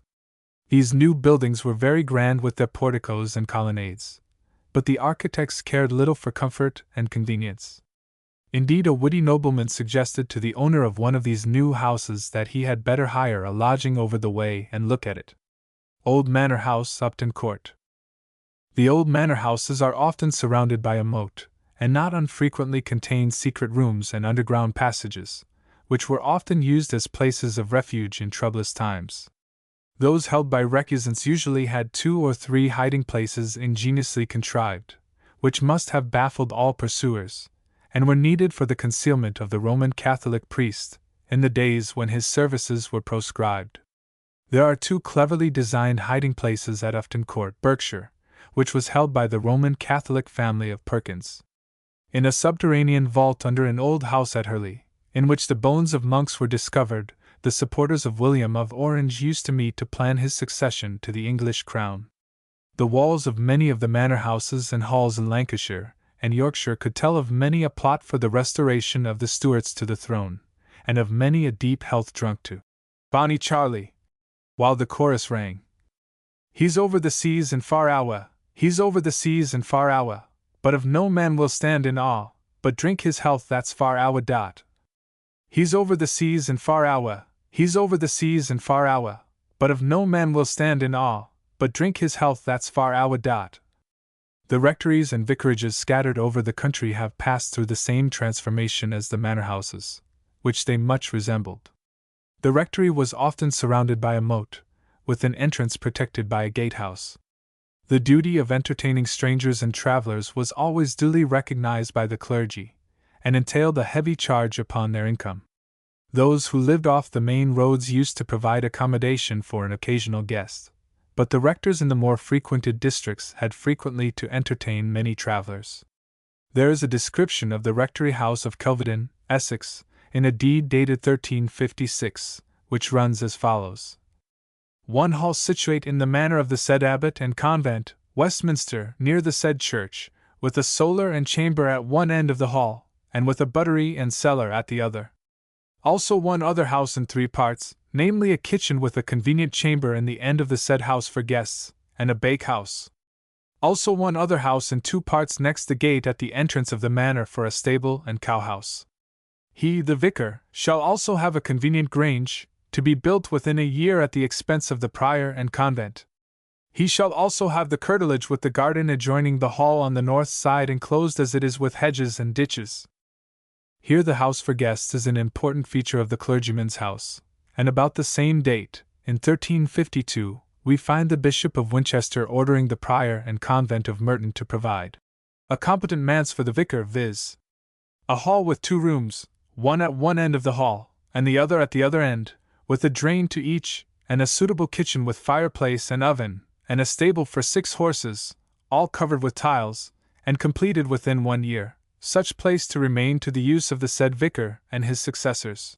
Unless the vicar was a very sporting parson, he would not require a stable for 6 horses, and this was doubtless intended for the accommodation of the steeds of his guests. The descriptions of these old rectory houses are interesting.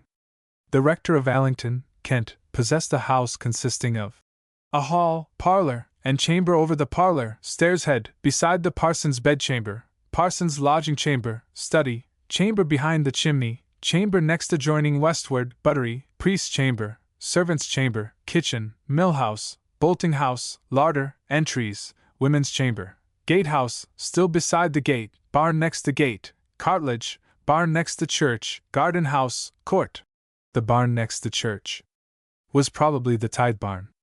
Tithe was then paid in kind, hence a barn was required to contain the dues of the parishioners.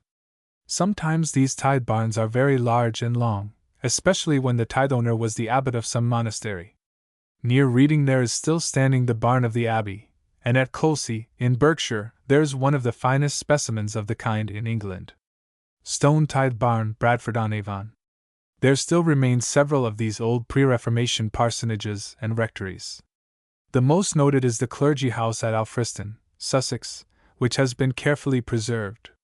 It follows the usual type of 14th century house, and consists of a fine hall, the lower part divided off by a screen, a solar of 2 stories at one end, and a kitchen at the other. It is built of oak framework, filled in with wattle and daub. There is a large chimney and grate in the hall, and huge beams support the thatched roof. Parsonages of medieval times remain at Westdean, Sussex, at King's Stanley and Knott Grove, Gloucestershire, Onestone, Hants, Helmsley, Yorkshire, and at several other places. The rectory of Shellingford, Berks, though much disguised by modern additions, is an original 14th century house. In many villages there are old almshouses founded by pious benefactors for poor brethren and sisters. As we enter the quiet courtyard paved with cobblestones, the spirit of olden days comes over us. The chapel where daily prayer is said morning and evening, the paneled dining hall, with its dark oaken table, the comfortable rooms of the brethren, the time-worn pump in the courtyard, all recall the memory of old times, when life was more tranquil, and there was less hurry and busy bustling. Sometimes we meet with a curious little house built of stone or timber, erected along the great highways, near some bridge or ford, wherein a holy hermit once dwelt, and served his generation by directing travelers to the nearest monastery or rectory, and spent his days in seclusion and prayer. Such indeed is the traditional idea of the hermit's life, but the real hermit of the Middle Ages did not always live a very lonely or ascetic life. He was supported by the alms of the charitable and did no work, but lived an idle life, endured no hardships, and escaped not the scoffs of the satirical. Piers Plowman tells us of workmen, webbers and tailors, and carters' knaves, and clerks without grace, who liked not long labor and light wages, and seeing that lazy fellows and friars' clothing had fat cheeks, forsook their toil and turned hermits. They lived in burrows among brewers and begged in churches. They had a good house, with sometimes a chaplain to say daily mass for them, a servant or 2 to wait on them, and plenty of food and drink provided by a regular endowment, or the donations of the charitable. They did not shut themselves up in their cells and hold no intercourse with their fellowmen, and herein they differed from the recluses who were not supposed to go outside the doors of their anchorages. Both males and females were enrolled as recluses, but only the latter seemed to have taken upon themselves the vows of complete seclusion. Several of these hermitages remain. There is one at Little Budworth, in Cheshire, in the park of Sir Philip Egerton. Warkworth has a famous one, consisting of a chapel hewn out of the rock, with an entrance porch, and a long, narrow room with a small altar at the east end, wherein the hermit lived. At Knaresborough, Yorkshire, there is a good example of a hermitage, hewn out of the rock, consisting of a chapel, called St. Robert's Chapel, with groined roof, which was used as the living room of the hermit. This chapel was the scene of Eugene Aram's murder. At Wetherell, near Carlisle, Lenton, near Nottingham, on the banks of the Severn, near Bewdley, Worcestershire, there are anchorages, and also at Brandon, Downham, and Stow Bardolph, in Norfolk. Spenser in the Faerie Queene gives the following description of a hermit's cell. A little lowly hermitage it was, down by a dale, hard by a forest side, far from resort of people that did pass and travel to and fro. A little wide there was an holy chapel edified, wherein the hermite duly wont to say his holy things, each morn and eventide. Hereby a crystal stream did gently play, which from a sacred fountain welled forth alway. A little lowly hermitage it was, down by a dale, hard by a forest side, far from resort of people that did pass and travel to and fro. A little wide there was an holy chapel edified, wherein the hermite duly wont to say his holy things, each morn and eventide. Hereby a crystal stream did gently play, which from a sacred fountain welled forth alway. Within the churchyard of many a town or village church, and usually attached to the church, stood a reclusorium, or anchor-hold, wherein a recluse, male or female, once resided. At Lanedown Church, Essex, there is a fine specimen of a house of this kind attached to the west end. Generally the anchor-hold was a small room, built of wood, connected with the church. Frequently there is a room over the porch of a church which may have been used for this purpose, the recluse living usually in the church. At Rittenden, Essex, there is a room over the vestry which has evidently been an anchor-hold. There was a window, now blocked up, through which the recluse could see the high altar and the celebration of the holy mysteries, and another for him to look out, hold converse with his friends, and receive their alms. The church of St. Patricio, near Crickhull, South Wales, has an anchor-hold, also Clifton Campville Church, Staffordshire, Chipping Norton Church, Oxfordshire, Warmington Church, Warwickshire, and many churches have rooms over the porch which were formerly used by recluses. The church itself was frequently the habitation of the anchorite. There is a notice of a hermit who lived in St. Cuthbert's Church, Thetford, and performed divine service therein. Of female recluses we gather many details in the Anchorine Roll of Bishop Poore of Salisbury, who left very minute directions for the regulation of their austere and solitary lives.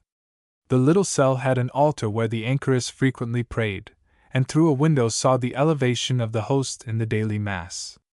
The walls were covered with mural paintings. There was a table, a fire, and a cat lying before it. An unglazed window with a shutter was covered by a black curtain, through which she could converse with anyone outside without being seen. She was not allowed to put her head out of the open window. A peering anchoress, who is always thrusting her head outward, is like an untamed bird in a cage, says the good bishop. The long hours of solitude were spent in devotion, working embroidery, reading her few books, talking to her servant, or to those who desired to speak with her through the curtained window.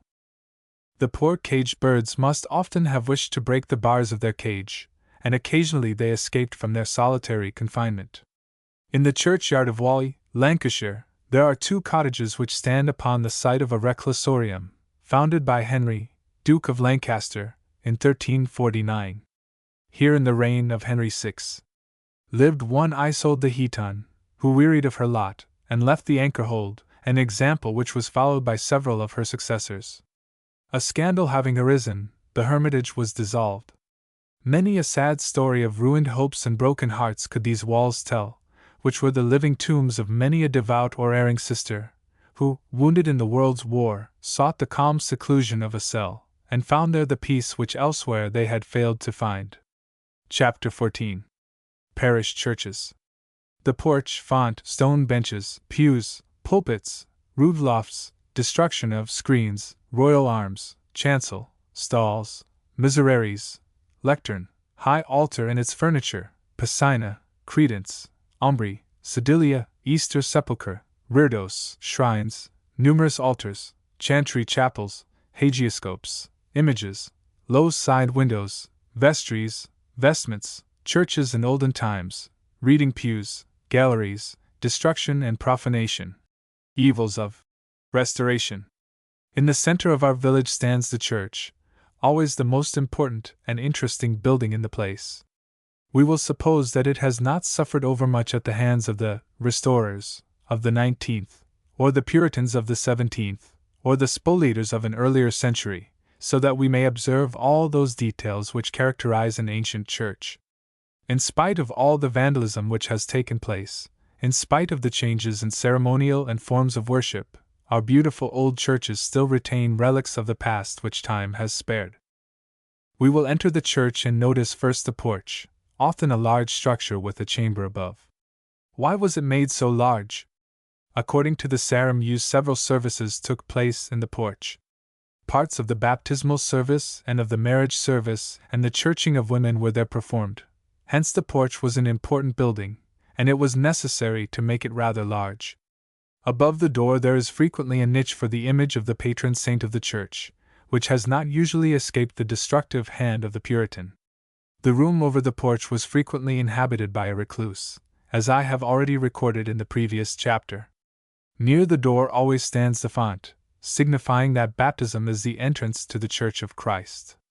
Ancient fonts are large enough to allow the infant to be totally immersed, and are made of stone or lead.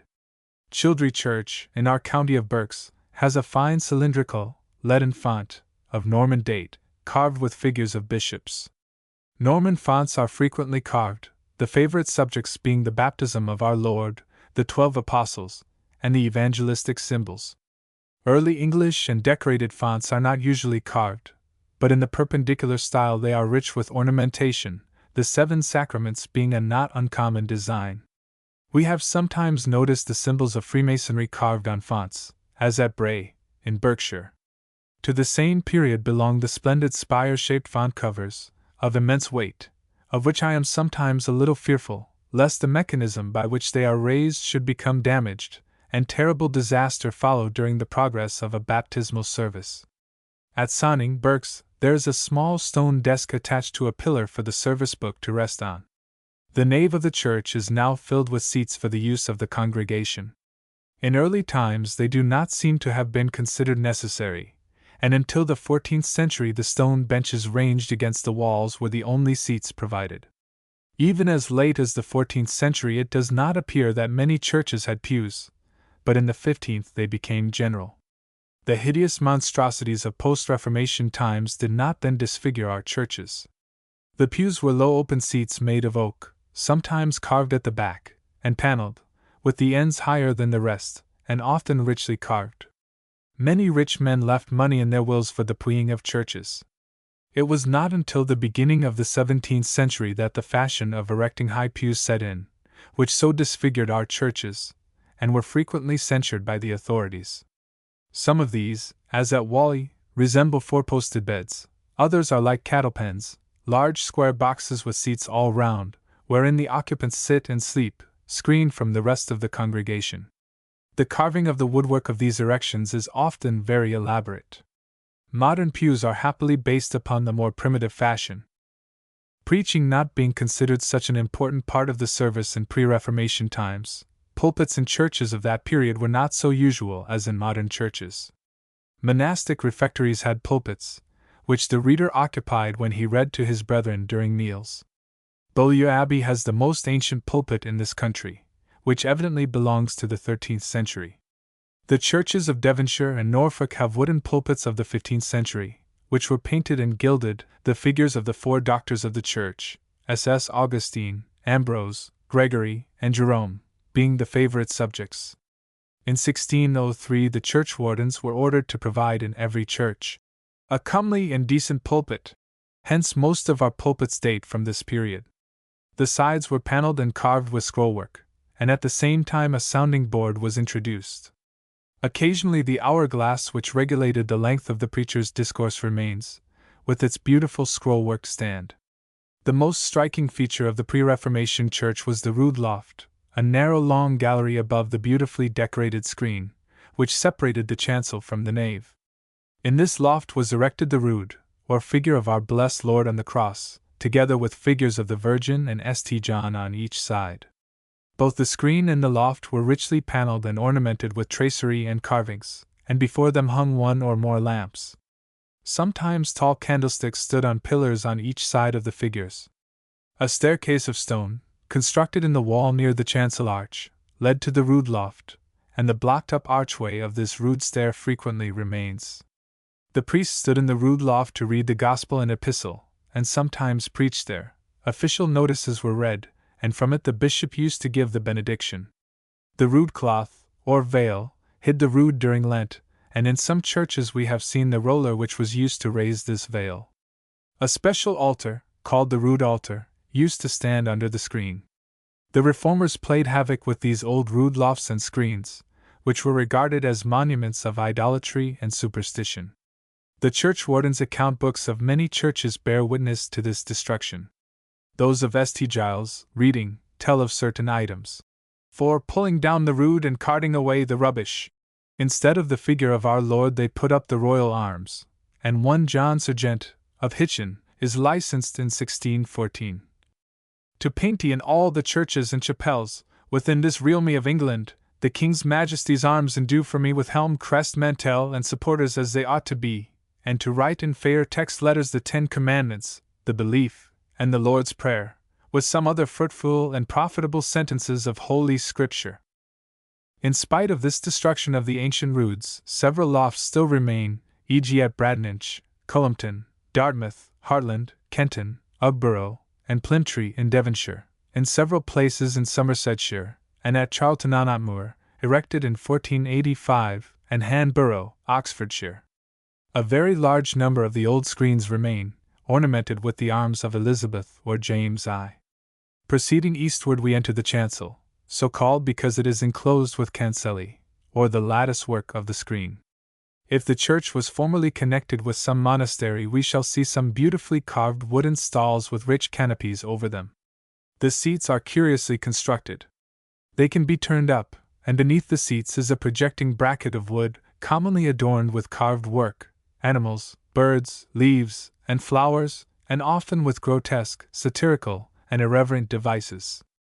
They are called miserere stalls, and were used by the monks or canons to lean against during the portions of the long medieval services, when they were not allowed to be seated. As this practice was a concession to human weakness or infirmity, the seats were called in France misericordes, and in England misereres. The subjects of the sculptures are often extremely curious. Domestic scenes, fables such as the fox and the grapes, demons carrying off monks, the 7 deadly sins, are some of these subjects. Miss Phipson has published a learned work on choir stalls and their carvings, which contains reproductions of 300 of her sketches of curiously wrought misereres. Village church in the Vale. The lectern formerly stood in the chancel, and then, as now, was often in the form of a large eagle, emblematic of St. John. Most of these reading desks belong to the 15th and 17th centuries, and are made of wood, latten, iron, or stone, as well as of brass.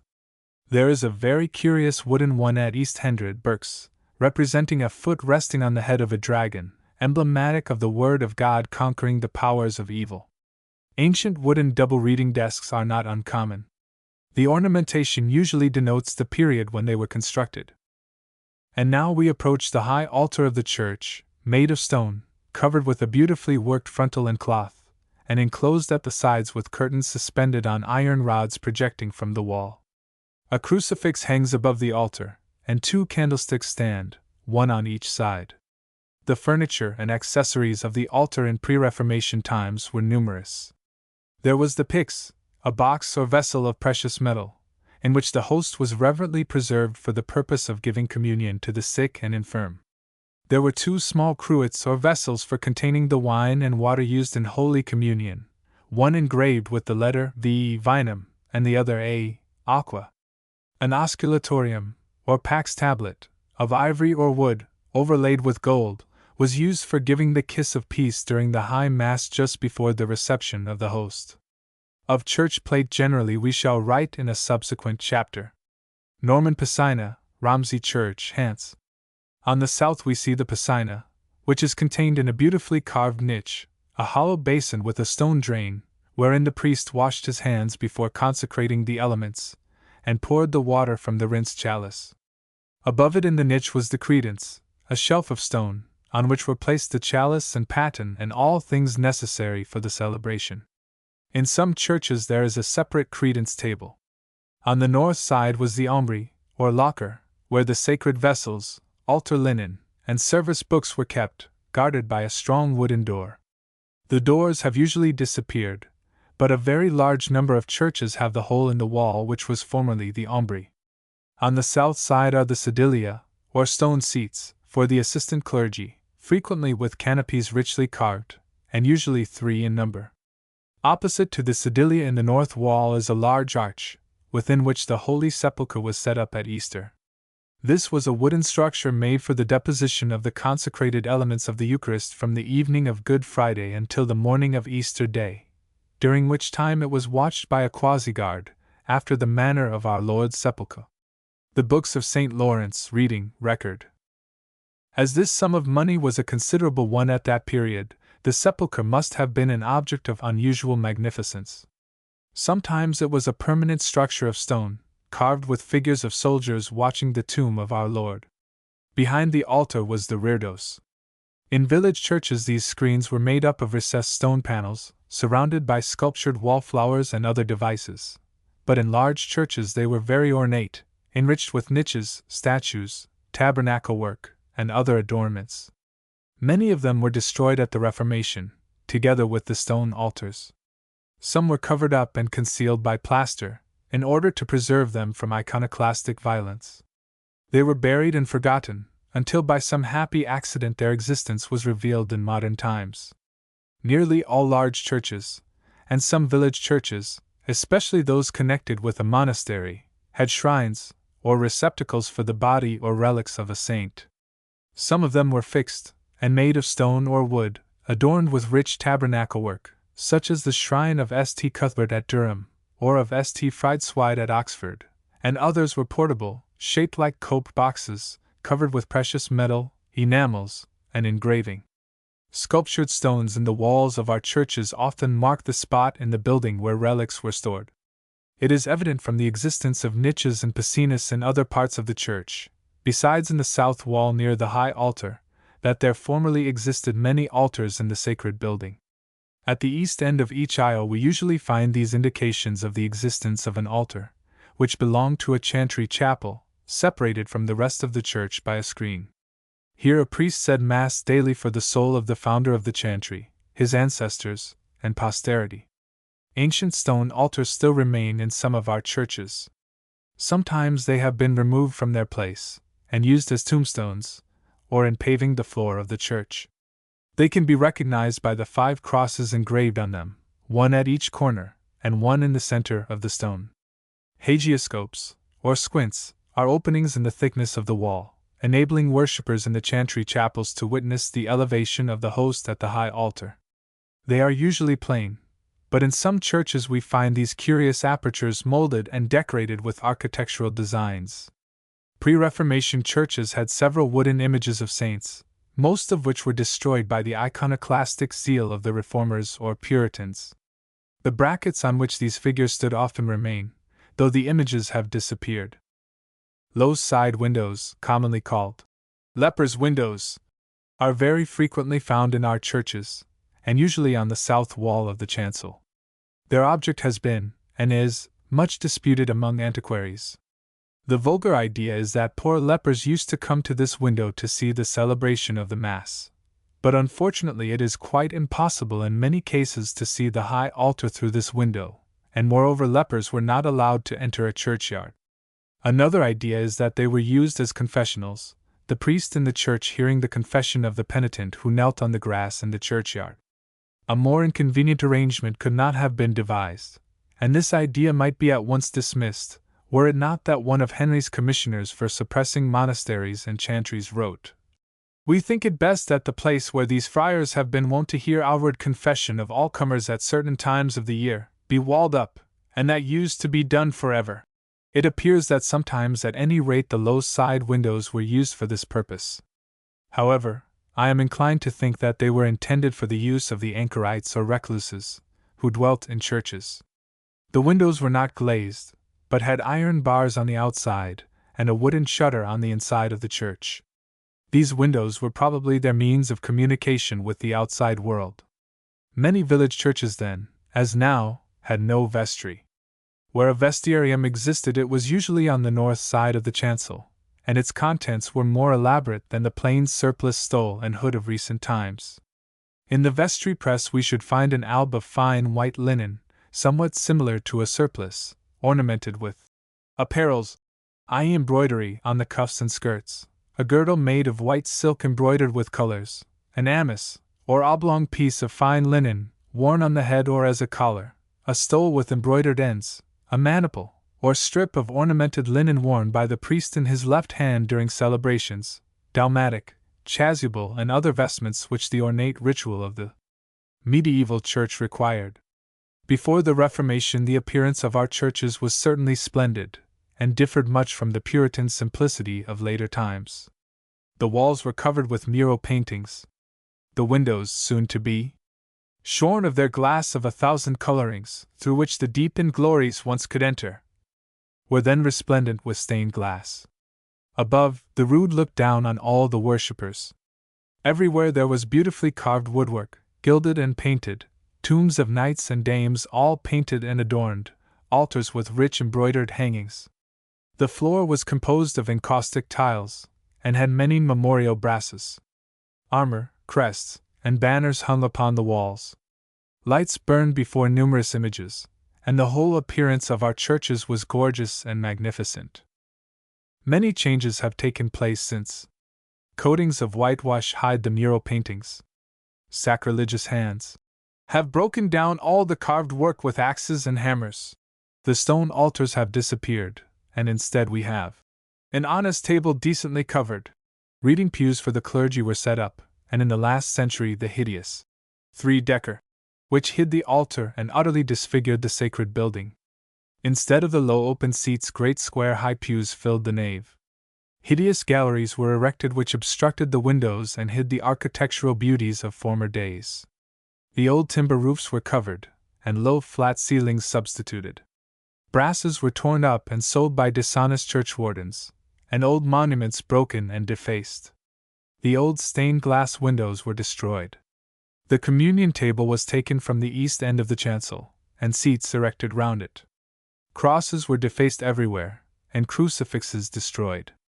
Puritan profanation and wanton destruction devastated our churches to a degree which has never been equaled since the hordes of heathens and barbaric Danish invaders carried fire and sword into the sanctuaries of God. Much harm was done by the Goths and Vandals of the 19th century. Many old churches, replete with 1,000 memories of the past, were pulled down entirely, and modern structures of Victorian Gothic style erected in their place, which can have none of the precious associations which the old churches had. Much harm was done to the old features of many churches by so-called restoration, carried out by men ignorant of architecture and antiquities. But we are learning better now.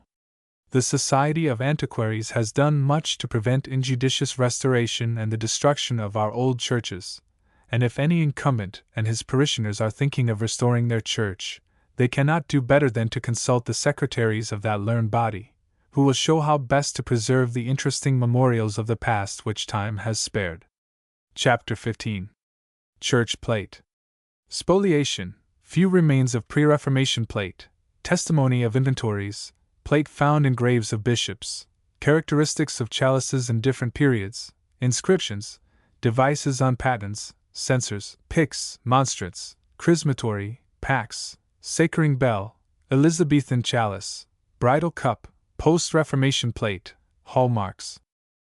We have already mourned over the wanton destruction of much that was of intense interest and value in our churches. But the most systematic robbery and spoliation of our church goods at the time of the Reformation were carried out in the matter of church plate. Henry VIII stripped our cathedrals and conventual churches of almost all that was valuable, and the unscrupulous commissioners of Edward VI performed a like office for our parish churches and chantries. A large number of the old chalices were also melted down and converted into communion cups during the reigns of Edward VI and Elizabeth. Hence, of all the vast store of church plate which our churches possessed before the Reformation, at the present time throughout all England only 34 chalices and 73 patens remain. It is true that not all the ancient vessels fell into the hands of the commissioners of the king. In the churchwarden's account books of the period we read of sundry sales of church plate. Evidently the parishioners had some presentiment of the coming spoliation, so they sold their valuables, and kept the proceeds of the sale for the paving of the streets, or other parochial necessities. The ancient inventories of church goods showed the deplorable loss of the valuables of the church which has taken place. Thus, at the Church of St. Lawrence, reading, in the year 1517, the inventory tells us of the following: a cross of silver and gilt, a censer of silver gilt, another censer, a ship of silver for holding incense, another ship of silver, 2 candlesticks of silver, 2 books bound in silver, 2 basins of silver, a pyx of silver gilt, with a silver pin, a monstrance of silver gilt, a silver gilt chrismatory for the holy oil, a pax, 2 cruets, a bell, a chalice, with a crucifix enameled on the foot and the Trinity on the paten, another chalice, with a crucifix engraved on the foot and a hand on the paten, another chalice similarly described, another similar to first chalice, and 2 others, with a crucifix on the foot and a vernicle, or vera icon, a representation of our Lord's face miraculously delineated on the napkin of St. Veronica. All these vessels were made of silver or silver gilt. Nor were these all the treasures. There were several reliquaries of silver gilt containing parts of the Holy Cross, a gridiron, with a bone of St. Lawrence, and other articles contained in silver boxes. and many books bound with silver clasps. The total weight of silver in this church amounted to 700 ounces. Village churches were, of course, less sumptuously furnished than this important town church, which being situated under the shadow of one of the largest and most important abbeys in the kingdom, would receive many costly gifts and benefactors. But the inventories of village churches show that there was no lack of plate, rich altar hangings, copes, and vestments, which helped to swell the goodly heap of spoil. In country churches in Oxfordshire there were silver chalices and patens, pyxes, censers, candlesticks, chrismatories, crosses, sanctus bells, and other articles of plate. It was the practice in medieval times to place in the coffin of a bishop a chalice and paten, hence some of the earliest specimens of church plate which we possess have been recovered from episcopal graves. 3. The rites of Durham enjoin that on the death of a bishop he was to be buried with a little chalice of silver, other metal, or wax, 8 upon his breast within the coffin. 4. Most of these were made of pewter or lead, but some have been found of silver gilt, latten, and tin. It is perhaps scarcely necessary for our present purposes to describe these early specimens of sacred vessels, as the number of them is so limited, and few of my readers will be able to discover any medieval examples amongst the plate of their own church. However, I will point out a few peculiarities of the plate of each period. 3. 4. The earliest chalice, used in the church of Berwick St. James, Wilts, until a few years ago, and now in the British Museum, dates from the beginning of the 13th century. Its bowl is broad and shallow, the stem and knot, by which the vessel was held, and foot being plain and circular. Then the makers, from 1250 to 1275, fashioned the stem and knot separately from the bowl and foot, and shaped them polygonally. During the remaining years of the century the foot was worked into ornate lobes. Then the bowl is deepened and made more conical. About 1350 the custom arose of laying the chalice on its side on the paten to drain at the ablutions at Mass, and as the round-footed chalices would have a tendency to roll, the foot was made hexagonal for stability. Henceforth all the medieval chalices were fashioned with a 6-sided foot. By degrees the bowl became broader and shallower, and instead of the base having 6 points, its form is a sexfoil without any points. Several old chalices are engraved with the inscription, Calicem salutaris accipium et nomen Domini imbecabo. In one of the compartments of the base there was a representation of a crucifix, or the Virgin, or IHC, or XBC. The usual devices on ancient patens were the Manus Dei, or Hand of God, in the act of blessing, on later ones the Vernicle, or Face of our Lord, the Holy Trinity, the Holy Lamb, the Sacred Monogram. The oldest paten in existence is that found at Chichester Cathedral in a coffin, and its date is about the year 1180. In the center is a rude engraving of the Agnus Dei, and it bears the inscription, Agnus Dei Catalis Peccata Mundi Miserere Nobis. The grave of Bishop Grosseteste at Lincoln yielded up an ancient paten, 1230-53, which has the figure of a bishop vested, the right hand raised in the act of blessing, the left holding a crosier. The oldest piece of church plate still in use is a remarkable paten at Wyke Church, near Winchester, the date of which is about 1280. It bears an engraving of the Agnus Dei holding a banner, and around the rim is the legend, Cunta, Creo, Virtut, Rego, Pietate Reformo. Another favorite inscription was Benedicamus Patram et Filium cum Spiritus Sancto, but on the paten in the church of Great Waltham, Essex, the important word spiritu is omitted for want of room. We have already mentioned several of the important pieces of church plate which were in use in medieval times. Censers, or thuribles, were common in all our ancient parish churches, sometimes of gold or silver, more usually of brass or latten, and were in the shape of a covered vase or cup, perforated so as to allow the fumes of burning incense to escape. Most of our English censers are now in museums, but several ancient ones are still in use in the private chapels of Roman Catholic families. Old inventories always mention a pyx, a box or vessel of gold or silver, in which the host was reserved for the sick and infirm. It often resembles a chalice, except that instead of the bowl there is a covered receptacle for the host. A beautiful specimen was dug up a few years ago in the churchyard of Yateley, Hants. Another vessel was the monstrance, in which the Blessed Sacrament was carried in procession and exposed on the altar. The form varied. Sometimes monstrances were made in the shape of a tower or a covered chalice, sometimes in the form of images carrying silver pyxes, elaborately ornamented with many jewels. Processions were always a great feature of medieval worship, hence the monstrance was frequently in use, especially on such occasions as the celebrations of Corpus Christi Day. Holy oil was much used in the services, as in the Roman Catholic Church at the present time. It was blessed by a bishop on Maundy Thursday, and used in baptism, confirmation, and extreme unction, as well as at the consecration of churches, ordination, and the coronation of kings. The vessel for holding the oil was an important piece of church plate, and was called a chrismatory. Usually there were 3 distinct vessels, one for holding the oil for the sick, a second for use at confirmations, and a third for the baptismal oil. Sometimes these vessels are labeled with the words extunc, cat, and chr, according to the recommendation of St. Charles Borromeo, in order that each oil might be kept for its proper use, and that no confusion might arise. The pax was a small tablet of silver or other precious metal, used for giving the kiss of peace during High Mass. The celebrant kissed the tablet, and held it aloft before all the people. It was usually adorned with a representation of the Agnus Dei. Of the cruets containing wine and water for the celebration we have already written. Then there was a sacring bell, often made of silver, which was rung during the service at the time of the elevation of the host, and at the sound the congregation knelt.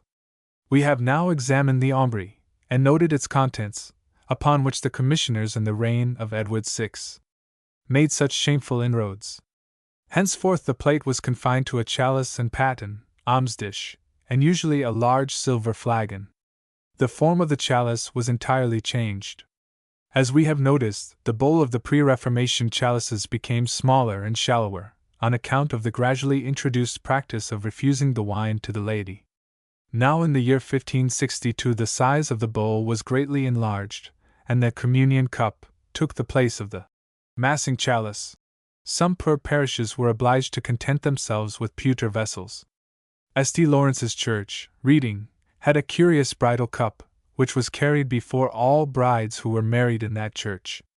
The custom of drinking wine in the church at marriages is enjoined in the Hereford Missal, and the Sarum Missal ordered that the bread immersed in the wine, and consumed by the company, should first be blessed by the priest. Some of these post-Reformation vessels are extremely interesting. They record the thank offerings of pious donors on the occasion of some great event in the national annals, such as the Restoration, or of some private mercy vouchsafed to the individual. They record the connection of some family with the parish, the arms they bore, and the hallmarks tell us of their date, which is often anterior to the date of the inscription. Hallmarks were first introduced in 1300 by Edward I, in order to keep up the purity of silver, and consisted of the lion's or leopard's head crown. This was called the king's mark. The maker's mark was introduced in 1363, and was some initial or badge chosen by the silversmith. To these were added in 1438 the year letter or assayer's mark, a different letter being chosen for each year. When the alphabet was exhausted, another with differently shaped letters was begun. In 1545 the lion passant was introduced, and since 1784 the portrait of the reigning sovereign has appeared.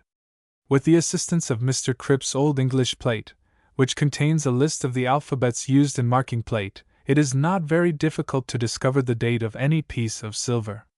Inventories of church plate are being made in many counties and dioceses, and no more useful work can be undertaken by our local antiquarian societies.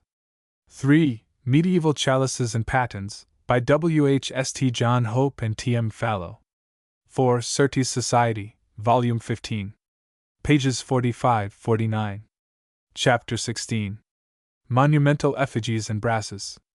Reverence for the Dead, Cists, Stone Coffins, Devices, Introduction of Effigies, Cross-legged Effigies, Wooden Effigies, Incised Effigies, Brasses, essentially English, vast number of brasses, palimpsests, destruction, costumes and fashions, ecclesiastics, lawyers, soldiers, canopies and inscriptions, punning inscriptions, contractions, emblems, heraldry. The pious care which we all love to bestow on the mortal remains of our nearest and dearest, and the respect and honor with which all men regard the bodies of departed heroes, kings, saints, and warriors, have produced a remarkable series of sepulchral monuments, examples of which may be found everywhere. The cairns and tumuli of the primitive races which inhabited our island were the results of the same feelings of reverent regard which inspired the beautifully carved medieval monuments, the memorial brass, or the cross-shaped tombstone of today. I have already mentioned the cromlechs and barrows and other memorials of the early inhabitants of Britain. We have seen the cists of Saxon times, the coffins formed of several stones placed together in the form of a table. The Normans introduced stone coffins for the sepulchre of their great men, many of which may be seen in our cathedrals and old conventual churches. On the lids of their coffins they frequently cut a single cross. When the style of architecture changed to that of the early English and decorated periods, monumental slabs were ornamented with much greater richness and elaboration, and inscriptions were added, and also some device which showed the trade, rank, or profession of the departed. Thus the chalice and paten denoted a priest, a sword showed the knight, an axe, a forester, an inkhorn, a notary, shears, a wool merchant. At the beginning of the 13th century it occurred to someone to preserve the likeness of his departed friend as well as the symbols of his rank and station. So effigies were introduced upon the surface of the slabs, and were carved flat, but ere 50 years had passed away the art of the sculptor produced magnificent monumental effigies. Knights and nobles lie clad in armor with their ladies by their sides. Bishops and abbots bless the spectators with their uplifted right hands. Judges lie in their official garb, and merchants with the emblems of their trade. At their feet lie animals, usually having some heraldic connection with the deceased, or symbolical of his work, e.g., a dragon is trodden down beneath the feet of a bishop, signifying the defeat of sin as the result of his ministry. The heads of effigies usually rest on cushions, which are sometimes supported by 2 angels. A peculiar characteristic of the military effigies in England is that the knights are often represented with the legs crossed. Many speculations have been made with regard to the meaning of this fashion of cross-legged effigy.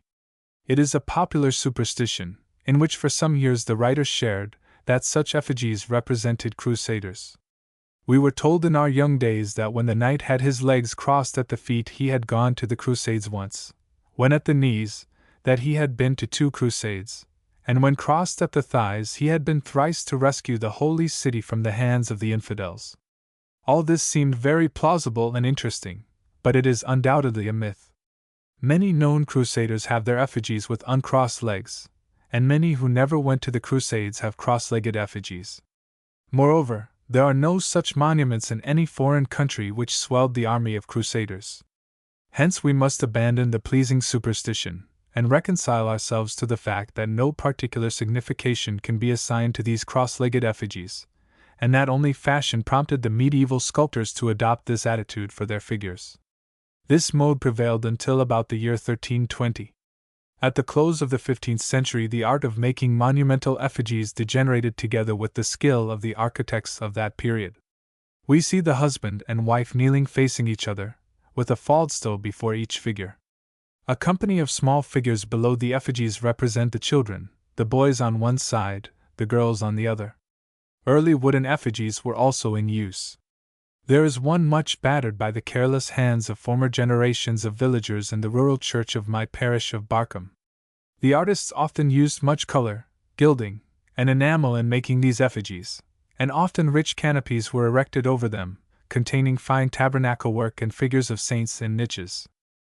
Another form of effigy was commonly in use, in addition to the figures just described.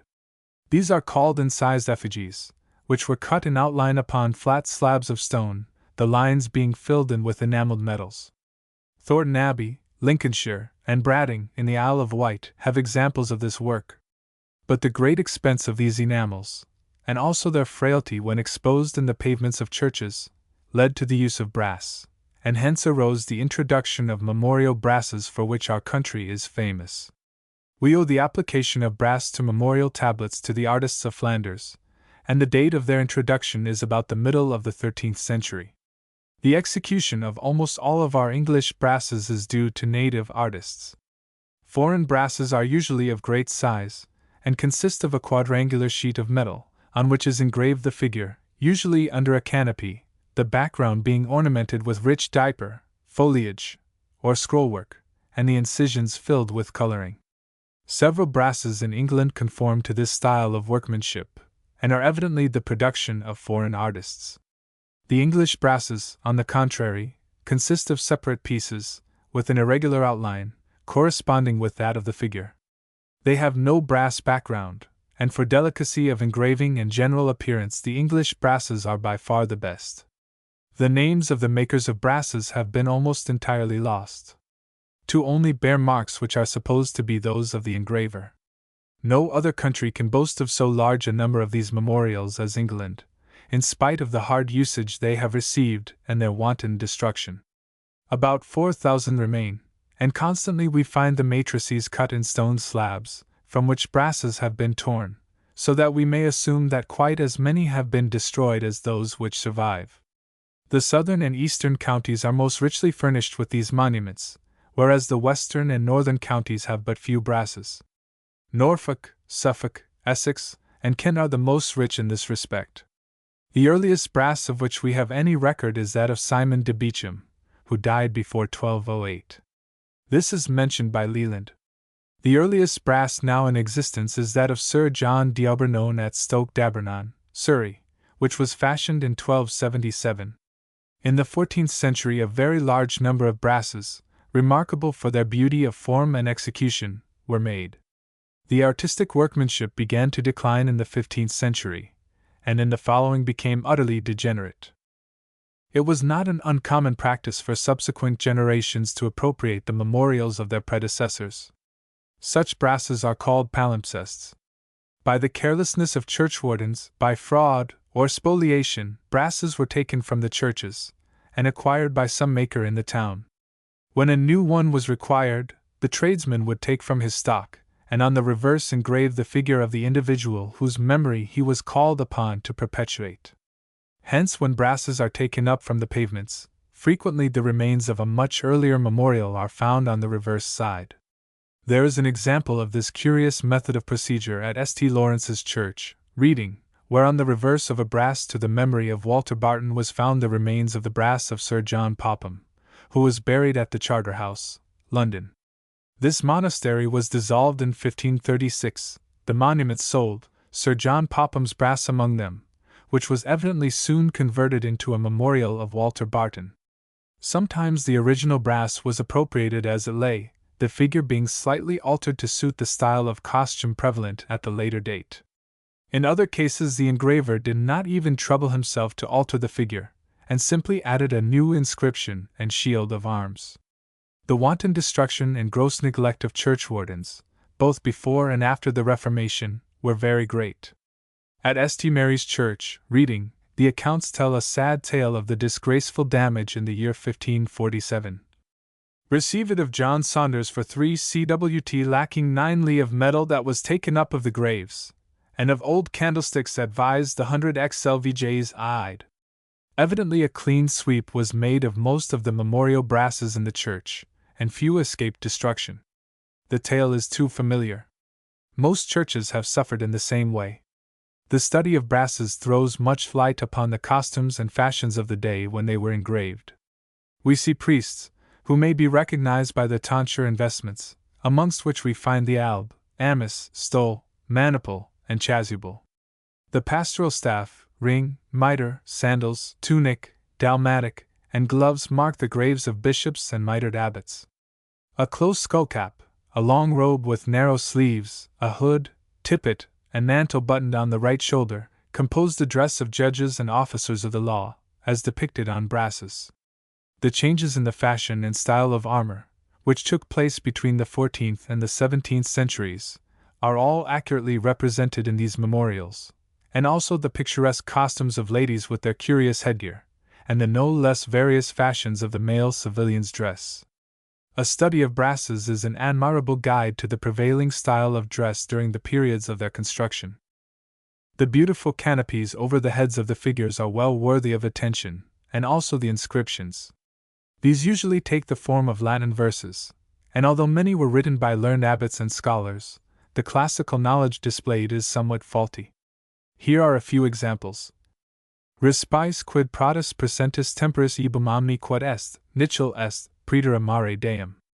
Respice quid prodis presentis temporis ibum omni quod est, nicel est, praeter amare Deum. Sometimes the author of the inscription recorded his name, as did the learned Dame Elizabeth Hobby on a brass at Schatzbruch, which runs: O multum delexenix, pater at bocate, del quia grandibis, bel quia probus eras. Annos bixisti nobis decim, at cetels fidus eras regum, fidus erasques tues. I am satis functus Balias, sed tu, Deus alma, sic mihi concedas bibera six mori. O multum delexenix, pater at bocate, del quia grandibis, bel quia probus eras. Annos bixisti nobis decim, at cetels fidus eras regum, fidus erasques tues. I am satis functus Balias, sed tu, Deus alma, sic mihi concedas bibera six mori. Variety was added sometimes by jumbling together various languages, Norman French, Latin, and English being often oddly combined. People in the Middle Ages loved punning and playing upon the sound of words. Thus a brass to the memory of Thomas Hyle, or Hill, has some verses beginning: Mons invaye jacet. John Day, the printer, had a very extravagant and jocular epitaph beginning: Here lies the day that darkness could not be a windy. He set a fox to write how martyrs run by death to life. Here lies the day that darkness could not be a windy. He set a fox to write how martyrs run by death to life. Alluding to his publication of Fox's Book of Martyrs. His widow probably married a man named Stone. Hence we read: ALS was the last increaser of his store, who mourning long for being left alone, set up this tomb, herself turned to a stone. ALS was the last increaser of his store, who mourning long for being left alone, set up this tomb, herself turned to a stone. Orate pro anima, or of your charite pray for the soul of, were usual inscriptions. It is somewhat difficult for the unpracticed eye to read inscriptions on brasses, owing to the contractions and omissions of letters. Thus M and N are often omitted, and a line is placed over the adjoining letter to indicate the omission. Thus A equals I stands for anima, leg equals U for legum. The letter R is also left out.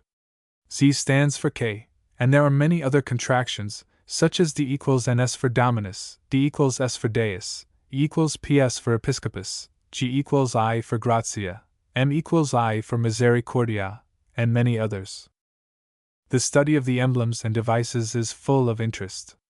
Of ecclesiastical emblems we have the symbols of the Holy Trinity, God the Father represented as an aged person, holding a crucifix on which the dove, an emblem of the Holy Spirit, is alighting, representations of our Lord, angels, saints, 5, evangelists, the Philpot cross, roses, and figures of death. Sometimes the figure on the brass holds a heart in his hand, which indicates a response on the part of the deceased to the old invitatory Sussum corda. 5. The armorial bearings of the deceased are usually represented on brasses, and also personal or professional devices. The founders of churches hold representations in miniature of the churches which they founded. Bishops and abbots have a pastoral staff, priests, a chalice, or a book, wool merchants have woolpacks beneath their feet, and other tradesmen have similar devices denoting their special calling. Merchants' marks also frequently appear, and the medieval taste for punning is shown by frequent rebuses formed on the names of the deceased, e.g. a peacock, for one named Peacock, a fox, for a Foxley, 4 tons and a cross for Master Croston. England may well be proud of the brass memorials of her worthy sons and daughters.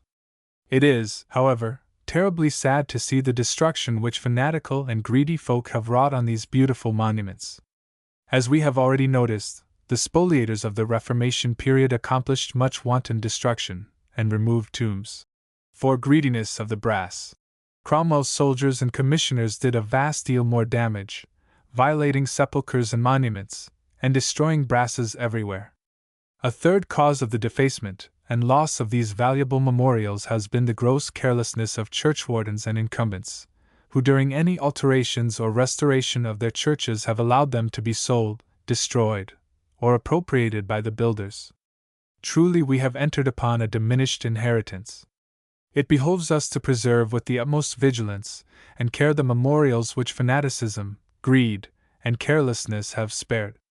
5. The following are the principal emblems of the Apostles: St. Andrew, a cross salter; St. Bartholomew, a knife; St. James the Great, a pilgrim's staff, wallet, escalloped shell; St. James the Less, a fuller's bat, or saw; St. John, a chalice and serpent; St. Jude, a boat in his hand, or a club; St. Matthew, a club, carpenter's square, or money box; St. Matthias, a hatchet, battle axe, or sword; St. Paul, a sword; St. Peter, keys; St. Philip, a tau cross, or a spear; St. Simon, fishes; St.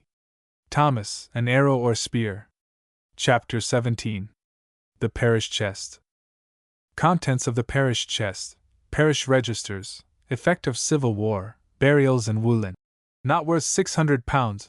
Care bestowed upon registers, curious entries, astrology, gypsies, jester, heart burial, plagues, royal visits, licenses for eating flesh, for to be touched for king's evil, carelessness of custody of registers, churchwardens' account books, their value, curious entries, sports and pastimes, paschal money, brief books, strange entries in registers and account books, dog whippers, king's evil, treating, bishops and poor scholars of Oxford. The parish chest in the vestry usually contains many documents, which are of profound interest to the student of village antiquities. It contains the old churchwardens' account books, the parish registers, lists of briefs, and often many other papers and records which bear on the history of the parish. The old register books record the names of past generations of villagers, and many curious facts about the parish and its people, which are not found in the dull, dry columns of our modern books. Parish registers were first ordered by Thomas Cromwell in the year 1538, and from that date many of our registers begin. 6. But all vicars did not obey the injunctions of Vice-Regent Cromwell. They were renewed by Edward VI in 1547 and by Queen Elizabeth in 1559, and most of our old register books begin with this date. James I ordered that the registers should be written over again in a parchment book, the entries previously having been recorded on paper. Hence many of our books, although they begin with the year 1538, are really copies of the paper records made previous to 1603. 6. The disturbances of the Civil War period caused much neglect in the keeping of the registers. The incumbent was often driven away from his flock, and parish registrars were chosen by the parishioners and approved and sworn before a justice of the peace. Here is a record of this business taken from the books of this parish. Whereas Robert Williams of the Preach of Barkham in the county of Berks was elected and chosen by the inhabitants of the same Preach to be the Preach Register, he therefore ESDRO, WMS was approved and sworn the 16th day of November 1653. Re Big, J.P. Henceforth the children are registered as having been born, not baptized, until the Restoration brought back the clergyman to his flock again, and the entries are written in a scholarly hand, and the disorder of the previous years ceases. In 1679 an act was passed requiring that the dead should be buried in Woollen, the purpose being to lessen the importation of linen from beyond the seas, and the encouragement of the woolen and paper manufacturers of this kingdom.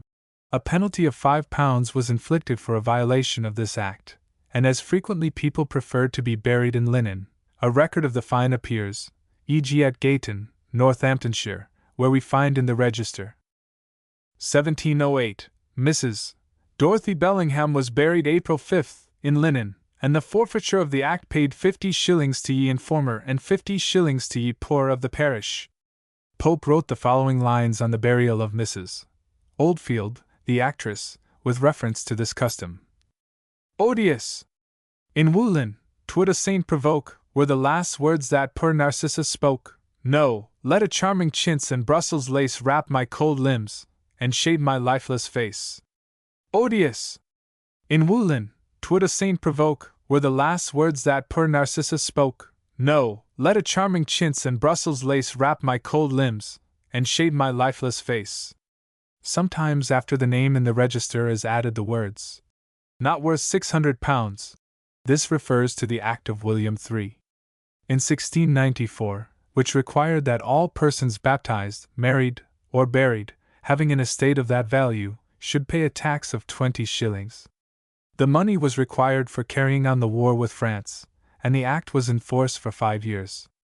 This description of the personal estate was not intended to be invidious, but was of practical utility in enforcing the act. The parish registers reflect with wonderful accuracy the life of the people, and are most valuable to the student of history. Clergymen took great pride in recording the short and simple annals of the poor. A Gloucestershire rector, 1630 A.D., wrote in his book the following good advice which might with advantage be taken in many other villages.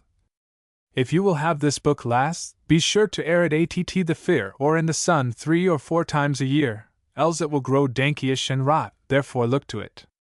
It will not be amiss when you find it dankyish to wipe over the leaves with a dry woolen cloth. This place is very much subject to dankyishness, therefore I say look to it. A study of the curious entries which we occasionally find conveys much remarkable information. Sometimes, in the days of astrology, in order to assist in casting the nativity, it is recorded that at the time of the child's birth, the sun was in Libra, or in Taurus. Gypsies were evidently numerous in the 16th century, as we constantly find references to the roguish Egyptians. The domestic jester finds his record in the entry. 1580, March 21st, William, fool to my Lady Jerningham. The suicide is infamously buried. Heart burial is often recorded, as at Woburn, Bucks. 1700.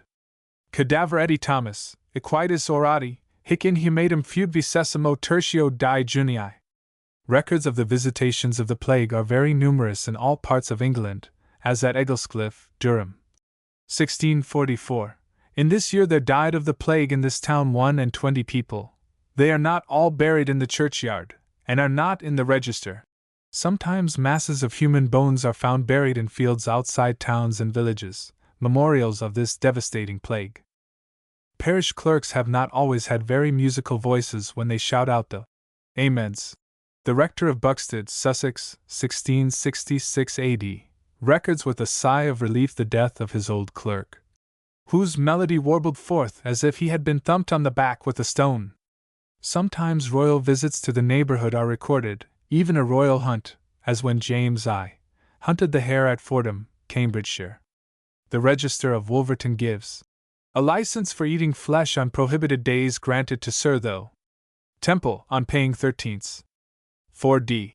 Storms, earthquakes, and floods are described, and records of certificates granted to persons to go before the king to be touched for the disease called the king's evil. The Civil War is frequently mentioned, and also caused the omission of many entries. At Tarporley, Cheshire, there is a break from 1643 to 1648, for which the rector thus accounts. This intermission happened by reason of the great wars obliterating memorials, wasting fortunes, and slaughtering persons of all sorts. Parish registers have fared ill and suffered much from the gross carelessness of their custodians. We read of the early books of Christ Church, Hants, being converted into kettle holders by the curate's wife. Many have been sold as waste paper, pages ruthlessly cut out, and village schoolbooks covered with the leaves of old registers. The historian of Leicestershire writes of the register of Scraptoft. It has not been a plaything for young pointers, it has not occupied a bacon scratch, or a bread and cheese cupboard, it has not been scribbled on within and without, but it has been treasured ever since 1538, to the honor of a succession of worthy clergymen. O.S.I. sic omnes. The churchwarden's account books are even of greater value to the student of history than the registers, priceless as the latter are for genealogical purposes. The Bishop of Oxford states that, in the old account books and minute books of the churchwardens in town and country we possess a very large but very perishable and rapidly perishing treasury of information on matters the very remembrance of which is passing away, although their practical bearing on the development of the system of local government is indisputable, and is occasionally brought conspicuously before the eye of the people by quaint survivals. It is well that such materials for the illustration of this economic history as have real value should be preserved in print, and that the customs which they illustrate should be reclaimed by history from the misty region of folklore, whilst they can. Many of these account books date from pre-Reformation times, and disclose the changes which took place in the fabric of our churches, the removal of roods and other ecclesiastical furniture, during the Reformation. They are usually kept with great exactness, and contain an accurate record of the receipts and expenditure for each year. Some of the entries are very curious, and relate to the sports and pastimes of our ancestors, the mystery plays, and church allesh, which were all under the patronage of the churchwardens. The proceeds of these entertainments were devoted to the maintenance of the church, and were included in the accounts, as well as the necessary cost of the merry diversions. Thus, in the books of St. Lawrence's Church Reading, we find such items as the following: bells for the morris dancers, liveries and coats, bread and ale, horse meat of the horses for the kings of Colon on May Day, are some of the items which appear in these books. Another book tells us about the gatherings, at Hocktide, when on one day the men stopped the women, and on the next the women the men, and refused to let them go until they gave money. The women always succeeded in collecting the most money. Traces of this custom are still found in many country places. The practice of hawking, at Hungerford and lifting, in Lancashire subsists still, but the money collected is no longer devoted to any pious uses. The item, Paschal money at Easter, frequently occurs. This was originally a collection for the Paschal taper, which burned before the high altar at Eastertide. When, in the reign of Elizabeth, the taper was no longer used, the money was devoted to buying the bread and the wine for the Easter communion. Another item which often appears is a payment of smoke farthings to the bishop of the diocese at his visitation court. This is another name for Peter's pence, formerly given to the Pope. In the accounts of Minchinhampton we find the entry under the year 1576. For Pentecost money, otherwise Peter pence, sometime paid to Antichrist of Rome 16. After the Reformation the tax was collected, but given to the bishop. There are very many other points of interest which a study of the churchwarden's books presents. In more recent times we find constant payments for the slaughter of sparrows, and many other items which scarcely come under the head of ecclesiastical charges. 7. But of course the vestry was then the council chamber of the parish, which managed all the temporal affairs of the village community. Possibly, in these days of poor law unions, district and county councils, our affairs may be managed better, but there is much to be said in favor of the older system, and parish councils are not much of an improvement on the old vestries. 7. Another book which our parish chest contains is the Brief Book. Briefs were royal letters which were sent to the clergy directing that collections be made for certain objects.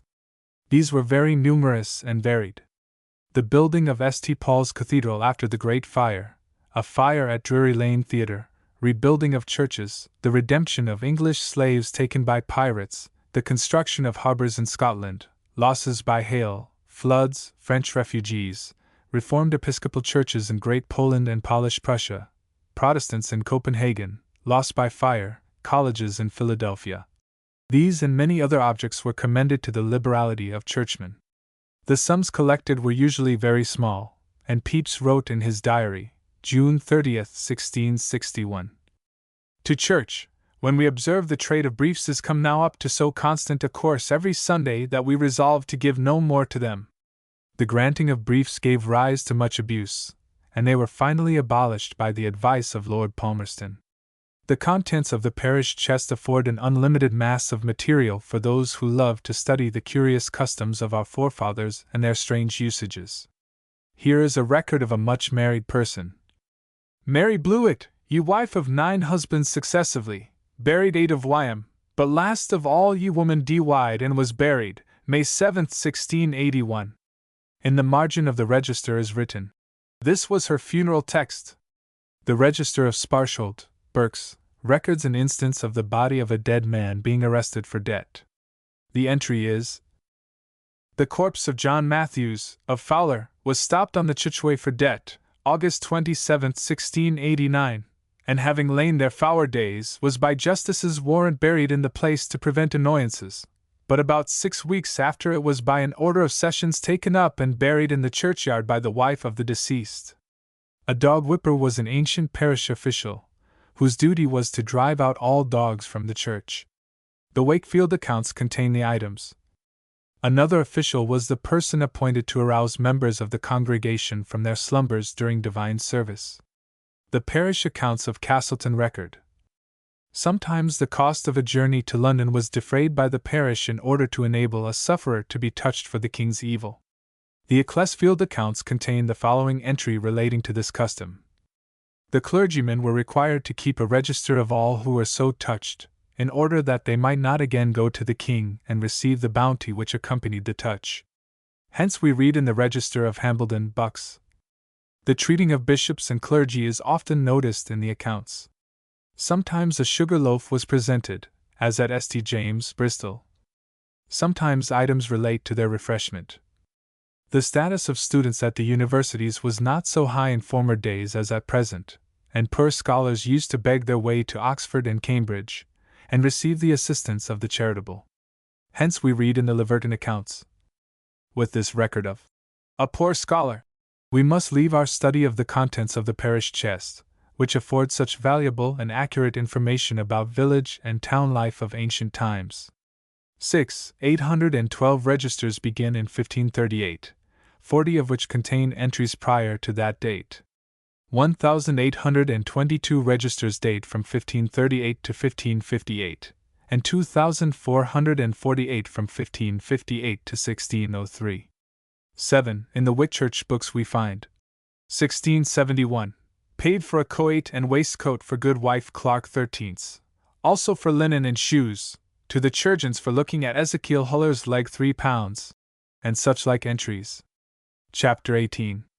Stained glass, tiles, and Nero paintings.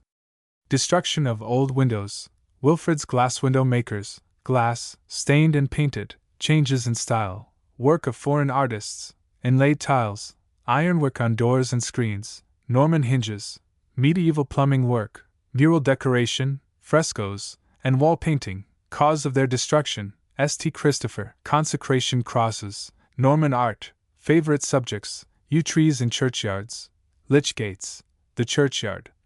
Curious epitaphs. No branch of archaeology is more interesting than the study of our stained glass windows, which illustrate so clearly the faith, history, and customs of our ancestors. We have again to thank the fanatics of the Reformation and Cromwellian periods for the shameful destruction of so many beautiful windows. How great has been the loss to art and history caused by their reckless demolition! And in addition to this miserable violence, our windows have suffered greatly from the ignorant indifference of the 18th and 19th centuries, which allowed priceless examples of old glass to be removed and replaced by the hideous specimens of the modern glass painters. In Saxon times, this art found a home in England, the artifices lapidarum et vitrirum fenestrarum having been invited to this country by Wilfrid, Bishop of York, in 709. The earliest specimen of ancient glass now in existence is in the choir aisles of Canterbury Cathedral, where it was probably fixed when the cathedral was rebuilt after the fire in 1174. Colored glass is of two kinds: 1. Stained glass, made by mixing metallic oxides with the glass when in a state of fusion, the colors thus going through the whole mass. 2. Painted glass, in which coloring is laid upon the white or tinted glass, and fixed by the action of fire. As the style of architecture changed, so the art of the glass painter changed with it. In the early English period the colors were very rich, and the designs consisted of medallions containing subjects taken from Holy Scripture, or the lives of the saints, upon grounds of ruby and blue. Mosaic patterns formed the groundwork of the medallions, and a border of scrolls and foliage encloses the whole design. The outlines of the figures are formed by the lead. In the decorated period the medallions disappear, and in their place we find single figures of large size under canopies. Instead of the mosaic backgrounds, diaper work in whole colors is used. Lights and shades are introduced in the dresses and canopies, and foliage is painted on the panes. The artists of this period first introduced heraldic devices into the windows. A border of white glass intervenes between the window and the medallion. When the perpendicular style was in vogue, the art of the glass painter degenerated, as did that of the architect. Stained glass was little used, and the artists painted with enamel colors their designs upon the glass. The figures were larger than before, and the canopies of great size and with much architectural detail, landscapes and buildings appearing in the background. During this period, inscriptions began to be used. In the 16th century, the progress of the art was in the same direction. Large figures and groups of figures fill the whole window, and the existence of mullions is disregarded in the execution of the design. Glass painting flourished until the Civil War period, and then died out. English churches benefited much by the work of foreign artists. The great Florentine Francesco di Levi de Gambassi visited this country. There is a letter dated 1434, written to the master glass painter Gambassi, then in Scotland, and who made works in glass of various kinds, and was held to be the best glass painter in the world. How much must we regret the destruction of the windows made by this excellent artist in Holyrood Chapel and elsewhere by fanatical mobs. The Fairford windows are perhaps the finest and most interesting in England. The story runs that they were made in Germany for a church in Rome, and that the vessel conveying them was captured by an English ship, and as the noble church at Fairford was then being built, the glass was sent there and given to it. Shiplake Church, Oxfordshire, has some of the beautiful glass which once adorned the ruined church of St. Bertin at St. Omer, plundered during the French Revolution. Some good work was accomplished in the 17th century by English artists, who practiced enamel painting, notably by Gervase, who in 1717 executed from designs by Sir Joshua Reynolds the beautiful west window of New College Chapel, Oxford. The floors of our churches were enriched with inlaid tiles. Various patterns and designs were impressed upon them when the clay was moist, a metallic glaze covered the surface, and then the tiles were placed in the furnace. Many designs are found on ancient tiles, such as heraldic devices, monograms, sacred symbols with texts, architectural designs, figures, and patterns. The age of the tiles may be determined by comparing the designs imprinted upon them with the architectural decorations belonging to particular periods. In the 16th century, many Flemish tiles were brought to England, and superseded those of English manufacture. In the Middle Ages, no branch of art was neglected. Even the smith, who made the ironwork for the doors, locks, and screens, was an artist, and took pains to adapt his art to the style of architecture prevailing in his time. Norman doors are remarkable for their beautifully ornamented hinges. They have curling scrollwork, and a large branch in the form of the letter C issuing from the straight bar near the head. Early English doors have much elaborate scrollwork, with foliage and animals' heads. During the decorated period, the hinges are simpler, on account of the carved paneling on the doors, and they continue to become plainer in the subsequent period. The knockers on the doors often assume very grotesque forms, as at Durham Cathedral.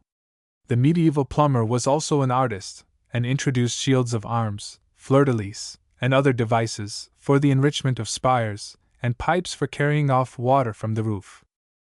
No part of the ancient decoration of our churches has suffered more than the paintings and frescoes which formerly adorned their walls. In the whole of the country there are very few of the ancient edifices which retain any traces of the numerous quaint designs and figures painted on the inner surfaces of their walls during the Middle Ages. Our ancestors used to make free use of color for the purpose of architectural decoration, and employed several means in order to produce the effect.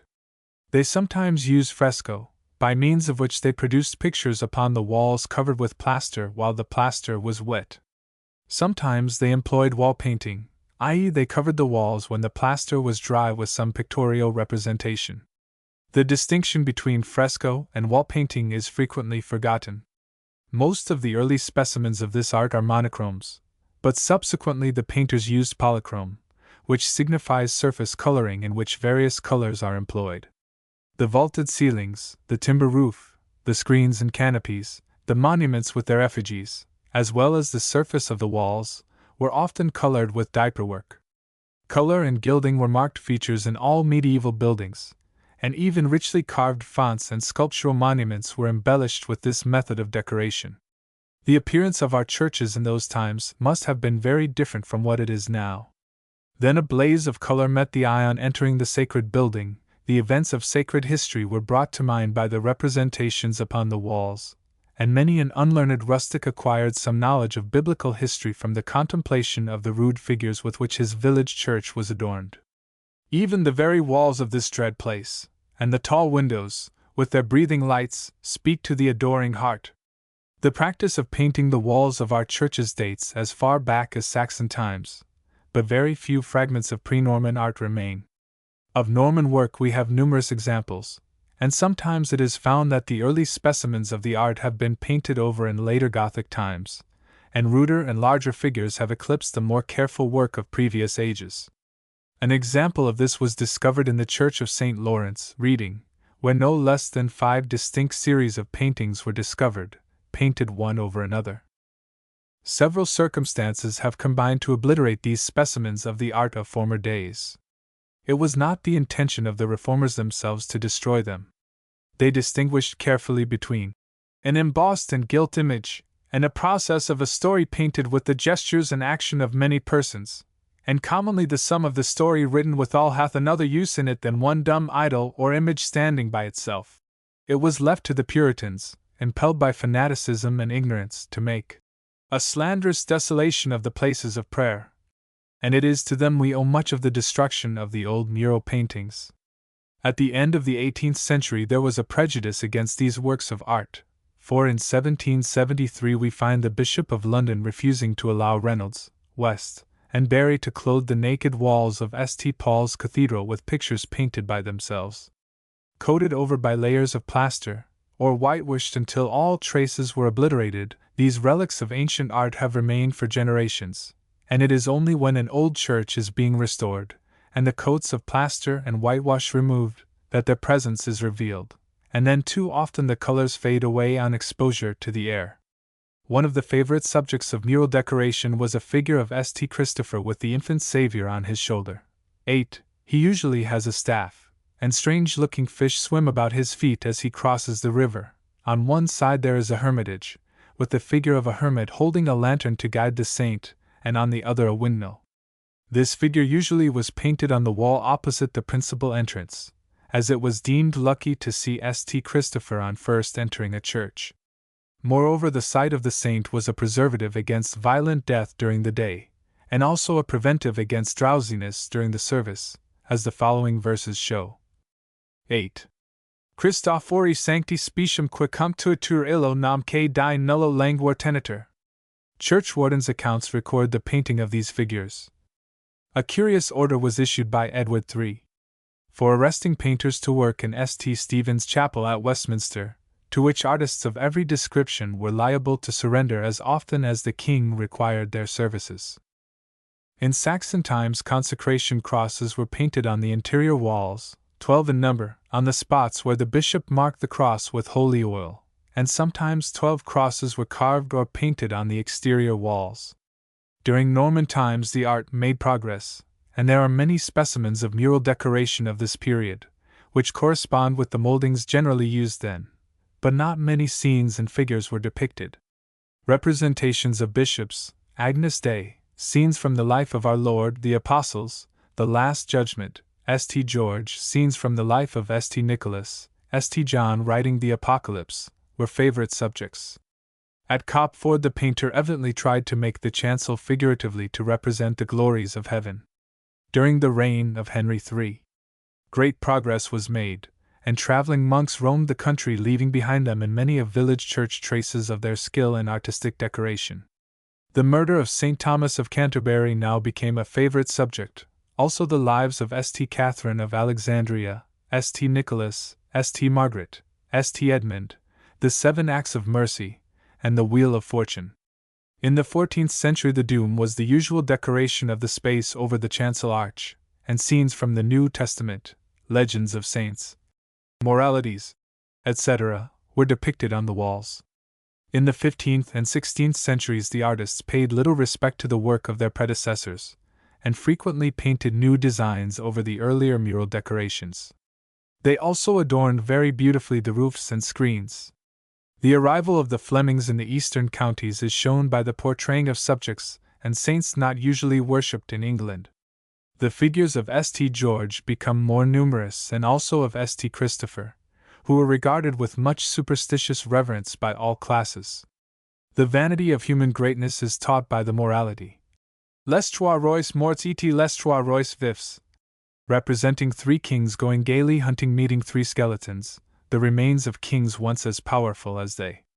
The Dance of Death, so popular abroad, also appears in some English churches.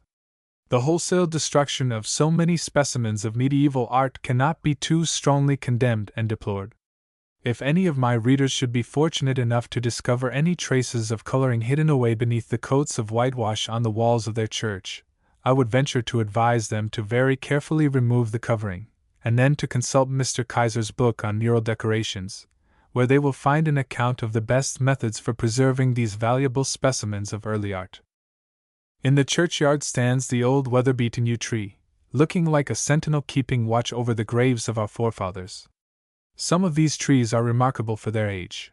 The yews at Fountains Abbey, in Yorkshire, were probably in a flourishing condition so long ago as the year 1132, and some are older still. Why they were planted in churchyards it is difficult to ascertain. It has been conjectured that they were planted in so secure a spot in order that the men might provide themselves with bows, as all the bows used by the English, with which they did such execution against their enemies, were made of yew. Others contend that its green boughs were used instead of palms on Palm Sunday, or for funerals. But I think that they were regarded with veneration by our forefathers when they were still heathen, and that some religious symbolism, such as of immortality, attached to them, and that when the Christian teachers came they made use of this religious sentiment of the people, planted the Christian cross by the side of the yew, and under its shade preached lessons of true immortality, of which the heathen ideals were only corrupt legends and vain dreams. At the entrance of the churchyard there is often a lich gate, i.e. a corpse gate, where the body may rest while the funeral procession is formed. Lich is the Saxon word for a dead body, from which Lichfield, the field of dead bodies, is derived. Bray, in Berkshire, famous for its time-serving vicar, is also famous for its lich gate, which has 2 rooms over it. God's Acre is full of holy associations, where sleep the rude forefathers of the hamlet. There stands the village cross where the preachers stood in Saxon times and converted the people to Christianity, and there the old sundial on a graceful stone pedestal. Sometimes amid the memorials of the dead stood the parish stocks. Here in olden days fairs were held, and often markets every Sunday and holiday, and minstrels and jugglers thronged, and stringent laws were passed to prevent improper and prohibited sports within the churchyard, as, for example, wrestling, football, handball under penalty of 2d forfeit. Here church alesh were kept with much festivity, dancing, and merrymaking, and here sometimes doles were distributed on the tombstones of parochial benefactors, and even bread and cheese scrambled for, according to the curious bequests of eccentric donors. And then there are the quaint epitaphs on the gravestones, of which many have made collections. Here is one to the memory of the driver of a coach that ran from Aylesbury to London. Parker, farewell! Thy journey now is ended, death has the whip hand, and with dust is blended, thy waybill is examined, and I trust thy last account may prove exact and just, when he who drives the chariot of the day, where life is light, whose word's the living way, where travelers, like yourself, of every age, and every clime, have taken their last stage, the God of mercy and the God of love show you the road to paradise above. Parker, farewell! Thy journey now is ended, death has the whip hand, and with dust is blended, thy waybill is examined, and I trust thy last account may prove exact and just, when he who drives the chariot of the day, where life is light, whose word's the living way, where travelers, like yourself, of every age, and every clime, have taken their last stage, the God of mercy and the God of love show you the road to paradise above. Here is another to the memory of a once famous Yorkshire actor, buried at Beverley. In memory of Samuel Butler, a poor player that struts and frets his hour upon the stage, and then is heard no more. OBT. June 15, 1812 AET. 62. Here is a strange one from Olliscombe, Devon. Here lie the remains of James Patey, brickmaker, late of this parish, in hopes that his clay will be remoulded in a workmanlike manner, far superior to his former perishable materials. Keep death and judgment always in your eye, or else the devil off with you will fly, and in his kiln with brimstone ever fry. If you neglect the narrow road to seek, Christ will reject you like a half-burnt brick. Keep death and judgment always in your eye, or else the devil off with you will fly, and in his kiln with brimstone ever fry. If you neglect the narrow road to seek, Christ will reject you like a half-burnt brick. Those interested in the brave mortals who go down to the sea in ships will like to read the following verses which appear on the tomb of William Harrison, mariner, buried in Hessel Road Cemetery, Hull. Long time I plowed the ocean wide, a life of toil I spent, but now in harbor safe arrived from care and discontent. My anchor's cast, my sails are furled, and now I am at rest. Of all the ports throughout the world, sailors, this is the best. Long time I plowed the ocean wide, a life of toil I spent, but now in harbor safe arrived from care and discontent. My anchor's cast, my sails are furled, and now I am at rest. Of all the ports throughout the world, sailors, this is the best. The following original epitaph in a neighboring churchyard compares very favorably with the flattering and fulsome inscriptions prevalent at the beginning of the 19th century, written in what has been called lapidary style. He was, but words are wanting to say what is just and kind, and he was that. He was, but words are wanting to say what is just and kind, and he was that. 8. At Sedgeford the infant is portrayed with 3 heads, illustrating the doctrine of the Blessed Trinity. Chapter 19. Church Bells.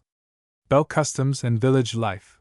Antiquity of Bells, Christening of Bells, Ancients, Inscriptions, Dedications, Inscriptions of Praise, Leonine Verses, Curious Inscriptions, Historical Events Recorded, Uses of Bells, Passing Bell, Pancake Bell, Curfew, Guiding Bells, Names of Benefactors, Great Bells, Sanctus Bell, Sacring Bell, Frequent Ringing of Bell, Change Ringing, Care of Bells. Bells play an important part in village life, and there are few more interesting branches of the study of village antiquities than bell lore. Ringing customs throw much light upon the manners and doings of our ancestors. Bells rang to commemorate the great events in history, news of which was conveyed to the quiet village. They sounded forth the joys and sorrows of the parishioners in their generations, pealed merrily at their weddings, and mourned for them at their funerals. As the bell, Roland, of Ghent seemed endowed with a human voice, and was silenced forever by Charles V, lest it should again rouse the citizens to arms, so these bells in our village steeples seem to speak with living tongues and tell the story of our village life. Bells have great antiquity. Odosius, Bishop of Llandaff, in 550 AD, is said to have taken the bells away from his cathedral during a time of excommunication. Bede mentions them in the 7th century. In 680 Benedict, abbot of Wearmouth, imported some from Italy, and in the 10th century St. Dunstan hung many. Ireland probably had bells in the time of St. Patrick, who died in 493, and a bell that bears his name is preserved at Belfast.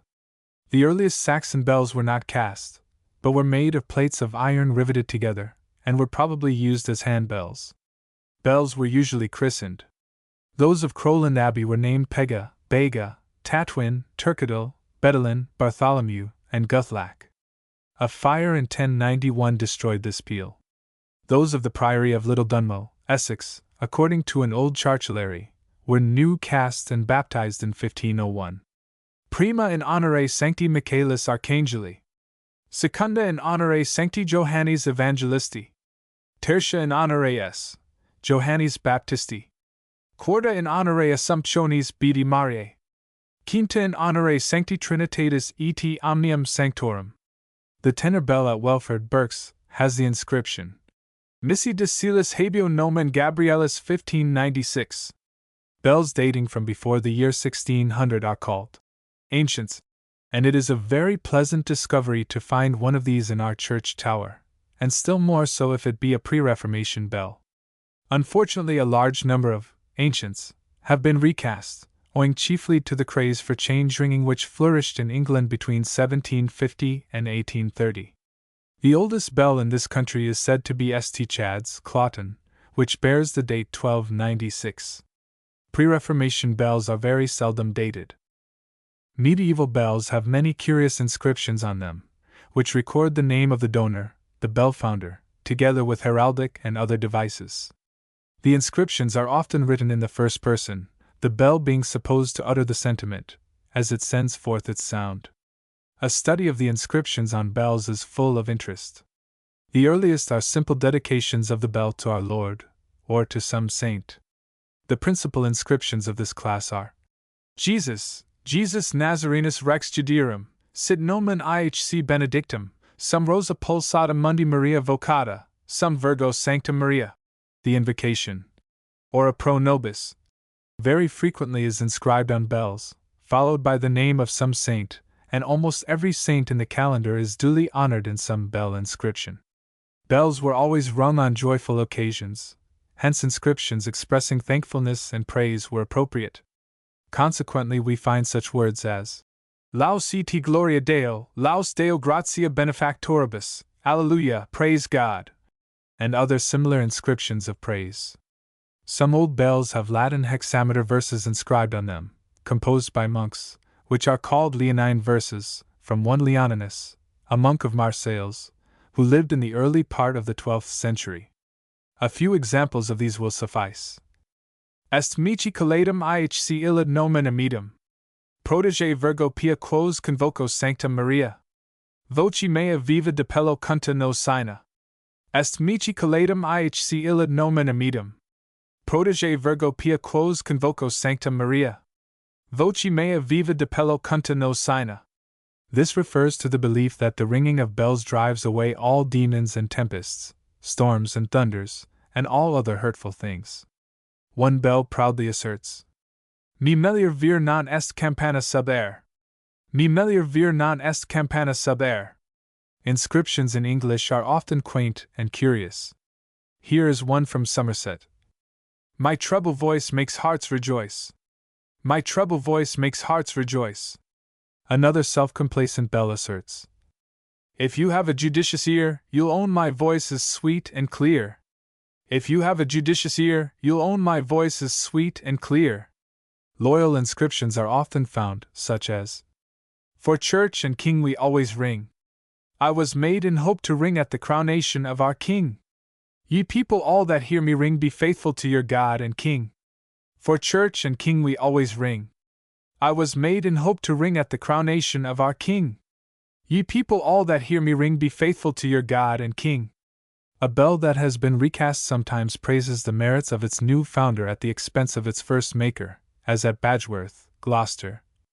Badgeworth ringers they are mad, because Rigby made me bad, but Abel Rudhall you may see hath made me better than Rigby.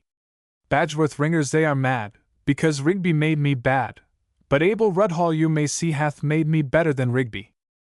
Sometimes all the bells which compose a peal tell their various uses. Thus at Bakewell we find some verses on each bell. 1. When I begin our merry din this band I lead from discord free, and for the fame of human name, may every leader copy me. 2. Mankind, like us, too oft are found possessed of naught but empty sound. 3. When of departed hours we toll the knell, instruction take and spend the future well. 4. When men in Hymen's bands unite, our merry peals produce delight, but when death goes his dreary rounds, we send forth sad and solemn sounds. 5. Through grandsires and triples with pleasure men range, till death calls the bob and brings on the last change.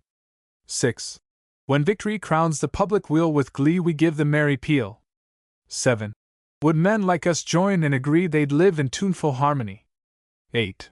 Possessed of deep sonorous tone this belfry king sits on his throne, and when the merry bells go round, adds to and mellows every sound, so in a just and well-poised state, where all degrees possessed do wait, one greater power one greater tone is seated to improve their own. 1. When I begin our merry din this band I lead from discord free, and for the fame of human name, may every leader copy me. 2. Mankind, like us, too oft are found possessed of naught but empty sound. 3. When of departed hours we toll the knell, instruction take and spend the future well. 4. When men in Hymen's bands unite, our merry peals produce delight, but when death goes his dreary rounds, we send forth sad and solemn sounds. 5. Through grandsires and triples with pleasure men range, till death calls the bob and brings on the last change. 6. When victory crowns the public weal with glee we give the merry peal. 7. Would men like us join and agree they'd live in tuneful harmony. 8. Possessed of deep sonorous tone, this belfry king sits on his throne, and when the merry bells go round, adds to and mellows every sound. So in a just and well-poised state, where all degrees possessed do wait, one greater power, one greater tone is seated to improve their own. A Rutland bell has the following beautiful inscription: Non clamor sedum more cantat in or day. Not noise but love sings in the ear of God. Non clamor sedum more cantat in or day. Not noise but love sings in the ear of God. Historical events are sometimes recorded, as at Ashover, Derbyshire, where a recasted bell states: This old bell rung the downfall of Buonaparte and broke, April 1814. This old bell rung the downfall of Buonaparte and broke, April 1814. The uses of bells are often shown by their inscriptions. People were aroused by their sound each morning in many places, as at St. Ives, where a bell is inscribed: Arise and go about your business. Arise and go about your business. The villagers were summoned to extinguish fires by ringing of bells. Thus Sherburne, Dorset, has a bell inscribed: Lord, quench this furious flame, arise, run, help put out the same. Lord, quench this furious flame, arise, run, help put out the same. Bell-ringing customs are very numerous. 9. The passing bell has many variants. In some places 3 times 3 strokes are sounded for a man, 3 times 2 for a woman, and 3 times 1 for a child. Out of the first named of these practices probably arose the phrase, 9 tailors make a man, which is usually explained as more properly signifying, 9 tellers make a man.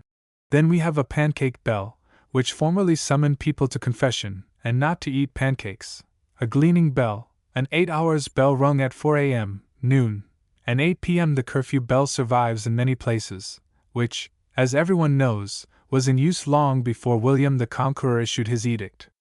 Peals are rung on Oak Apple Day, and on Guy Fawkes Day, loud enough to call up poor Guy.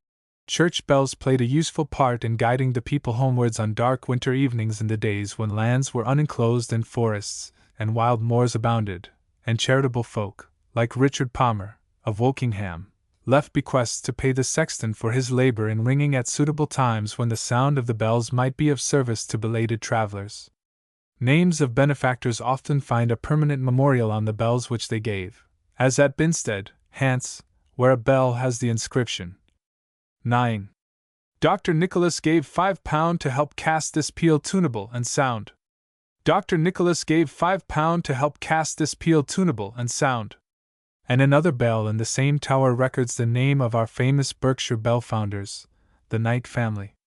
The inscription runs: Samuel Knight made this ring in Binstead steeple for to ding.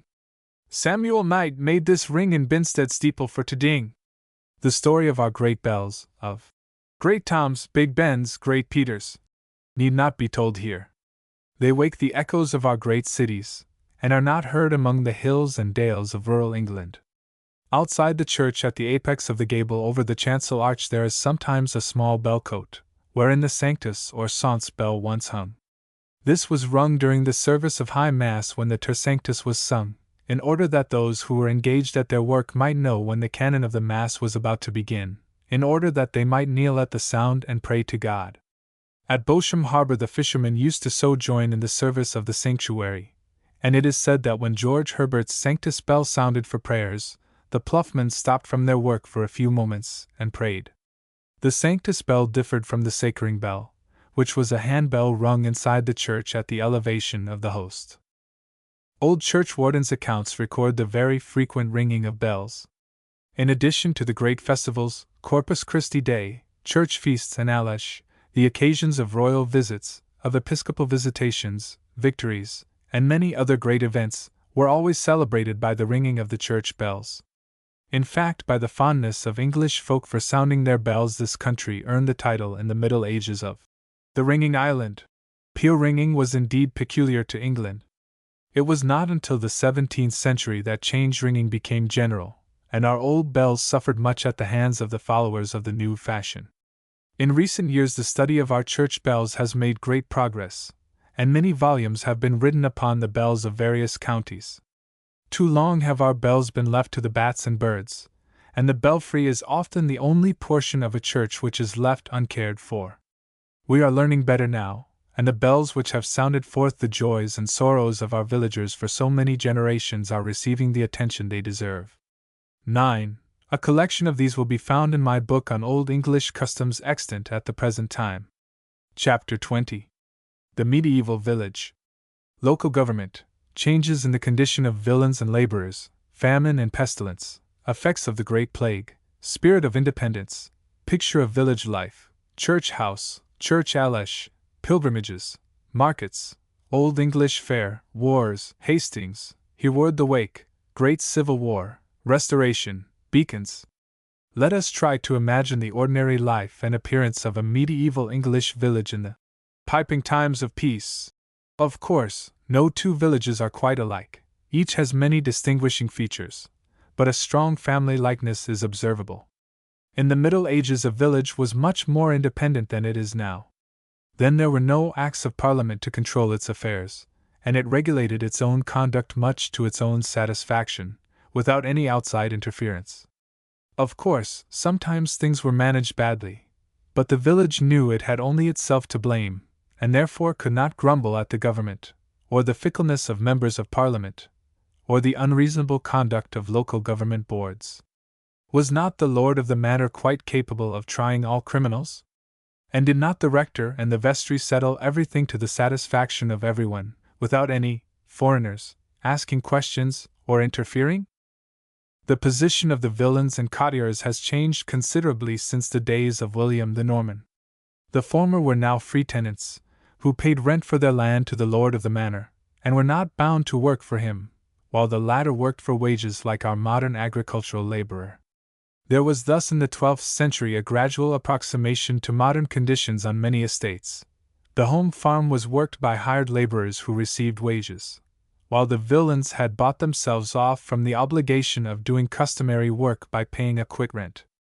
We should like to know something of the way in which our ancestors farmed their land, and fortunately several bailiffs have left us their account books very carefully kept, and one Walter de Henley in 1250 wrote a book on the art of husbandry, which gives us much information. The rent of land was about 6 pence per acre. They ploughed 3 times a year, in autumn, April, and at midsummer, and used oxen for their plough teams. Women helped their husbands in ploughing and harvest work. An old writer describes the farmer's wife walking by him with a long goad, in a cut coat cut full high. Pigs and poultry were numerous on a medieval farm, but sheep were the source of the farmer's wealth. Large flocks of divers breeds roamed the hills and valleys of rural England, and their rich fleeces were sent to Antwerp, Bruges, and Ghent for the manufacture of cloth by the Flemish weavers. After the Black Death, a great plague which ravaged the country in 1348, the laborers were fewer in number, and their wages higher. Hence the farmers paid increased attention to their sheep, which yielded rich profits, and required few laborers to look after them. Prior to the advent of this grim visitor, the Great Plague, the prosperity of our villages had greatly increased.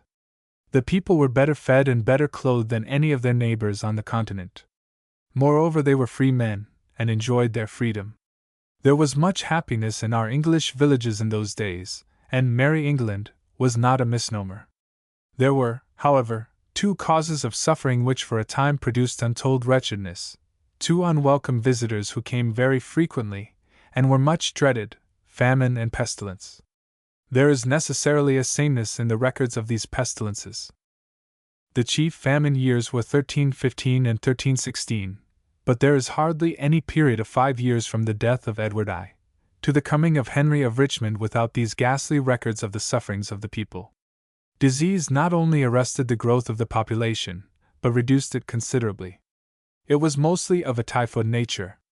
The undrained soil, the shallow stagnant waters which lay upon the surface of the ground, the narrow and unhealthy homes, the filthy and neglected streets of the towns, the excessive use of salted provisions and absence of vegetables, predisposed the people to typhoid diseases, and left them little chance of recovery when stricken down with pestilence.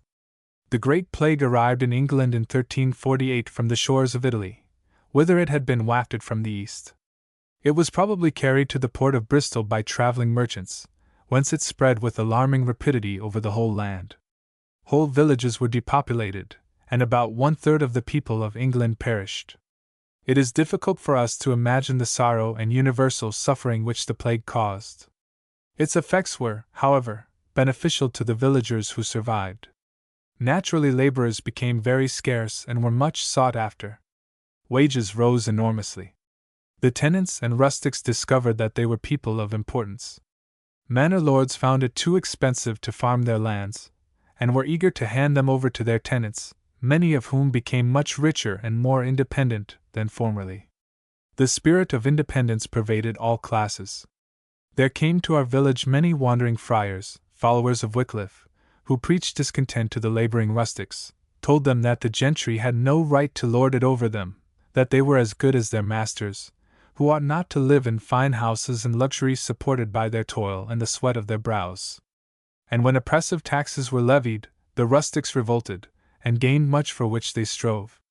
The golden age of the English laborer set in, when food was cheap, wages high, and labor abundant. A fat pig could be bought for 4d, and 3 pounds of beef for a penny, and in spite of occasional visits of the plague, the villager's lot was by no means unhappy. Here is a picture of village life in those days. The village church stood in the center of the hamlet, with a carefully made fence around it, in order that no swine or foul beast might desecrate the graves. Surrounded by the churchyard, with its yew tree and lych gate, the church was very similar to the old building wherein the villagers still worship. All the houses had thatched roofs, and chief among the other dwellings stood the Lord's Hall. Near the church was a curious building called the church house, which has almost entirely passed away, except in the records of old churchwardens' accounts. It was a large building, in which could be stored wool, lime, timber, sand, etc., and was often let to peddlers, or wandering merchants, to deposit their goods during the fair. In this building there was a long low room with a large fireplace and hearth, around which a dozen or more could sit in comfort, except when the wind blew the smoke down the wide, open chimney. But our ancestors were accustomed to smoky chimneys, and did not mind them. In the center of the room was a large oak table. This was the scene of some very festive gatherings. Aubrey thus describes the church house. In every parish was a church house, to which belonged spits, crocks, and other utensils for dressing provisions. Here the housekeepers met. The young people were there too, and had dancing, bowling, shooting at butts, etc., the ancients, i.e. old folks, sitting gravely by, and looking on. The churchwardens bought, and received presents of, a large quantity of malt, which they brewed into beer and sold to the company. Hence these feasts were called Church Alesh, and were held on the feast of the dedication of the church, the proceeds being devoted to the maintenance of the poor. Sometimes they were held at Whitsuntide also, sometimes 4 times a year, and sometimes as often as money was wanted or a feast desired. An arbor of boughs was erected in the churchyard on these occasions called Robin Hood's Bower, where the maidens collected money for the Alesh, and all went merry as a marriage bell. Rather too merry sometimes, for the ale was strong and the villagers liked it, and the ballad singer was so merry, and the company so hearty. And was it not all for a good cause, the support of the poor? The character of these festivals deteriorated so much, until at last, church Alesh were prohibited altogether, on account of the excess to which they gave rise. An ancient village. There was a large amount of gaiety in the old villages in those days. Men were not in so great a hurry to grow rich as they are now. The church authorized many holidays in the course of the year, and what with May Day festivities, Plough Mondays, Hawktide and Shrovetide sports, harvest suppers, fairs, and Alesh, the villagers had plenty of amusement, and their lives certainly could not be described as dull. Sometimes the village would be enlivened by the presence of a company of pilgrims on their way to the shrine of St. Thomas at Canterbury, or to Holywell, blessed by St. Winifred, in order to be cured of some disease. Although these pilgrims were deemed to be engaged on a religious duty, they certainly were not generally very serious or sad.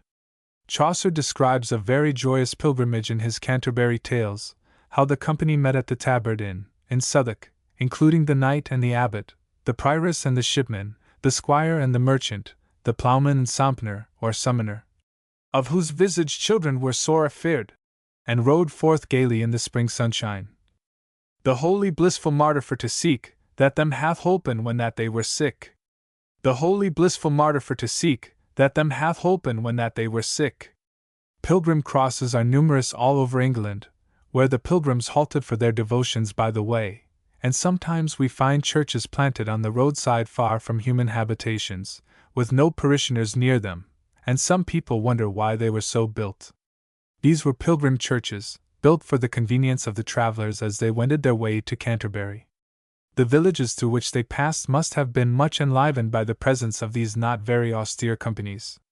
The ordinary lives of the farmers were diversified by the visits to the weekly markets held in the neighboring town, where they took their fat capons, eggs, butter, and cheese.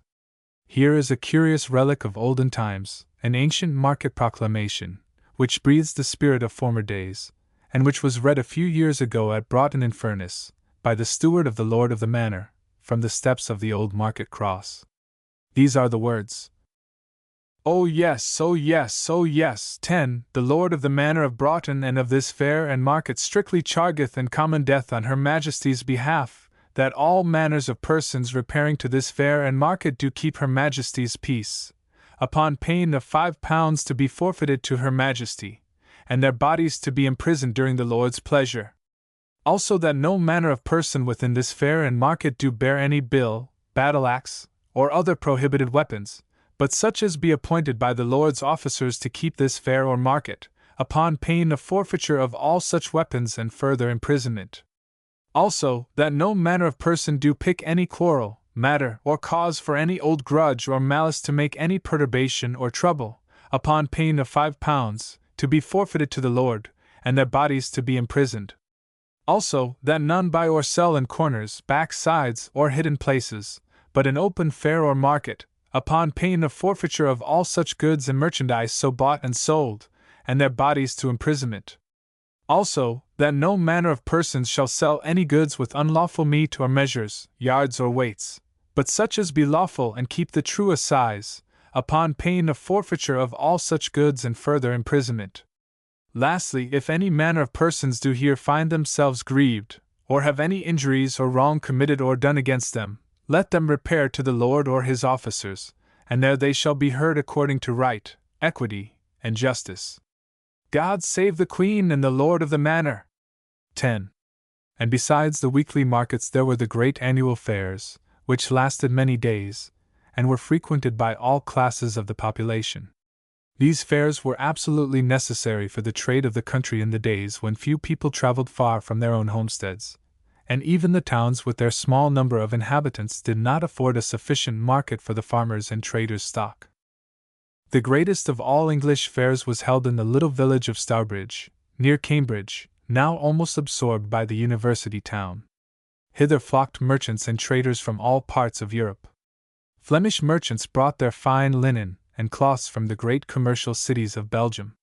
Genoese and Venetian traders came with their stores of Eastern goods. Spaniards and Frenchmen brought their wines, and the merchants of the Hansa towns of Germany sold furs and flax, ornaments and spices, while in return for all these treasures our English farmers brought the rich fleeces of their sheep, their corn, horses, and cattle. The booths were planted in a cornfield, and the circuit of the fair, which was like a well-governed city, was over 3 miles. The shops were built in streets or rows, some named after the various nations that congregated there, and others after the kind of goods offered for sale. There were Garlic Row, Booksellers' Row, Cook Row, there were a cheese fair, a hop fair, a wool fair, and every trade was represented, together with taverns, eating-houses, and in later years playhouses of various descriptions. In the 18th century £100,000 worth of woolen manufactures was sold in a week in one row alone. 1,000 pack horses were used to convey the goods of the Lancashire merchants to this famous fair. Now railways have supplanted the pack horses, fairs have had their day, the trade of the country can now be carried on without them, and their relics with their shows and shooting galleries and steam roundabouts have become a nuisance. The peaceful life of the villagers was sometimes disturbed by the sounds and sights of conflict. The exciting tales of war are connected with the history of many an English village, and many, little Wilhelmines, and laboring, grandsires, have discovered something large and round, traces of these ancient conflicts, and famous victories. For often when they go to plough, the plowshare turns them out, and many thousand men, quoth he, were slain in that great victory. For often when they go to plough, the plowshare turns them out, and many thousand men, quoth he, were slain in that great victory.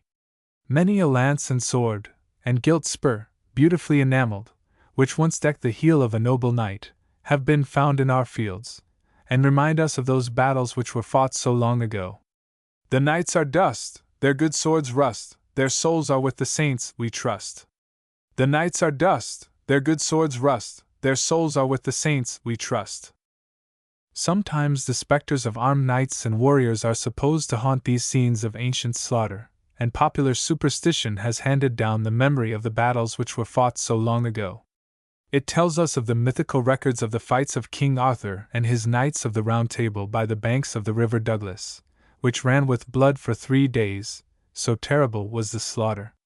It tells us how stubbornly the Britons resisted the Roman armies, so that on one occasion not one Briton was left to tell the tale of their defeat.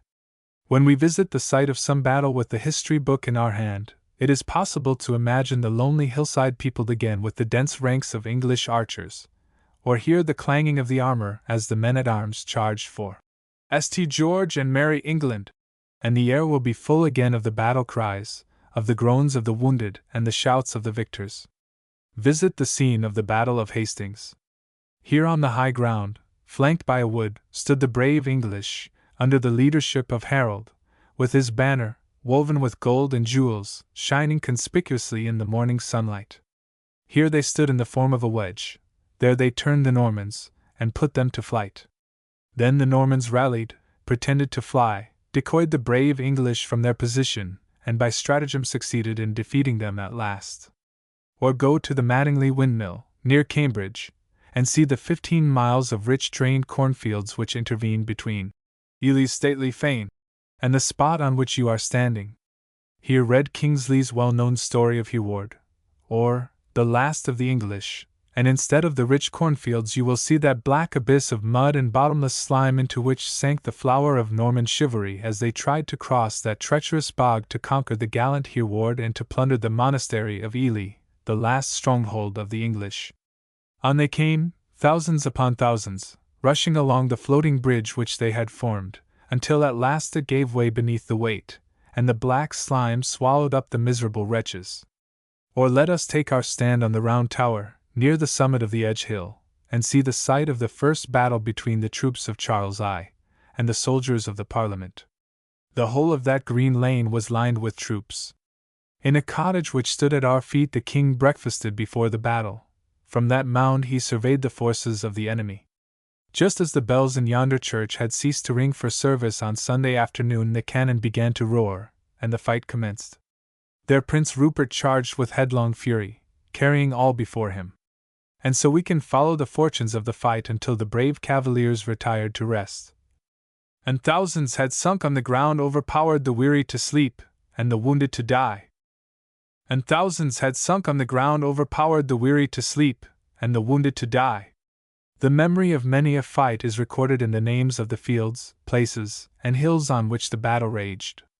Litchfield, i.e. the field of the dead, Battlefield, Battle Flats, Standard Hill, Slaughterford, and many others, all tell the tale of war and slaughter.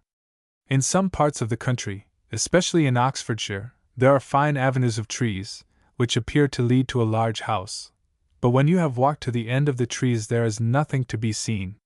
These avenues tell the tale of war, of the destruction of the manor house of some old royalist who fought for his king when the Roundheads and Cromwell's Ironsides were more than a match for the gallant cavaliers. His house was destroyed, he and his sons killed, unless they were fortunate enough to escape to France and wait the merry time when the king should enjoy his own again. How many of our uplands and gentle valleys have been stained with blood, and seen the terrible horrors of war, of which we in these favored days know nothing from our own experience. We read about the sad battles and sieges which have taken place in other countries, but can hardly imagine the time when hostile soldiers were riding through our village lanes, and the noise of the cannon was booming in the distance, as on that famous Sunday morning in October, 1642, when Richard Baxter was disturbed in his preaching at Alcester by that strange sound, and knew that the terrible conflict had begun between the King and Parliament. Our English villages suffered very much. All farming was stopped, manor houses destroyed, some of the best blood in England spilt, and many a home made desolate. Indeed, in some parts of the country the people had literally no bread to eat, and no clothing to cover their nakedness, and Cromwell ordered collections to be made in London for the relief of the distressed people in Lancashire. Then the old clergyman was driven from his flock, and some commissioner appointed who wrote in the register books of the parish the names of the children who were born, but did not record their baptism as the clergyman did. And then some black-gowned Puritan, with his hair cut short, came and took possession of the living, and preached very long sermons about Cromwell, girding his sword upon his thigh, and about blinded papists, and about Mahershala Hashbaz, who made haste to divide the spoil. But in the glorious year 1660 everyone began to throw up his cap and welcome right royally the king from over the water, and the long-faced Puritan disappeared, and the writing in the register books changed into that of a scholarly hand, and many of our churches were enriched by thank-offerings of plate and other gifts, because the good people of England rejoiced exceedingly that their loved church and her services were restored to them, and the king at last enjoyed his own again. The memory of the adventures of King Charles II, when he was endeavoring to escape from England after the last crushing defeat of the royal troops at Worcester, called by Cromwell the crowning mercy, still lingers in many of the country villages through which the unfortunate monarch passed. The king and a few faithful followers avoided the towns, passed the ford of the Salwarp at Hemford Mill, and proceeded by Chester Lane to Broadwaters and Kifair Heath. Presently they reached Broad Forest, where there stood two old hunting lodges, built by the Giffords in troublous times as hiding-places for proscribed papists. They were called White Ladies and Boscobel, and were inhabited by staunch royalists named Penderel, so the king knew he would be safe there. He was disguised as a forester with leathern jerkin and trunk hose, his long hair cropped, and his hands blackened. All day he lay concealed in a coppice, and in the evening, under the name of Will Jackson, he supped with the Penderels, and then tried to cross the Severn, but all the fords and bridges were guarded. The next day he and Colonel Carlos remained concealed in a large oak near Boscobel, and the memory of Royal Oak Day is still preserved. He had other narrow escapes, and was saved by Mistress Jane Lane, the beautiful daughter of Colonel Lane. A pass had been obtained for her and her groom to go to Abbotsleigh, near Bristol. The plan was arranged that the king should act as groom, so Charles mounted his horse, and Mistress Lane sat behind him on a pillion, and together they rode through Warwickshire to Bristol. The king was nearly captured at Long Marston, for some troopers of Cromwell suspected the party, and came to examine the house where they rested. The cook, however, set Charles to wind up the jack, and because he was awkward struck him with the basting ladle just as the soldiers entered the kitchen. Their suspicions were thus removed, and in this old house the remains of the jack are still preserved. The poor king was disappointed of his ship. The skipper unfortunately told his wife that he was going to take the king to France, and she was angry, and locked him up in his room, so that he could not fulfill his engagement. At last Lord Wilmot procured a ship for the fugitive king, who set sail joyfully from Shoreham, near Brighton, and reached Paris in safety. There must have been great excitement in the villages of England when the troopers were scouring the country in all directions, and the unfortunate king was known to be wandering about disguised as a servant.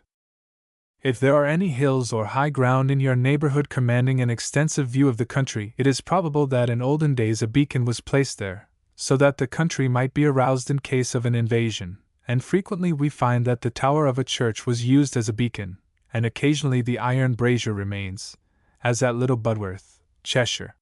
When the Spaniards determined to invade England in the reign of good Queen Bess, and sent the Invincible Armada, consisting of an enormous number of ships and men and guns, bonfires were placed on every hill, and when a gallant merchant vessel brought the news that the Spaniards were coming, the bonfires were lighted, and everyone prepared to resist their attack.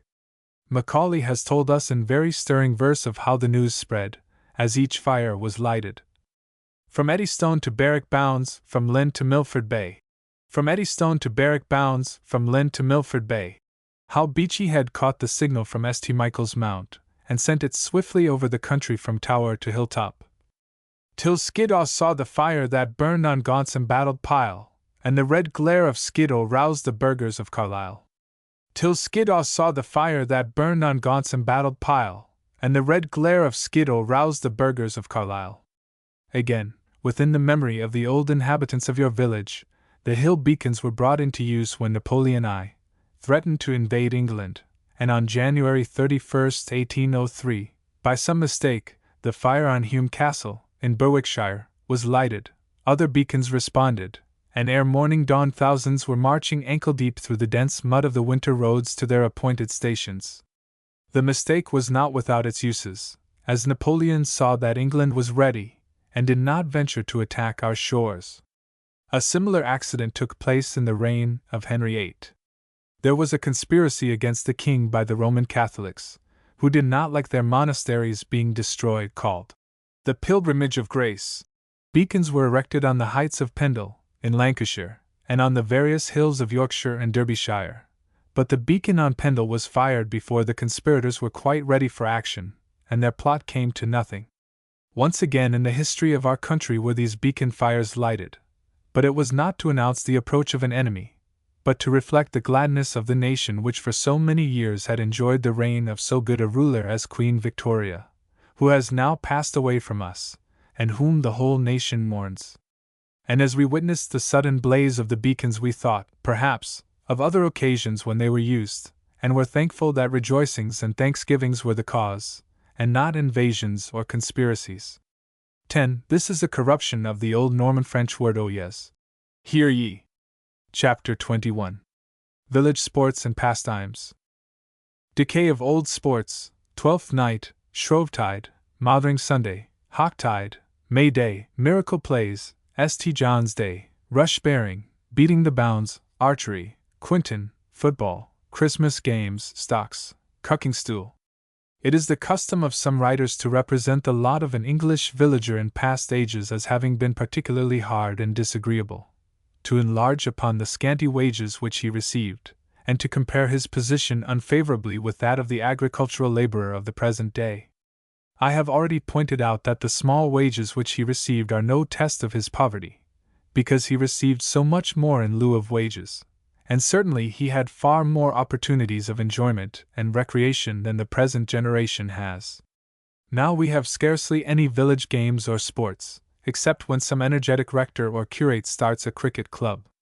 Old social customs, which added such diversity to the lives of the rustics 2 centuries ago, have died out. The village green, the source of so much innocent happiness, is no more, and a recent writer has observed that the ordinary existence of agricultural laborers is so dull that in East Anglia they have almost forgotten how to laugh. We will now try to realize how our village forefathers used to enjoy themselves, how they used to spend their holidays, and to picture to ourselves the scenes of happy social intercourse which once took place in our own hamlet. Every season of the year had its holiday customs and quaint manner of observance, some of them confined to particular counties, but many of them universally observed. On the eve of Twelfth Night, January 5th, we see the good farmer and his labourers in Devonshire joining hands round his apple trees, and singing, "Here's to thee, old apple tree! Hence thou mayst bud, and whence thou mayst blow, and whence thou mayst bear apples enow. Hats full, caps full, bushel, sacks full, and my pockets full too. Huzzah! Here's to thee, old apple tree! Hence thou mayst bud, and whence thou mayst blow, and whence thou mayst bear apples enow. Hats full, caps full, bushel, sacks full, and my pockets full too. Huzzah!" A hearty supper followed, and with laughter, songs, and good wishes to the farmer and his wife, the company passed a very joyous evening. In Herefordshire, Yorkshire, and other parts of England similar customs prevailed. And Hathaway's cottage. Then followed Twelfth Night, which was celebrated by great rejoicings and merrymakings, a game called the choosing of kings and queens being played, and Twelfth Night cakes consumed in plenty. The next Monday was called Plough Monday, when the laborers used to draw a plough round the parish and receive presents of money, favoring the spectators with sword dancing and mumming, preparatory to beginning to plough after the Christmas holidays. The men were decked out with gay ribbons, and were accompanied by Morris dancers. The Christmas holidays lasted these 12 days, and during them it was customary for the gentlemen to feast the farmers, and for the farmers to feast their laborers. Then came the Shrovetide festivities, on Shrove Tuesday, when pancakes, football, and cockfighting, and a still more barbarous custom of throwing sticks at hens, were generally in vogue. On Midland Sunday, commonly called Mothering Sunday, it was the pleasing custom for servants and apprentices to carry cakes or furmity as presents to their mother, and to receive from her a cake with her blessing. This was called going a mothering.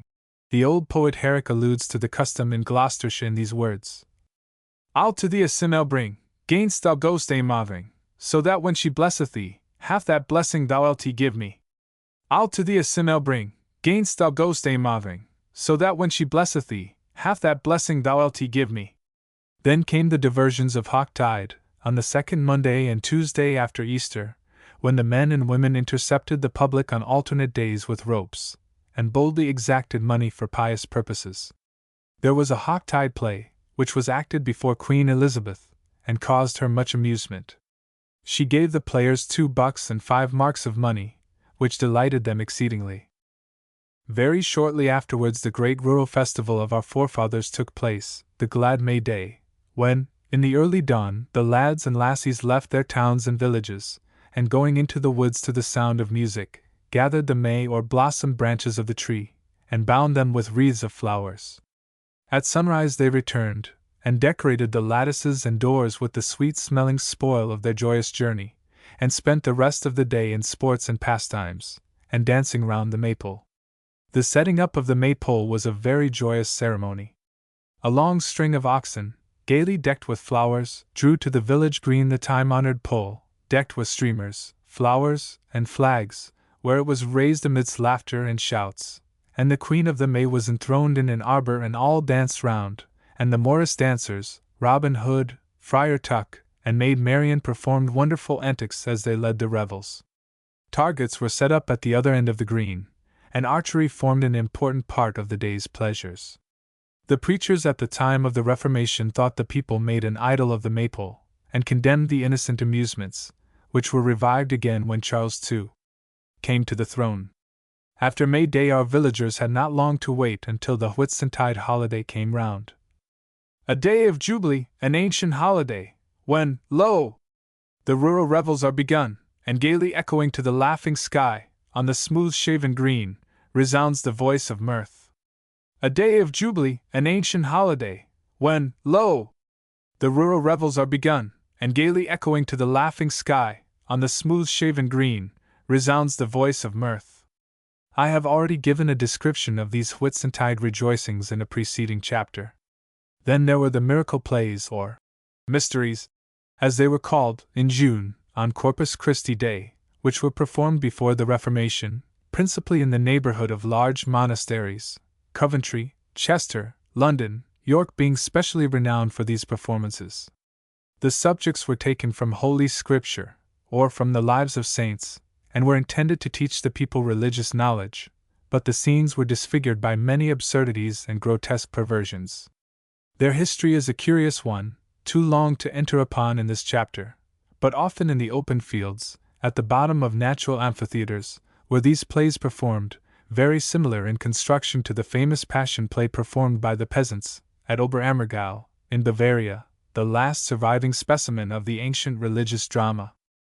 Then there were the bonfires to be lighted on St. John's Day upon the hillsides, and the dance of the young people around them, the more venturesome youths leaping through the flames, all carrying home the firebrands and forming a glad procession. Afterwards followed the busy harvest time, when everyone was too hard at work, and too tired at the end of the day's labors, to think of holiday making. But at length came the harvest home, when the last sheaf was gathered in, and the harvest supper was a very joyous occasion. With light hearts, smiling faces, and cheerful shouts, the harvest laborers and their wives and children, carrying green boughs, a sheaf of wheat, and rude flags, formed a glad procession to the farmer's house, where they found the fueled chimney blazing wide, and the strong table groaning beneath the smoking sirloin. The feast over, they retired to some near hillock, and made the welkin ring with their shouts. Holla, holla, holla, largess! Largess being the presents of money and good things which the farmer had bestowed. Such was the harvest home in the good old days, a joy and delight to both old and young. Shorn of much of its merriment and quaint customs, it still lingers on, but modern habits and notions have deprived it of much of its old spirit and light-heartedness. The floors of the old churches were formerly unpaved and unbearded, simply made of clay, and were covered over with rushes. Once a year there was a great ceremony, called rush-bearing. Rushes were cut in the neighboring marsh, and made up into long bundles, decked with ribbons and flowers. Then a procession was formed, everyone bearing a bundle of rushes, or placing them in the rush cart beautifully adorned, and with music, drums, and ringing of bells, they marched to the church and strewed the floor with their honored burdens. Long after the rushes ceased to be used in church, the ceremony was continued, and I have myself witnessed a rush-bearing procession such as I have described. A village feast, followed by dancing round the maypole, generally formed the conclusion to the day's festivities. Beating the bounds of the parish was another annual ceremony, which often took place on Ascension Day and is still in use at Oxford. Boundaries of property were not so clearly defined in those days as they are now, and hedgerows, walls, and railings were scarce. The bounds of the parish were often marked by trees called gospel trees, because the clergymen used to read the gospel for the day under their shade. The people carried a processional cross and willow wands, and boys were generally flogged at the boundaries, or ducked in the river, if that constituted a boundary, in order to impress upon their memories where the bounds were. The village feast afterwards made some amends to them for their harsh treatment. The village sports were a great source of enjoyment, and were frequently indulged in. The time-honored archery developed the skill of our English bowmen, and won for them many a battle before the days of gunpowder and cannons. Then there was the very ancient game of the quinton, which consisted of an upright post with a cross-post turning upon a pin. At one end of the latter was a broad board, at the other a heavy sandbag. The play, which required skill and dexterity, was to ride against the broad end with a lance, and pass by before the sandbag, swinging round, could strike the player to the ground. This was a common sport at wedding festivities. There were also the games of singlestick, cudgelling, and wrestling, which had many votaries, and the famous game of quarterstaff, so general in Berkshire, and so graphically described in The Scouring of the White Horse by Mr. Hughes. An old parishioner of mine was the reputed champion of this game, which has now almost died out.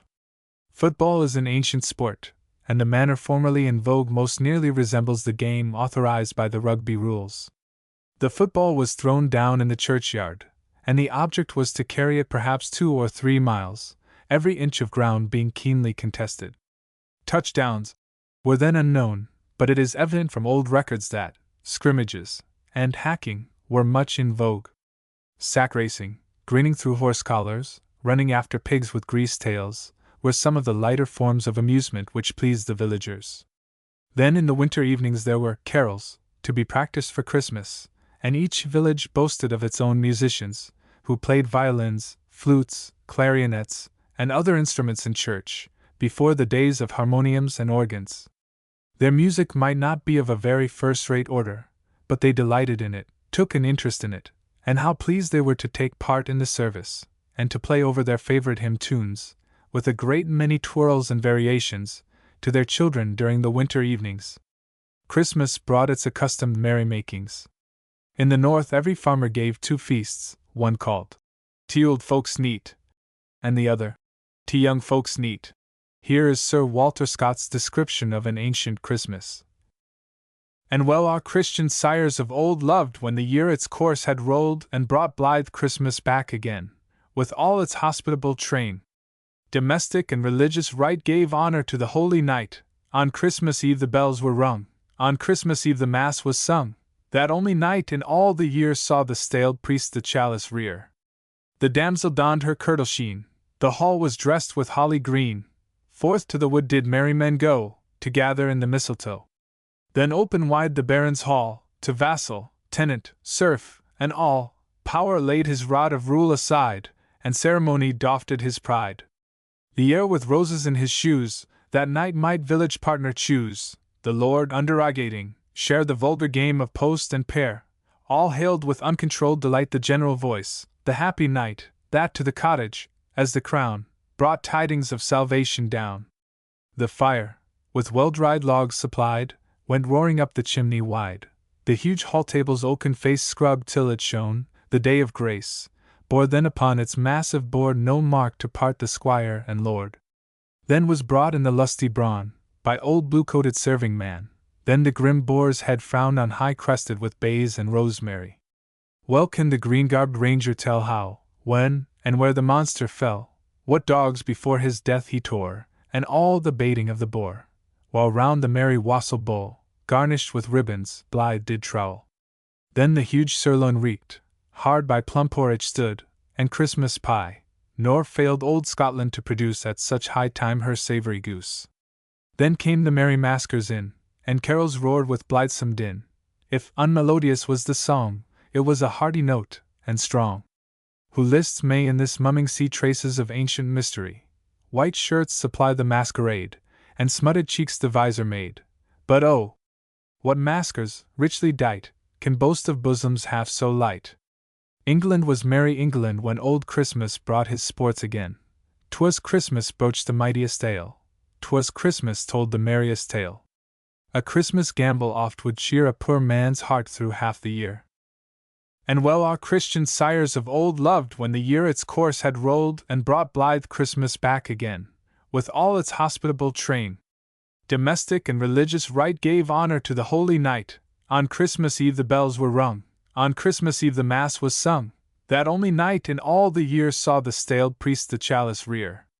The damsel donned her kirtle sheen, the hall was dressed with holly green. Forth to the wood did merry men go, to gather in the mistletoe. Then open wide the baron's hall, to vassal, tenant, serf, and all, power laid his rod of rule aside, and ceremony doffed his pride. The heir with roses in his shoes, that night might village partner choose, the lord underrogating, share the vulgar game of post and pair, all hailed with uncontrolled delight the general voice, the happy night, that to the cottage, as the crown, brought tidings of salvation down. The fire, with well-dried logs supplied, went roaring up the chimney wide. The huge hall table's oaken face scrubbed till it shone, the day of grace, bore then upon its massive board no mark to part the squire and lord. Then was brought in the lusty brawn, by old blue-coated serving man, then the grim boar's head frowned on high crested with bays and rosemary. Well can the green-garbed ranger tell how, when, and where the monster fell, what dogs before his death he tore, and all the baiting of the boar, while round the merry wassail bowl, garnished with ribbons, blithe did trowel.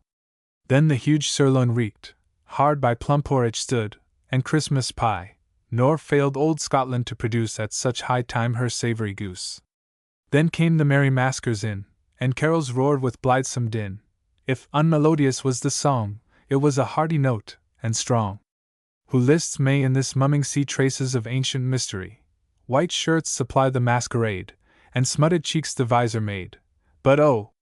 What maskers, richly dight, can boast of bosoms half so light?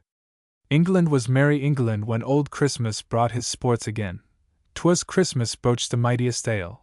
'Twas Christmas told the merriest tale. A Christmas gambol oft would cheer a poor man's heart through half the year. Such was the manner of keeping Christmas in olden times, and if the mightiest ale was sometimes too mighty, and although the intemperance of our forefathers was a vice much to be deplored, at any rate their hearty manner of keeping this annual feast was effectual in promoting goodwill amongst men, and in cheering the hearts of the poor. In this chapter 1 have attempted to show the varied amusements and recreations in which our village ancestors took part. On the old village green, which in too many of our villages has been enclosed and become a thing of the past, many of these sports and pastimes once took place. There stood the village stocks, in which the refractory paid the penalty of their misdeeds, and sometimes, too, a pillory was added, which held fast the head, arms, and legs of the culprit, while the villagers, rude vindicators of the law, threw stones, rotten eggs, and other missiles at the unhappy victim. At the edge of the pond you might have seen a long plank which turned on a swivel, with a chair at the end overhanging the water. This was called a cucking stool, and was used to duck scolds or brawlers. The culprit was placed in the chair, and the other end of the plank was raised several times, so that the ardor of the culprit was effectually cooled by frequent immersions. These were rough methods of administering justice, but often very effectual in checking vice. The social customs which formerly existed in each village, the sports and pastimes associated with the village green, the May Day festivals, and the Christmas carolings were of great value, inasmuch as they tended to infuse some poetical feeling into the minds of the people, softened the rudeness of rustic manners, and gave the villagers simple pleasures which lightened their labors. They prevented them from growing hard, grasping, and discontented with their lot. They promoted good feeling between the farmers and their laborers. The customs of the town were a poor exchange for the ancient country manners and amusements, and it was a sad day for our country when the villagers lost their simplicity and the power of appreciating the primitive pleasures of rural England. Old Stocks and Whipping Post. Chapter 22. The Village Inn. Monastic inns, village inns, highwaymen, inn signs, famous inns, man-traps. In almost every village in England there is an inn. Before the Reformation there were very few of these hostelries, as travellers were always accommodated at the monasteries, each of which, as we have seen, had a hospitium, or guest-house, where their wants were attended to by special officers appointed for the purpose, and where they could remain for several days. But the destruction of the monasteries produced many changes in the condition of the country. It introduced the necessity of a poor law, for the poor were always relieved by the monasteries. It required the erection of schools and places for education, as all the education of the country had been carried on in these monastic buildings, and when the old goose houses ceased to exist, travelers, merchants, and peddlers required some place in which to lodge when they moved about the country, and inns became plentiful as time went on. Hence, in almost every village in England there is an inn, which is generally a landmark, and if you wish to direct a stranger to some place where he desires to go, you doubtless tell him to turn to the right by the Bull, or to keep straight on until he comes to the Magpie.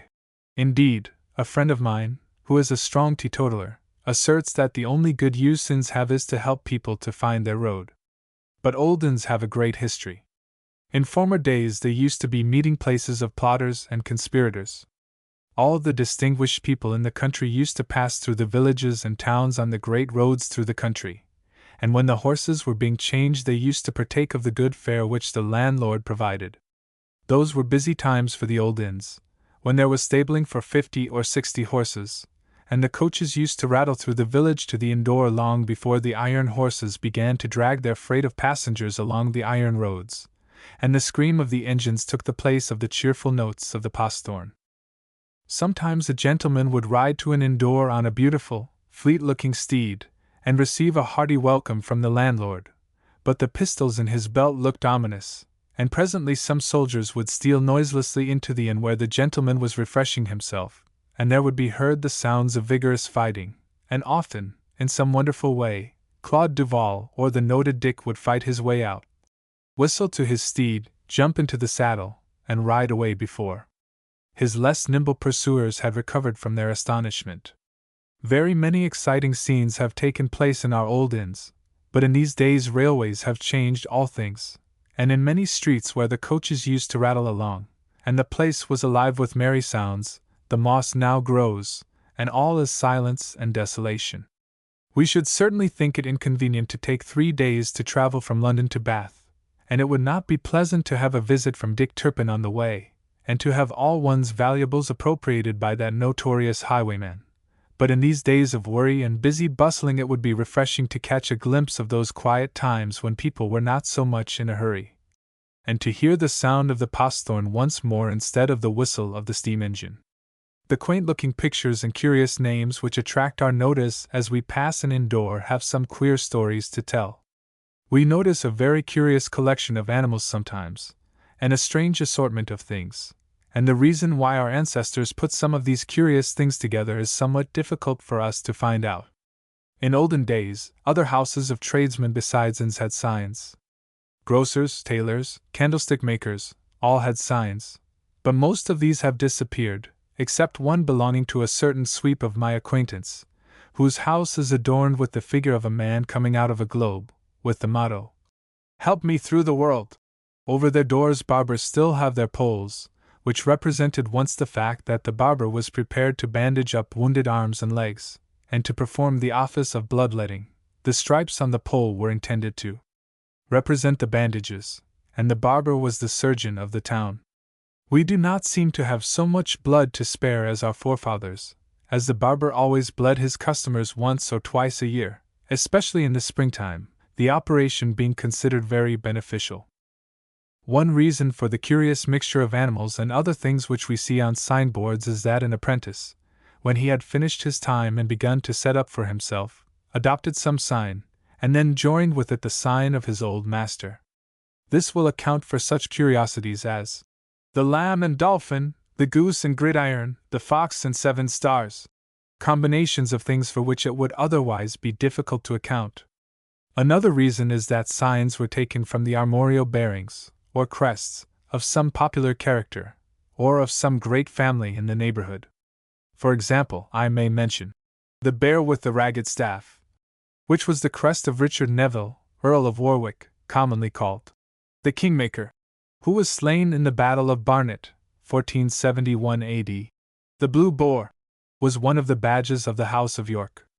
The bull is a very common sign, because it was a very common crest, and we have them in all colors, black, red, white. Lions also rage in blue, white, and red attire. Sometimes we meet with the cross keys, the keeper of which was probably an old servant or tenant of an abbey or monastery, and chose his sign from that of the monastery with which he was connected. Frequently, in olden times, a cross was erected at the meeting of 2 or 3 roads, or where the pilgrims to Canterbury used to pass.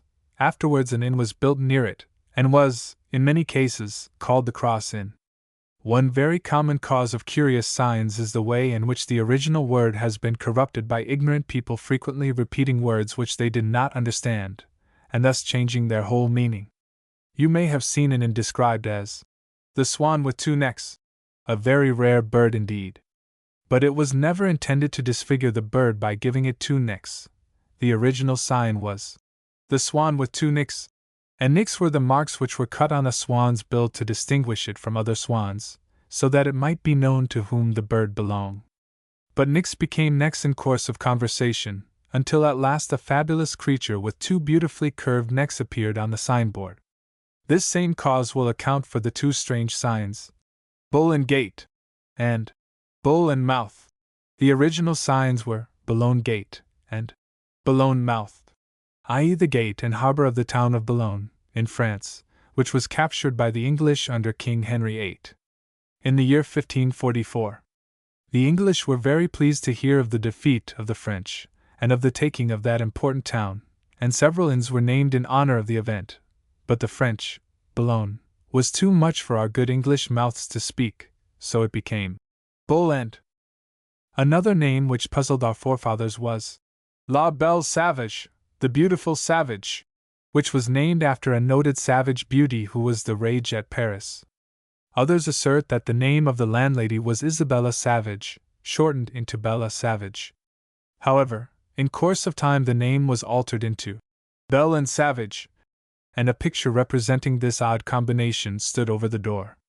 In the same way the original sign, Whip and Nag, between which there is often a very close connection, became Whip and Egg, and the reason why these 2 articles should be placed together is not so evident. So also there does not seem any reason for an inn to be called Bag o' Nails, but when we are told that the original word was Bacchanals, i.e. followers of Bacchus, the old god of wine, we can understand how the corruption, Bag o' Nails, arose. Before the days of licensing, when everyone could sell liquor who chose without obtaining any license from the magistrates, it was the custom to put a bush over the doorway, in order to inform the passers-by that liquor could be purchased there. This is the origin of the saying, good wine needs no bush. Village and with old tied barn of Reading Abbey. The Catherine Wheel tells us the sad story of St. Catherine, who was born at Alexandria, and for converting 50 heathen philosophers to Christianity was sentenced by the Emperor Maxentius to death on a wheel, devised by most ingenious cruelty, armed with knives, saws, and nails. It is recorded that she was rescued from this fate, but was afterwards beheaded, 305 AD. It is curious that this instrument of torture, and the story of St. Catherine's heroism should be recorded on a signboard. But it may have been brought before the public by a certain miracle play, founded on the life of St. Catherine, which used to be performed on festival days. However, the Catherine wheel appears frequently on the coats of arms of several families, and it may be that the sign was taken from these. The George, also, is a very popular sign, and the St. George of Merry England is the patron saint of this country, and the battle cry of her knights and yeomen of ancient days. Who does not remember that stirring scene on St. George's Mount during the Crusades, described in Sir Walter Scott's Talisman, when King Richard tore down the Austrian banner, which the Austrian monarch had dared to erect beside the royal standard of England? St. George is generally represented as slaying a dragon. He was a soldier who served gallantly under the Emperor Diocletian, and commanded a legion of soldiers. He was a Christian, and by the dragon whom he slew is meant the devil, red with the blood of the Christians. So popular a personage as St. George, whose name inspired our ancestors with courage, and was often borne by them into the heart of the foe, would soon be recorded in paintings and become a general sign. The goat is a common sign, and is taken from the crest of the Duke of Bedford, but the goat and compasses has puzzled many people as to its origin. It appears to be a corruption of a pious expression, God encompasseth us, and this shows how strangely words may be twisted and converted by ignorant and careless usage. There are some very noted inns where great events have taken place, amongst which I may mention the Bull Inn at Coventry. Here Henry VII was entertained the night before the Battle of Bosworth Field, when he won for himself the English crown. Here Mary Queen of Scots was detained by order of Elizabeth. Here the conspirators of the Gunpowder Plot met to devise their scheme for blowing up the Houses of Parliament.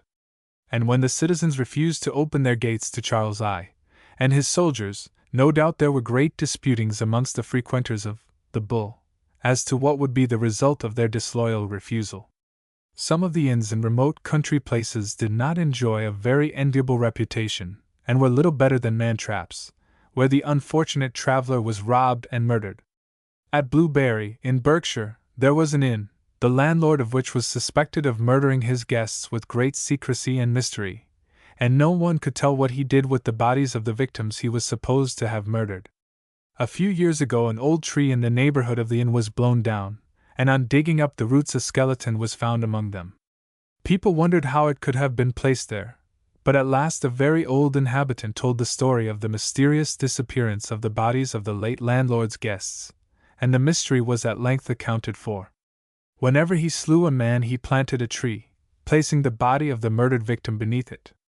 The constables never thought of looking there, and probably under every tree which he planted, and there were several, when their roots are dug up, the bones of his numerous victims will be discovered.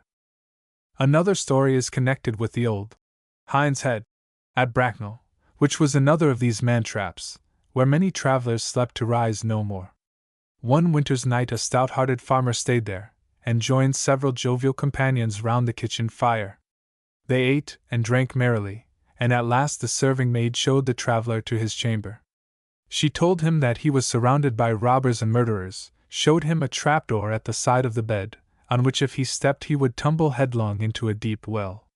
She directed him to tie the bed into a bundle, put it on the trapdoor, and escape by the window. He did so. Down went the bundle, instead of the farmer, into the well, and he managed to effect his escape. Rousing the neighborhood he captured the villains, who were all executed, and the bones of many of their victims were found in the well. Happily such inns were rare. To describe the conditions of the old inns for which England was famous, of the good fare which awaited the travelers by the coach, of the spacious corridors, of the comfortable beds hung with silk and smelling of lavender, to tell of all the great folk who entered their doors, kings, queens, poets, generals, highwaymen, statesmen, grooms, conspirators, coachmen, all this would require much space to relate. When railways came in, their ancient glory departed, the old stables are destroyed, grass grows in the courtyard, and the object of their existence has almost ceased to be. Chapter 23. Village Superstitions and Folklore.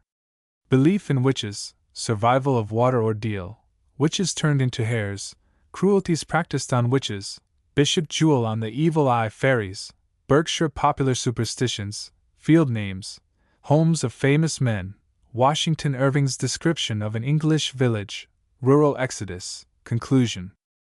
There is yet another class of subjects connected with old village life, of absorbing interest and importance. I refer to the old superstitions and folklore which still linger on in the recollections of the oldest inhabitant, and which ought to be at once treasured up, lest they should be altogether lost. The generation of those who believed firmly in the power of the evil eye of the witch, and who feared to disturb the revels of the fairies on their rings and mounds, is only just passing away. An old gypsy has told me some strange stories of the superstitions of former days. He has told me of the witch at Farnham who made the cows wild and prevented them from giving milk, of another witch who lived at Henley-on-Thames, and who, when thrown into the river, floated like a cork. Here we have a survival of the old Saxon method of trying culprits by the water ordeal, often used in examining witches. This particular witch could turn herself into a hare, so my venerable gypsy friend, aged 106 years, informed me, and the dogs hunted her. He told me of the Tadley witch, who wished several people, and greatly injured them. It seems to have been a common practice of the old witches to turn themselves into hares, in order to vex the squires, justices, and country parsons, who were fond of hunting, as the old dames could elude the speed of the swiftest dogs. An old writer states that never hunters nor their dogs may be bewitched, they cleave an oaken branch, and both they and their dogs pass over it. Mary Dore, a witch of Beaulieu, Hampshire, used to turn herself into a hare in order to escape detection when caught in the act of wood stealing, to which she was somewhat addicted. Old women were rather harshly used in the days when people believed in the power of witches. If any farmer's cattle died, it was immediately concluded that the animals were bewitched, and some wretched old woman was singled out, and summarily tried and burnt. If anyone fell ill, some witch had evidently a waxen image of the sufferer, and stuck needles into it, and such was the power of the witch that, wherever the person was, he felt the stab of the cruel needle. Hence the witch had to be found and burnt. If the corn crops failed, was not witchcraft the cause? For had not old Mother Maggs been heard to threaten Farmer Giles, and had not her black cat been seen running over his fields? Even good Bishop Jewell did not disbelieve in the power of the evil eye. In preaching before Queen Elizabeth he said, "It may please your grace to understand that witches and sorcerers are marvelously increased within your grace's realm. Your grace's subjects pine away even unto the death, their colour fadeth, their flesh rotteth, their speech is benumbed, their senses are bereft. I pray God they never practice further than on the subject. To so great an extent did faith in the witch's fatal power prevail. Our forefathers used to believe in the existence of other, and more pleasant little companions than the old toothless witches, the bright little fairies who, on account of the neglect which they have received from the present generation of Englishmen, have, so it is reported, left our shores in disgust, never to return. The previous inhabitants of our villages did not so treat them, and did not the fairies always bring them luck? They nailed the horseshoe to the stable door to keep out the witches, lest the old beldams should ride their steeds by night to the witches' revels. But no one wished to exclude the fairies. Did not the dairymaids find the butter ready churned, and the cows milked by these kind assistants? Was there not an old lady in Yorkshire who knew all about the fairies, had often heard them making butter, and had seen the butter smeared all over the gate by a little green man with a queer cap who had been seen slipping under a culvert?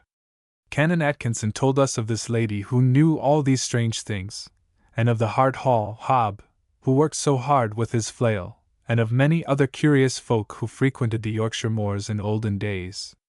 The last which had just died before he went to Danby, but he found the whole atmosphere of the folklore firmament so surcharged with the being and work of the witch, that he seemed able to trace her presence and her activity in almost every nook and corner of the neighborhood. The wells all over England were haunted by fairies, and is it not confidently asserted that the good people, as the fairies are called, live in wilds and forests, and shun great cities because of the wickedness which exists therein?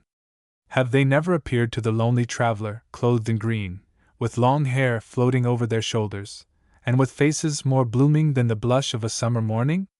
Then there were the fairy rings formed by the dancing of their merry feet. Some say the screech owl, at each midnight hour, awakes the fairies in yon ancient tower. Their nightly dancing ring I always dread, nor let my sheep within that circle tread, when round and round all night, in moonlight fair, they dance to some strange music in the air. Some say the screech owl, at each midnight hour, awakes the fairies in yon ancient tower.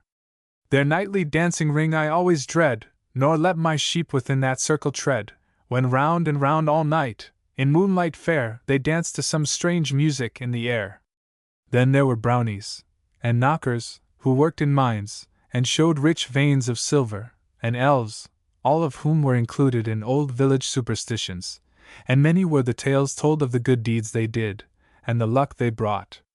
Nor must we forget the story of the invisible smith who inhabited Wayland Smith's cave, in Berkshire. Whenever a farmer tied up his horse in the cave, and left the money on a particular stone, on his return he found his horse shod by the kind efforts of the invisible smith.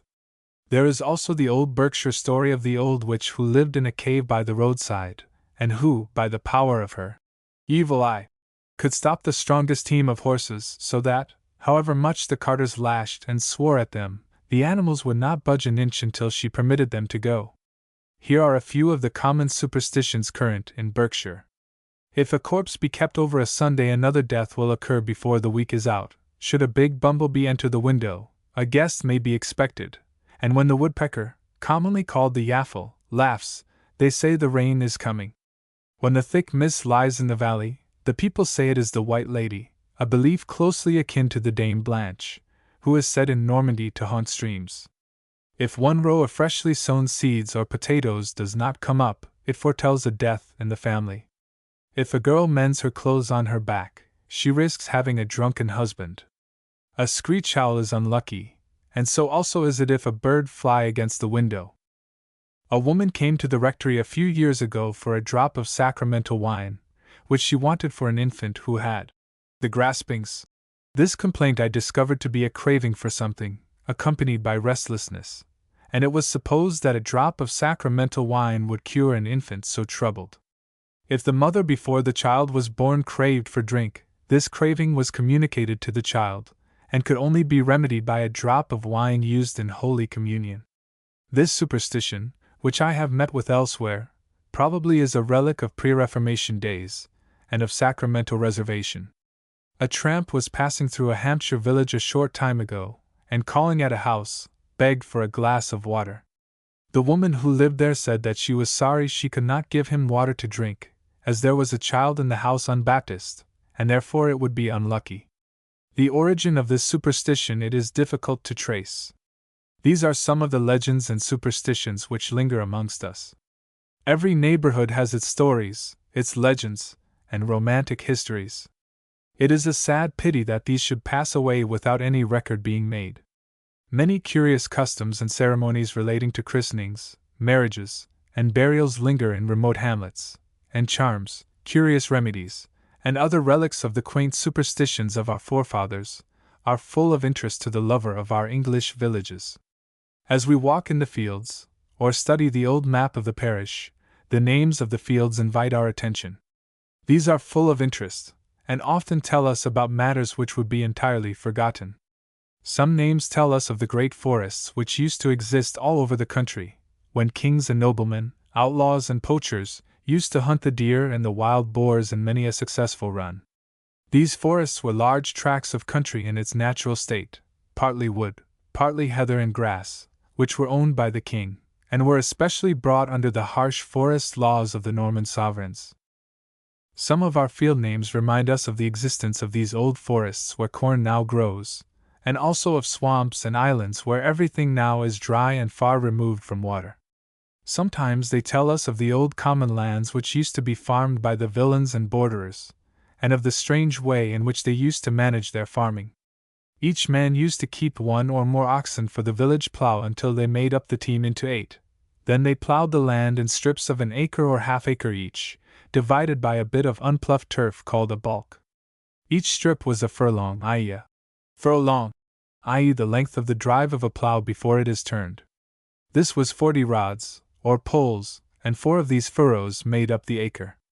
These pieces of land were called shots, and there were headlands, or common fieldways to each shot, and gored acres, which were corners of the fields which could not be cut up into strips, and odds and ends of unused land, which were called no man's land, or Jack's land.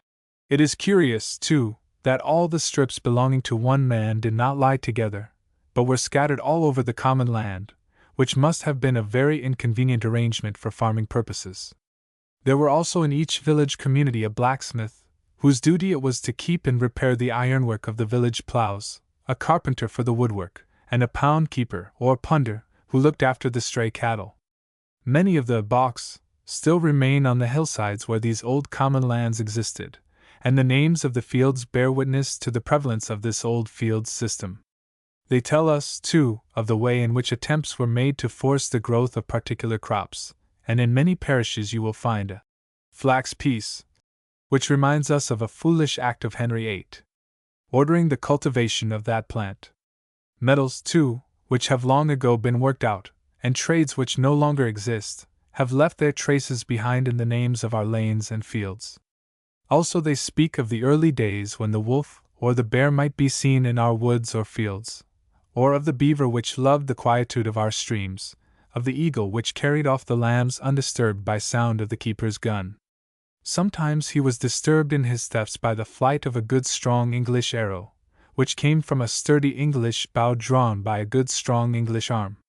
The English archers were famous everywhere, and many a battle has been won by their valor and their skill.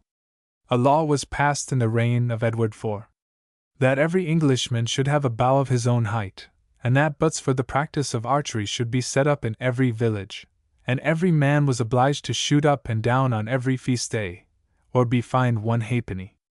Consequently, in some villages we find a field called the Butts, where this old practice took place. 11. Many villages are associated with the lives of distinguished men, authors, soldiers, and statesmen. Perhaps your village may have bred other poets besides the mute inglorious Milton, of Gray's Elegy.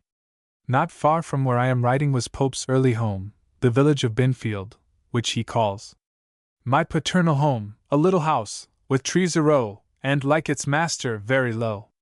My paternal home, a little house, with trees a row, and like its master very low. On the other side lies the village of 3 Mile Cross, where Miss Mitford lived and wrote Our Village, and Arborfield, called in her book Arborley, about which she tells some pleasant stories, is the adjoining parish. Sometimes, as I ride down a grassy lane, a favorite haunt of the distinguished authoress, I seem to see her seated on a fallen tree weaving her pretty romances, while her favorite dog, which she often describes, plays and barks around her. A few miles in another direction lies Eversley, the loved abode of Charles Kingsley, about whom many stories linger in the countryside. To visit the uncomfortable brick-paved study where he wrote, the garden where he used to pace and think out his great thoughts, is delightfully refreshing and invigorating to a jaded writer. Old cottages. These are only instances of places which have become interesting on account of the famous men who once lived in them, and England has many heroes of the sword and pen whose lives each Englishman should study, and when you visit their dwelling places you will recall their achievements, and perhaps endeavor to imitate their examples. Here is an instance of how little the villagers know of the distinguished men who once lived amongst them. The great Duke of Wellington did not live a very long time ago, and yet some friends of mine who were staying at Strathfieldsaye, near the Iron Duke's house, and made inquiries amongst the villagers about their recollections of the hero of Waterloo, could obtain no information. At last one venerable rustic vouchsafed the extraordinary intelligence. I believe as how you were very good at war. What a thing it is to be famous! Much more remains to be said upon the various subjects which this history of our village suggests. But the day is closing, and our walk through its sequestered lanes and our thoughts about the various scenes which yonder venerable oaks have witnessed must cease. But enough has been said to show what a wealth of interest lies beneath the calm exterior of ordinary village life. An American truly observes that everything in the rural life of England is associated with ideas of order, of quiet, sober, well-established principles, of hoary usage and reverent custom, the growth of ages of regular and peaceful existence. The impression which the appearance of an English village left on his mind is beautifully described in the following passage. The old church of remote architecture with its low, massive portal, its Gothic tower, its windows rich with tracery and painted glass, its scrupulous preservation, its stately monuments of warriors and worthies of olden times, ancestors of the present lords of the soil, its tombstones, recording successive generations of sturdy yeomanry, whose progeny still ploughed the same fields, and kneel at the same altar, the parsonage. A quaint, irregular pile, partly antiquated, but repaired and altered in the tastes of various eyes and occupants, the stile and footpath leading from the churchyard, across pleasant fields, and along shady hedgerows, according to an immemorial right-of-way, the neighboring village, with its venerable cottages, its public green sheltered by trees, under which the forefathers of the present race have sported, the antique family mansion, standing apart in some little rural domain, but looking down with a protecting air on the surrounding scene. All these common features of English landscape evince a calm and settled security, an hereditary transmission of homebred virtues and local attachments, that speak deeply and touchingly for the moral character of the nation. One of the most distressing features of modern village life is the continual decrease of its population. All our young men flock to the towns, attracted by the greater excitement which town life offers, as compared with the more homely pleasures of the country. The rural exodus is an alarming and very real danger to the welfare of social England.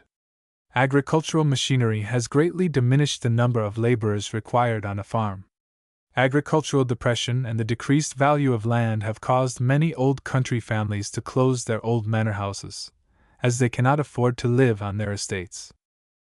Let us hope that those whose happy lot it is to live in the quiet hamlets of our native land, afar from the noise and din of busy towns, will learn to love more deeply their village homes, and interest themselves in their surroundings. To those who read the history of their native place, each house and field, each stone and tree, will tell its story, and recount the wonders it has witnessed.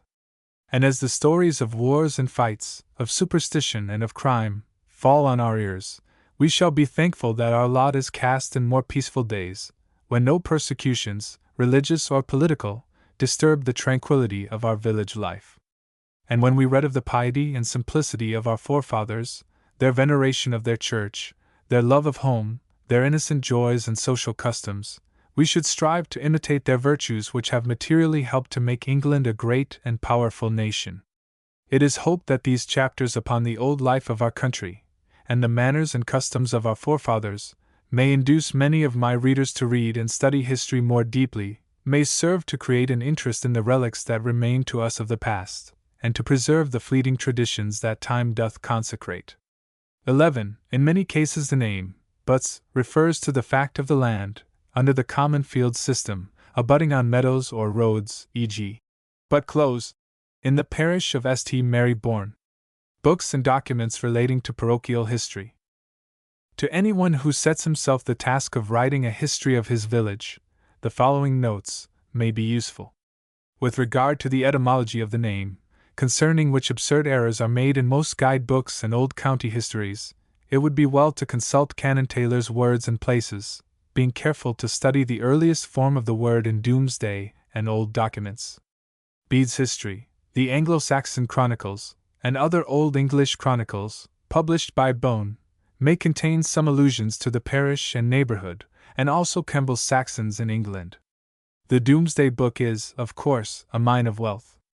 The Public Record Office contains many documents which will be of great service: the Testa de Neville, Edward II, Martial Rolls, Non-Arum Inquisitions, Pipe Rolls, Patent Rolls, Close Rolls, 100 Rolls, Inquisitions Post-Mortem, and the Feat of Fines. The manor court rolls, if they still exist, in the custody of the lord of the manor, should also be consulted. The journals of local antiquarian societies and county histories will of course be examined. The history of the families connected with the parish must be traced. The British Museum and the College of Arms contain fine collections of Harold's visitations, and Burke's landed gentry and Dugdale's baronage are the chief sources of information. Old wills will yield much information, many of which are in course of publication by the Index Society and county archaeological journals, and Somerset House and many diocesan registries contain the original documents.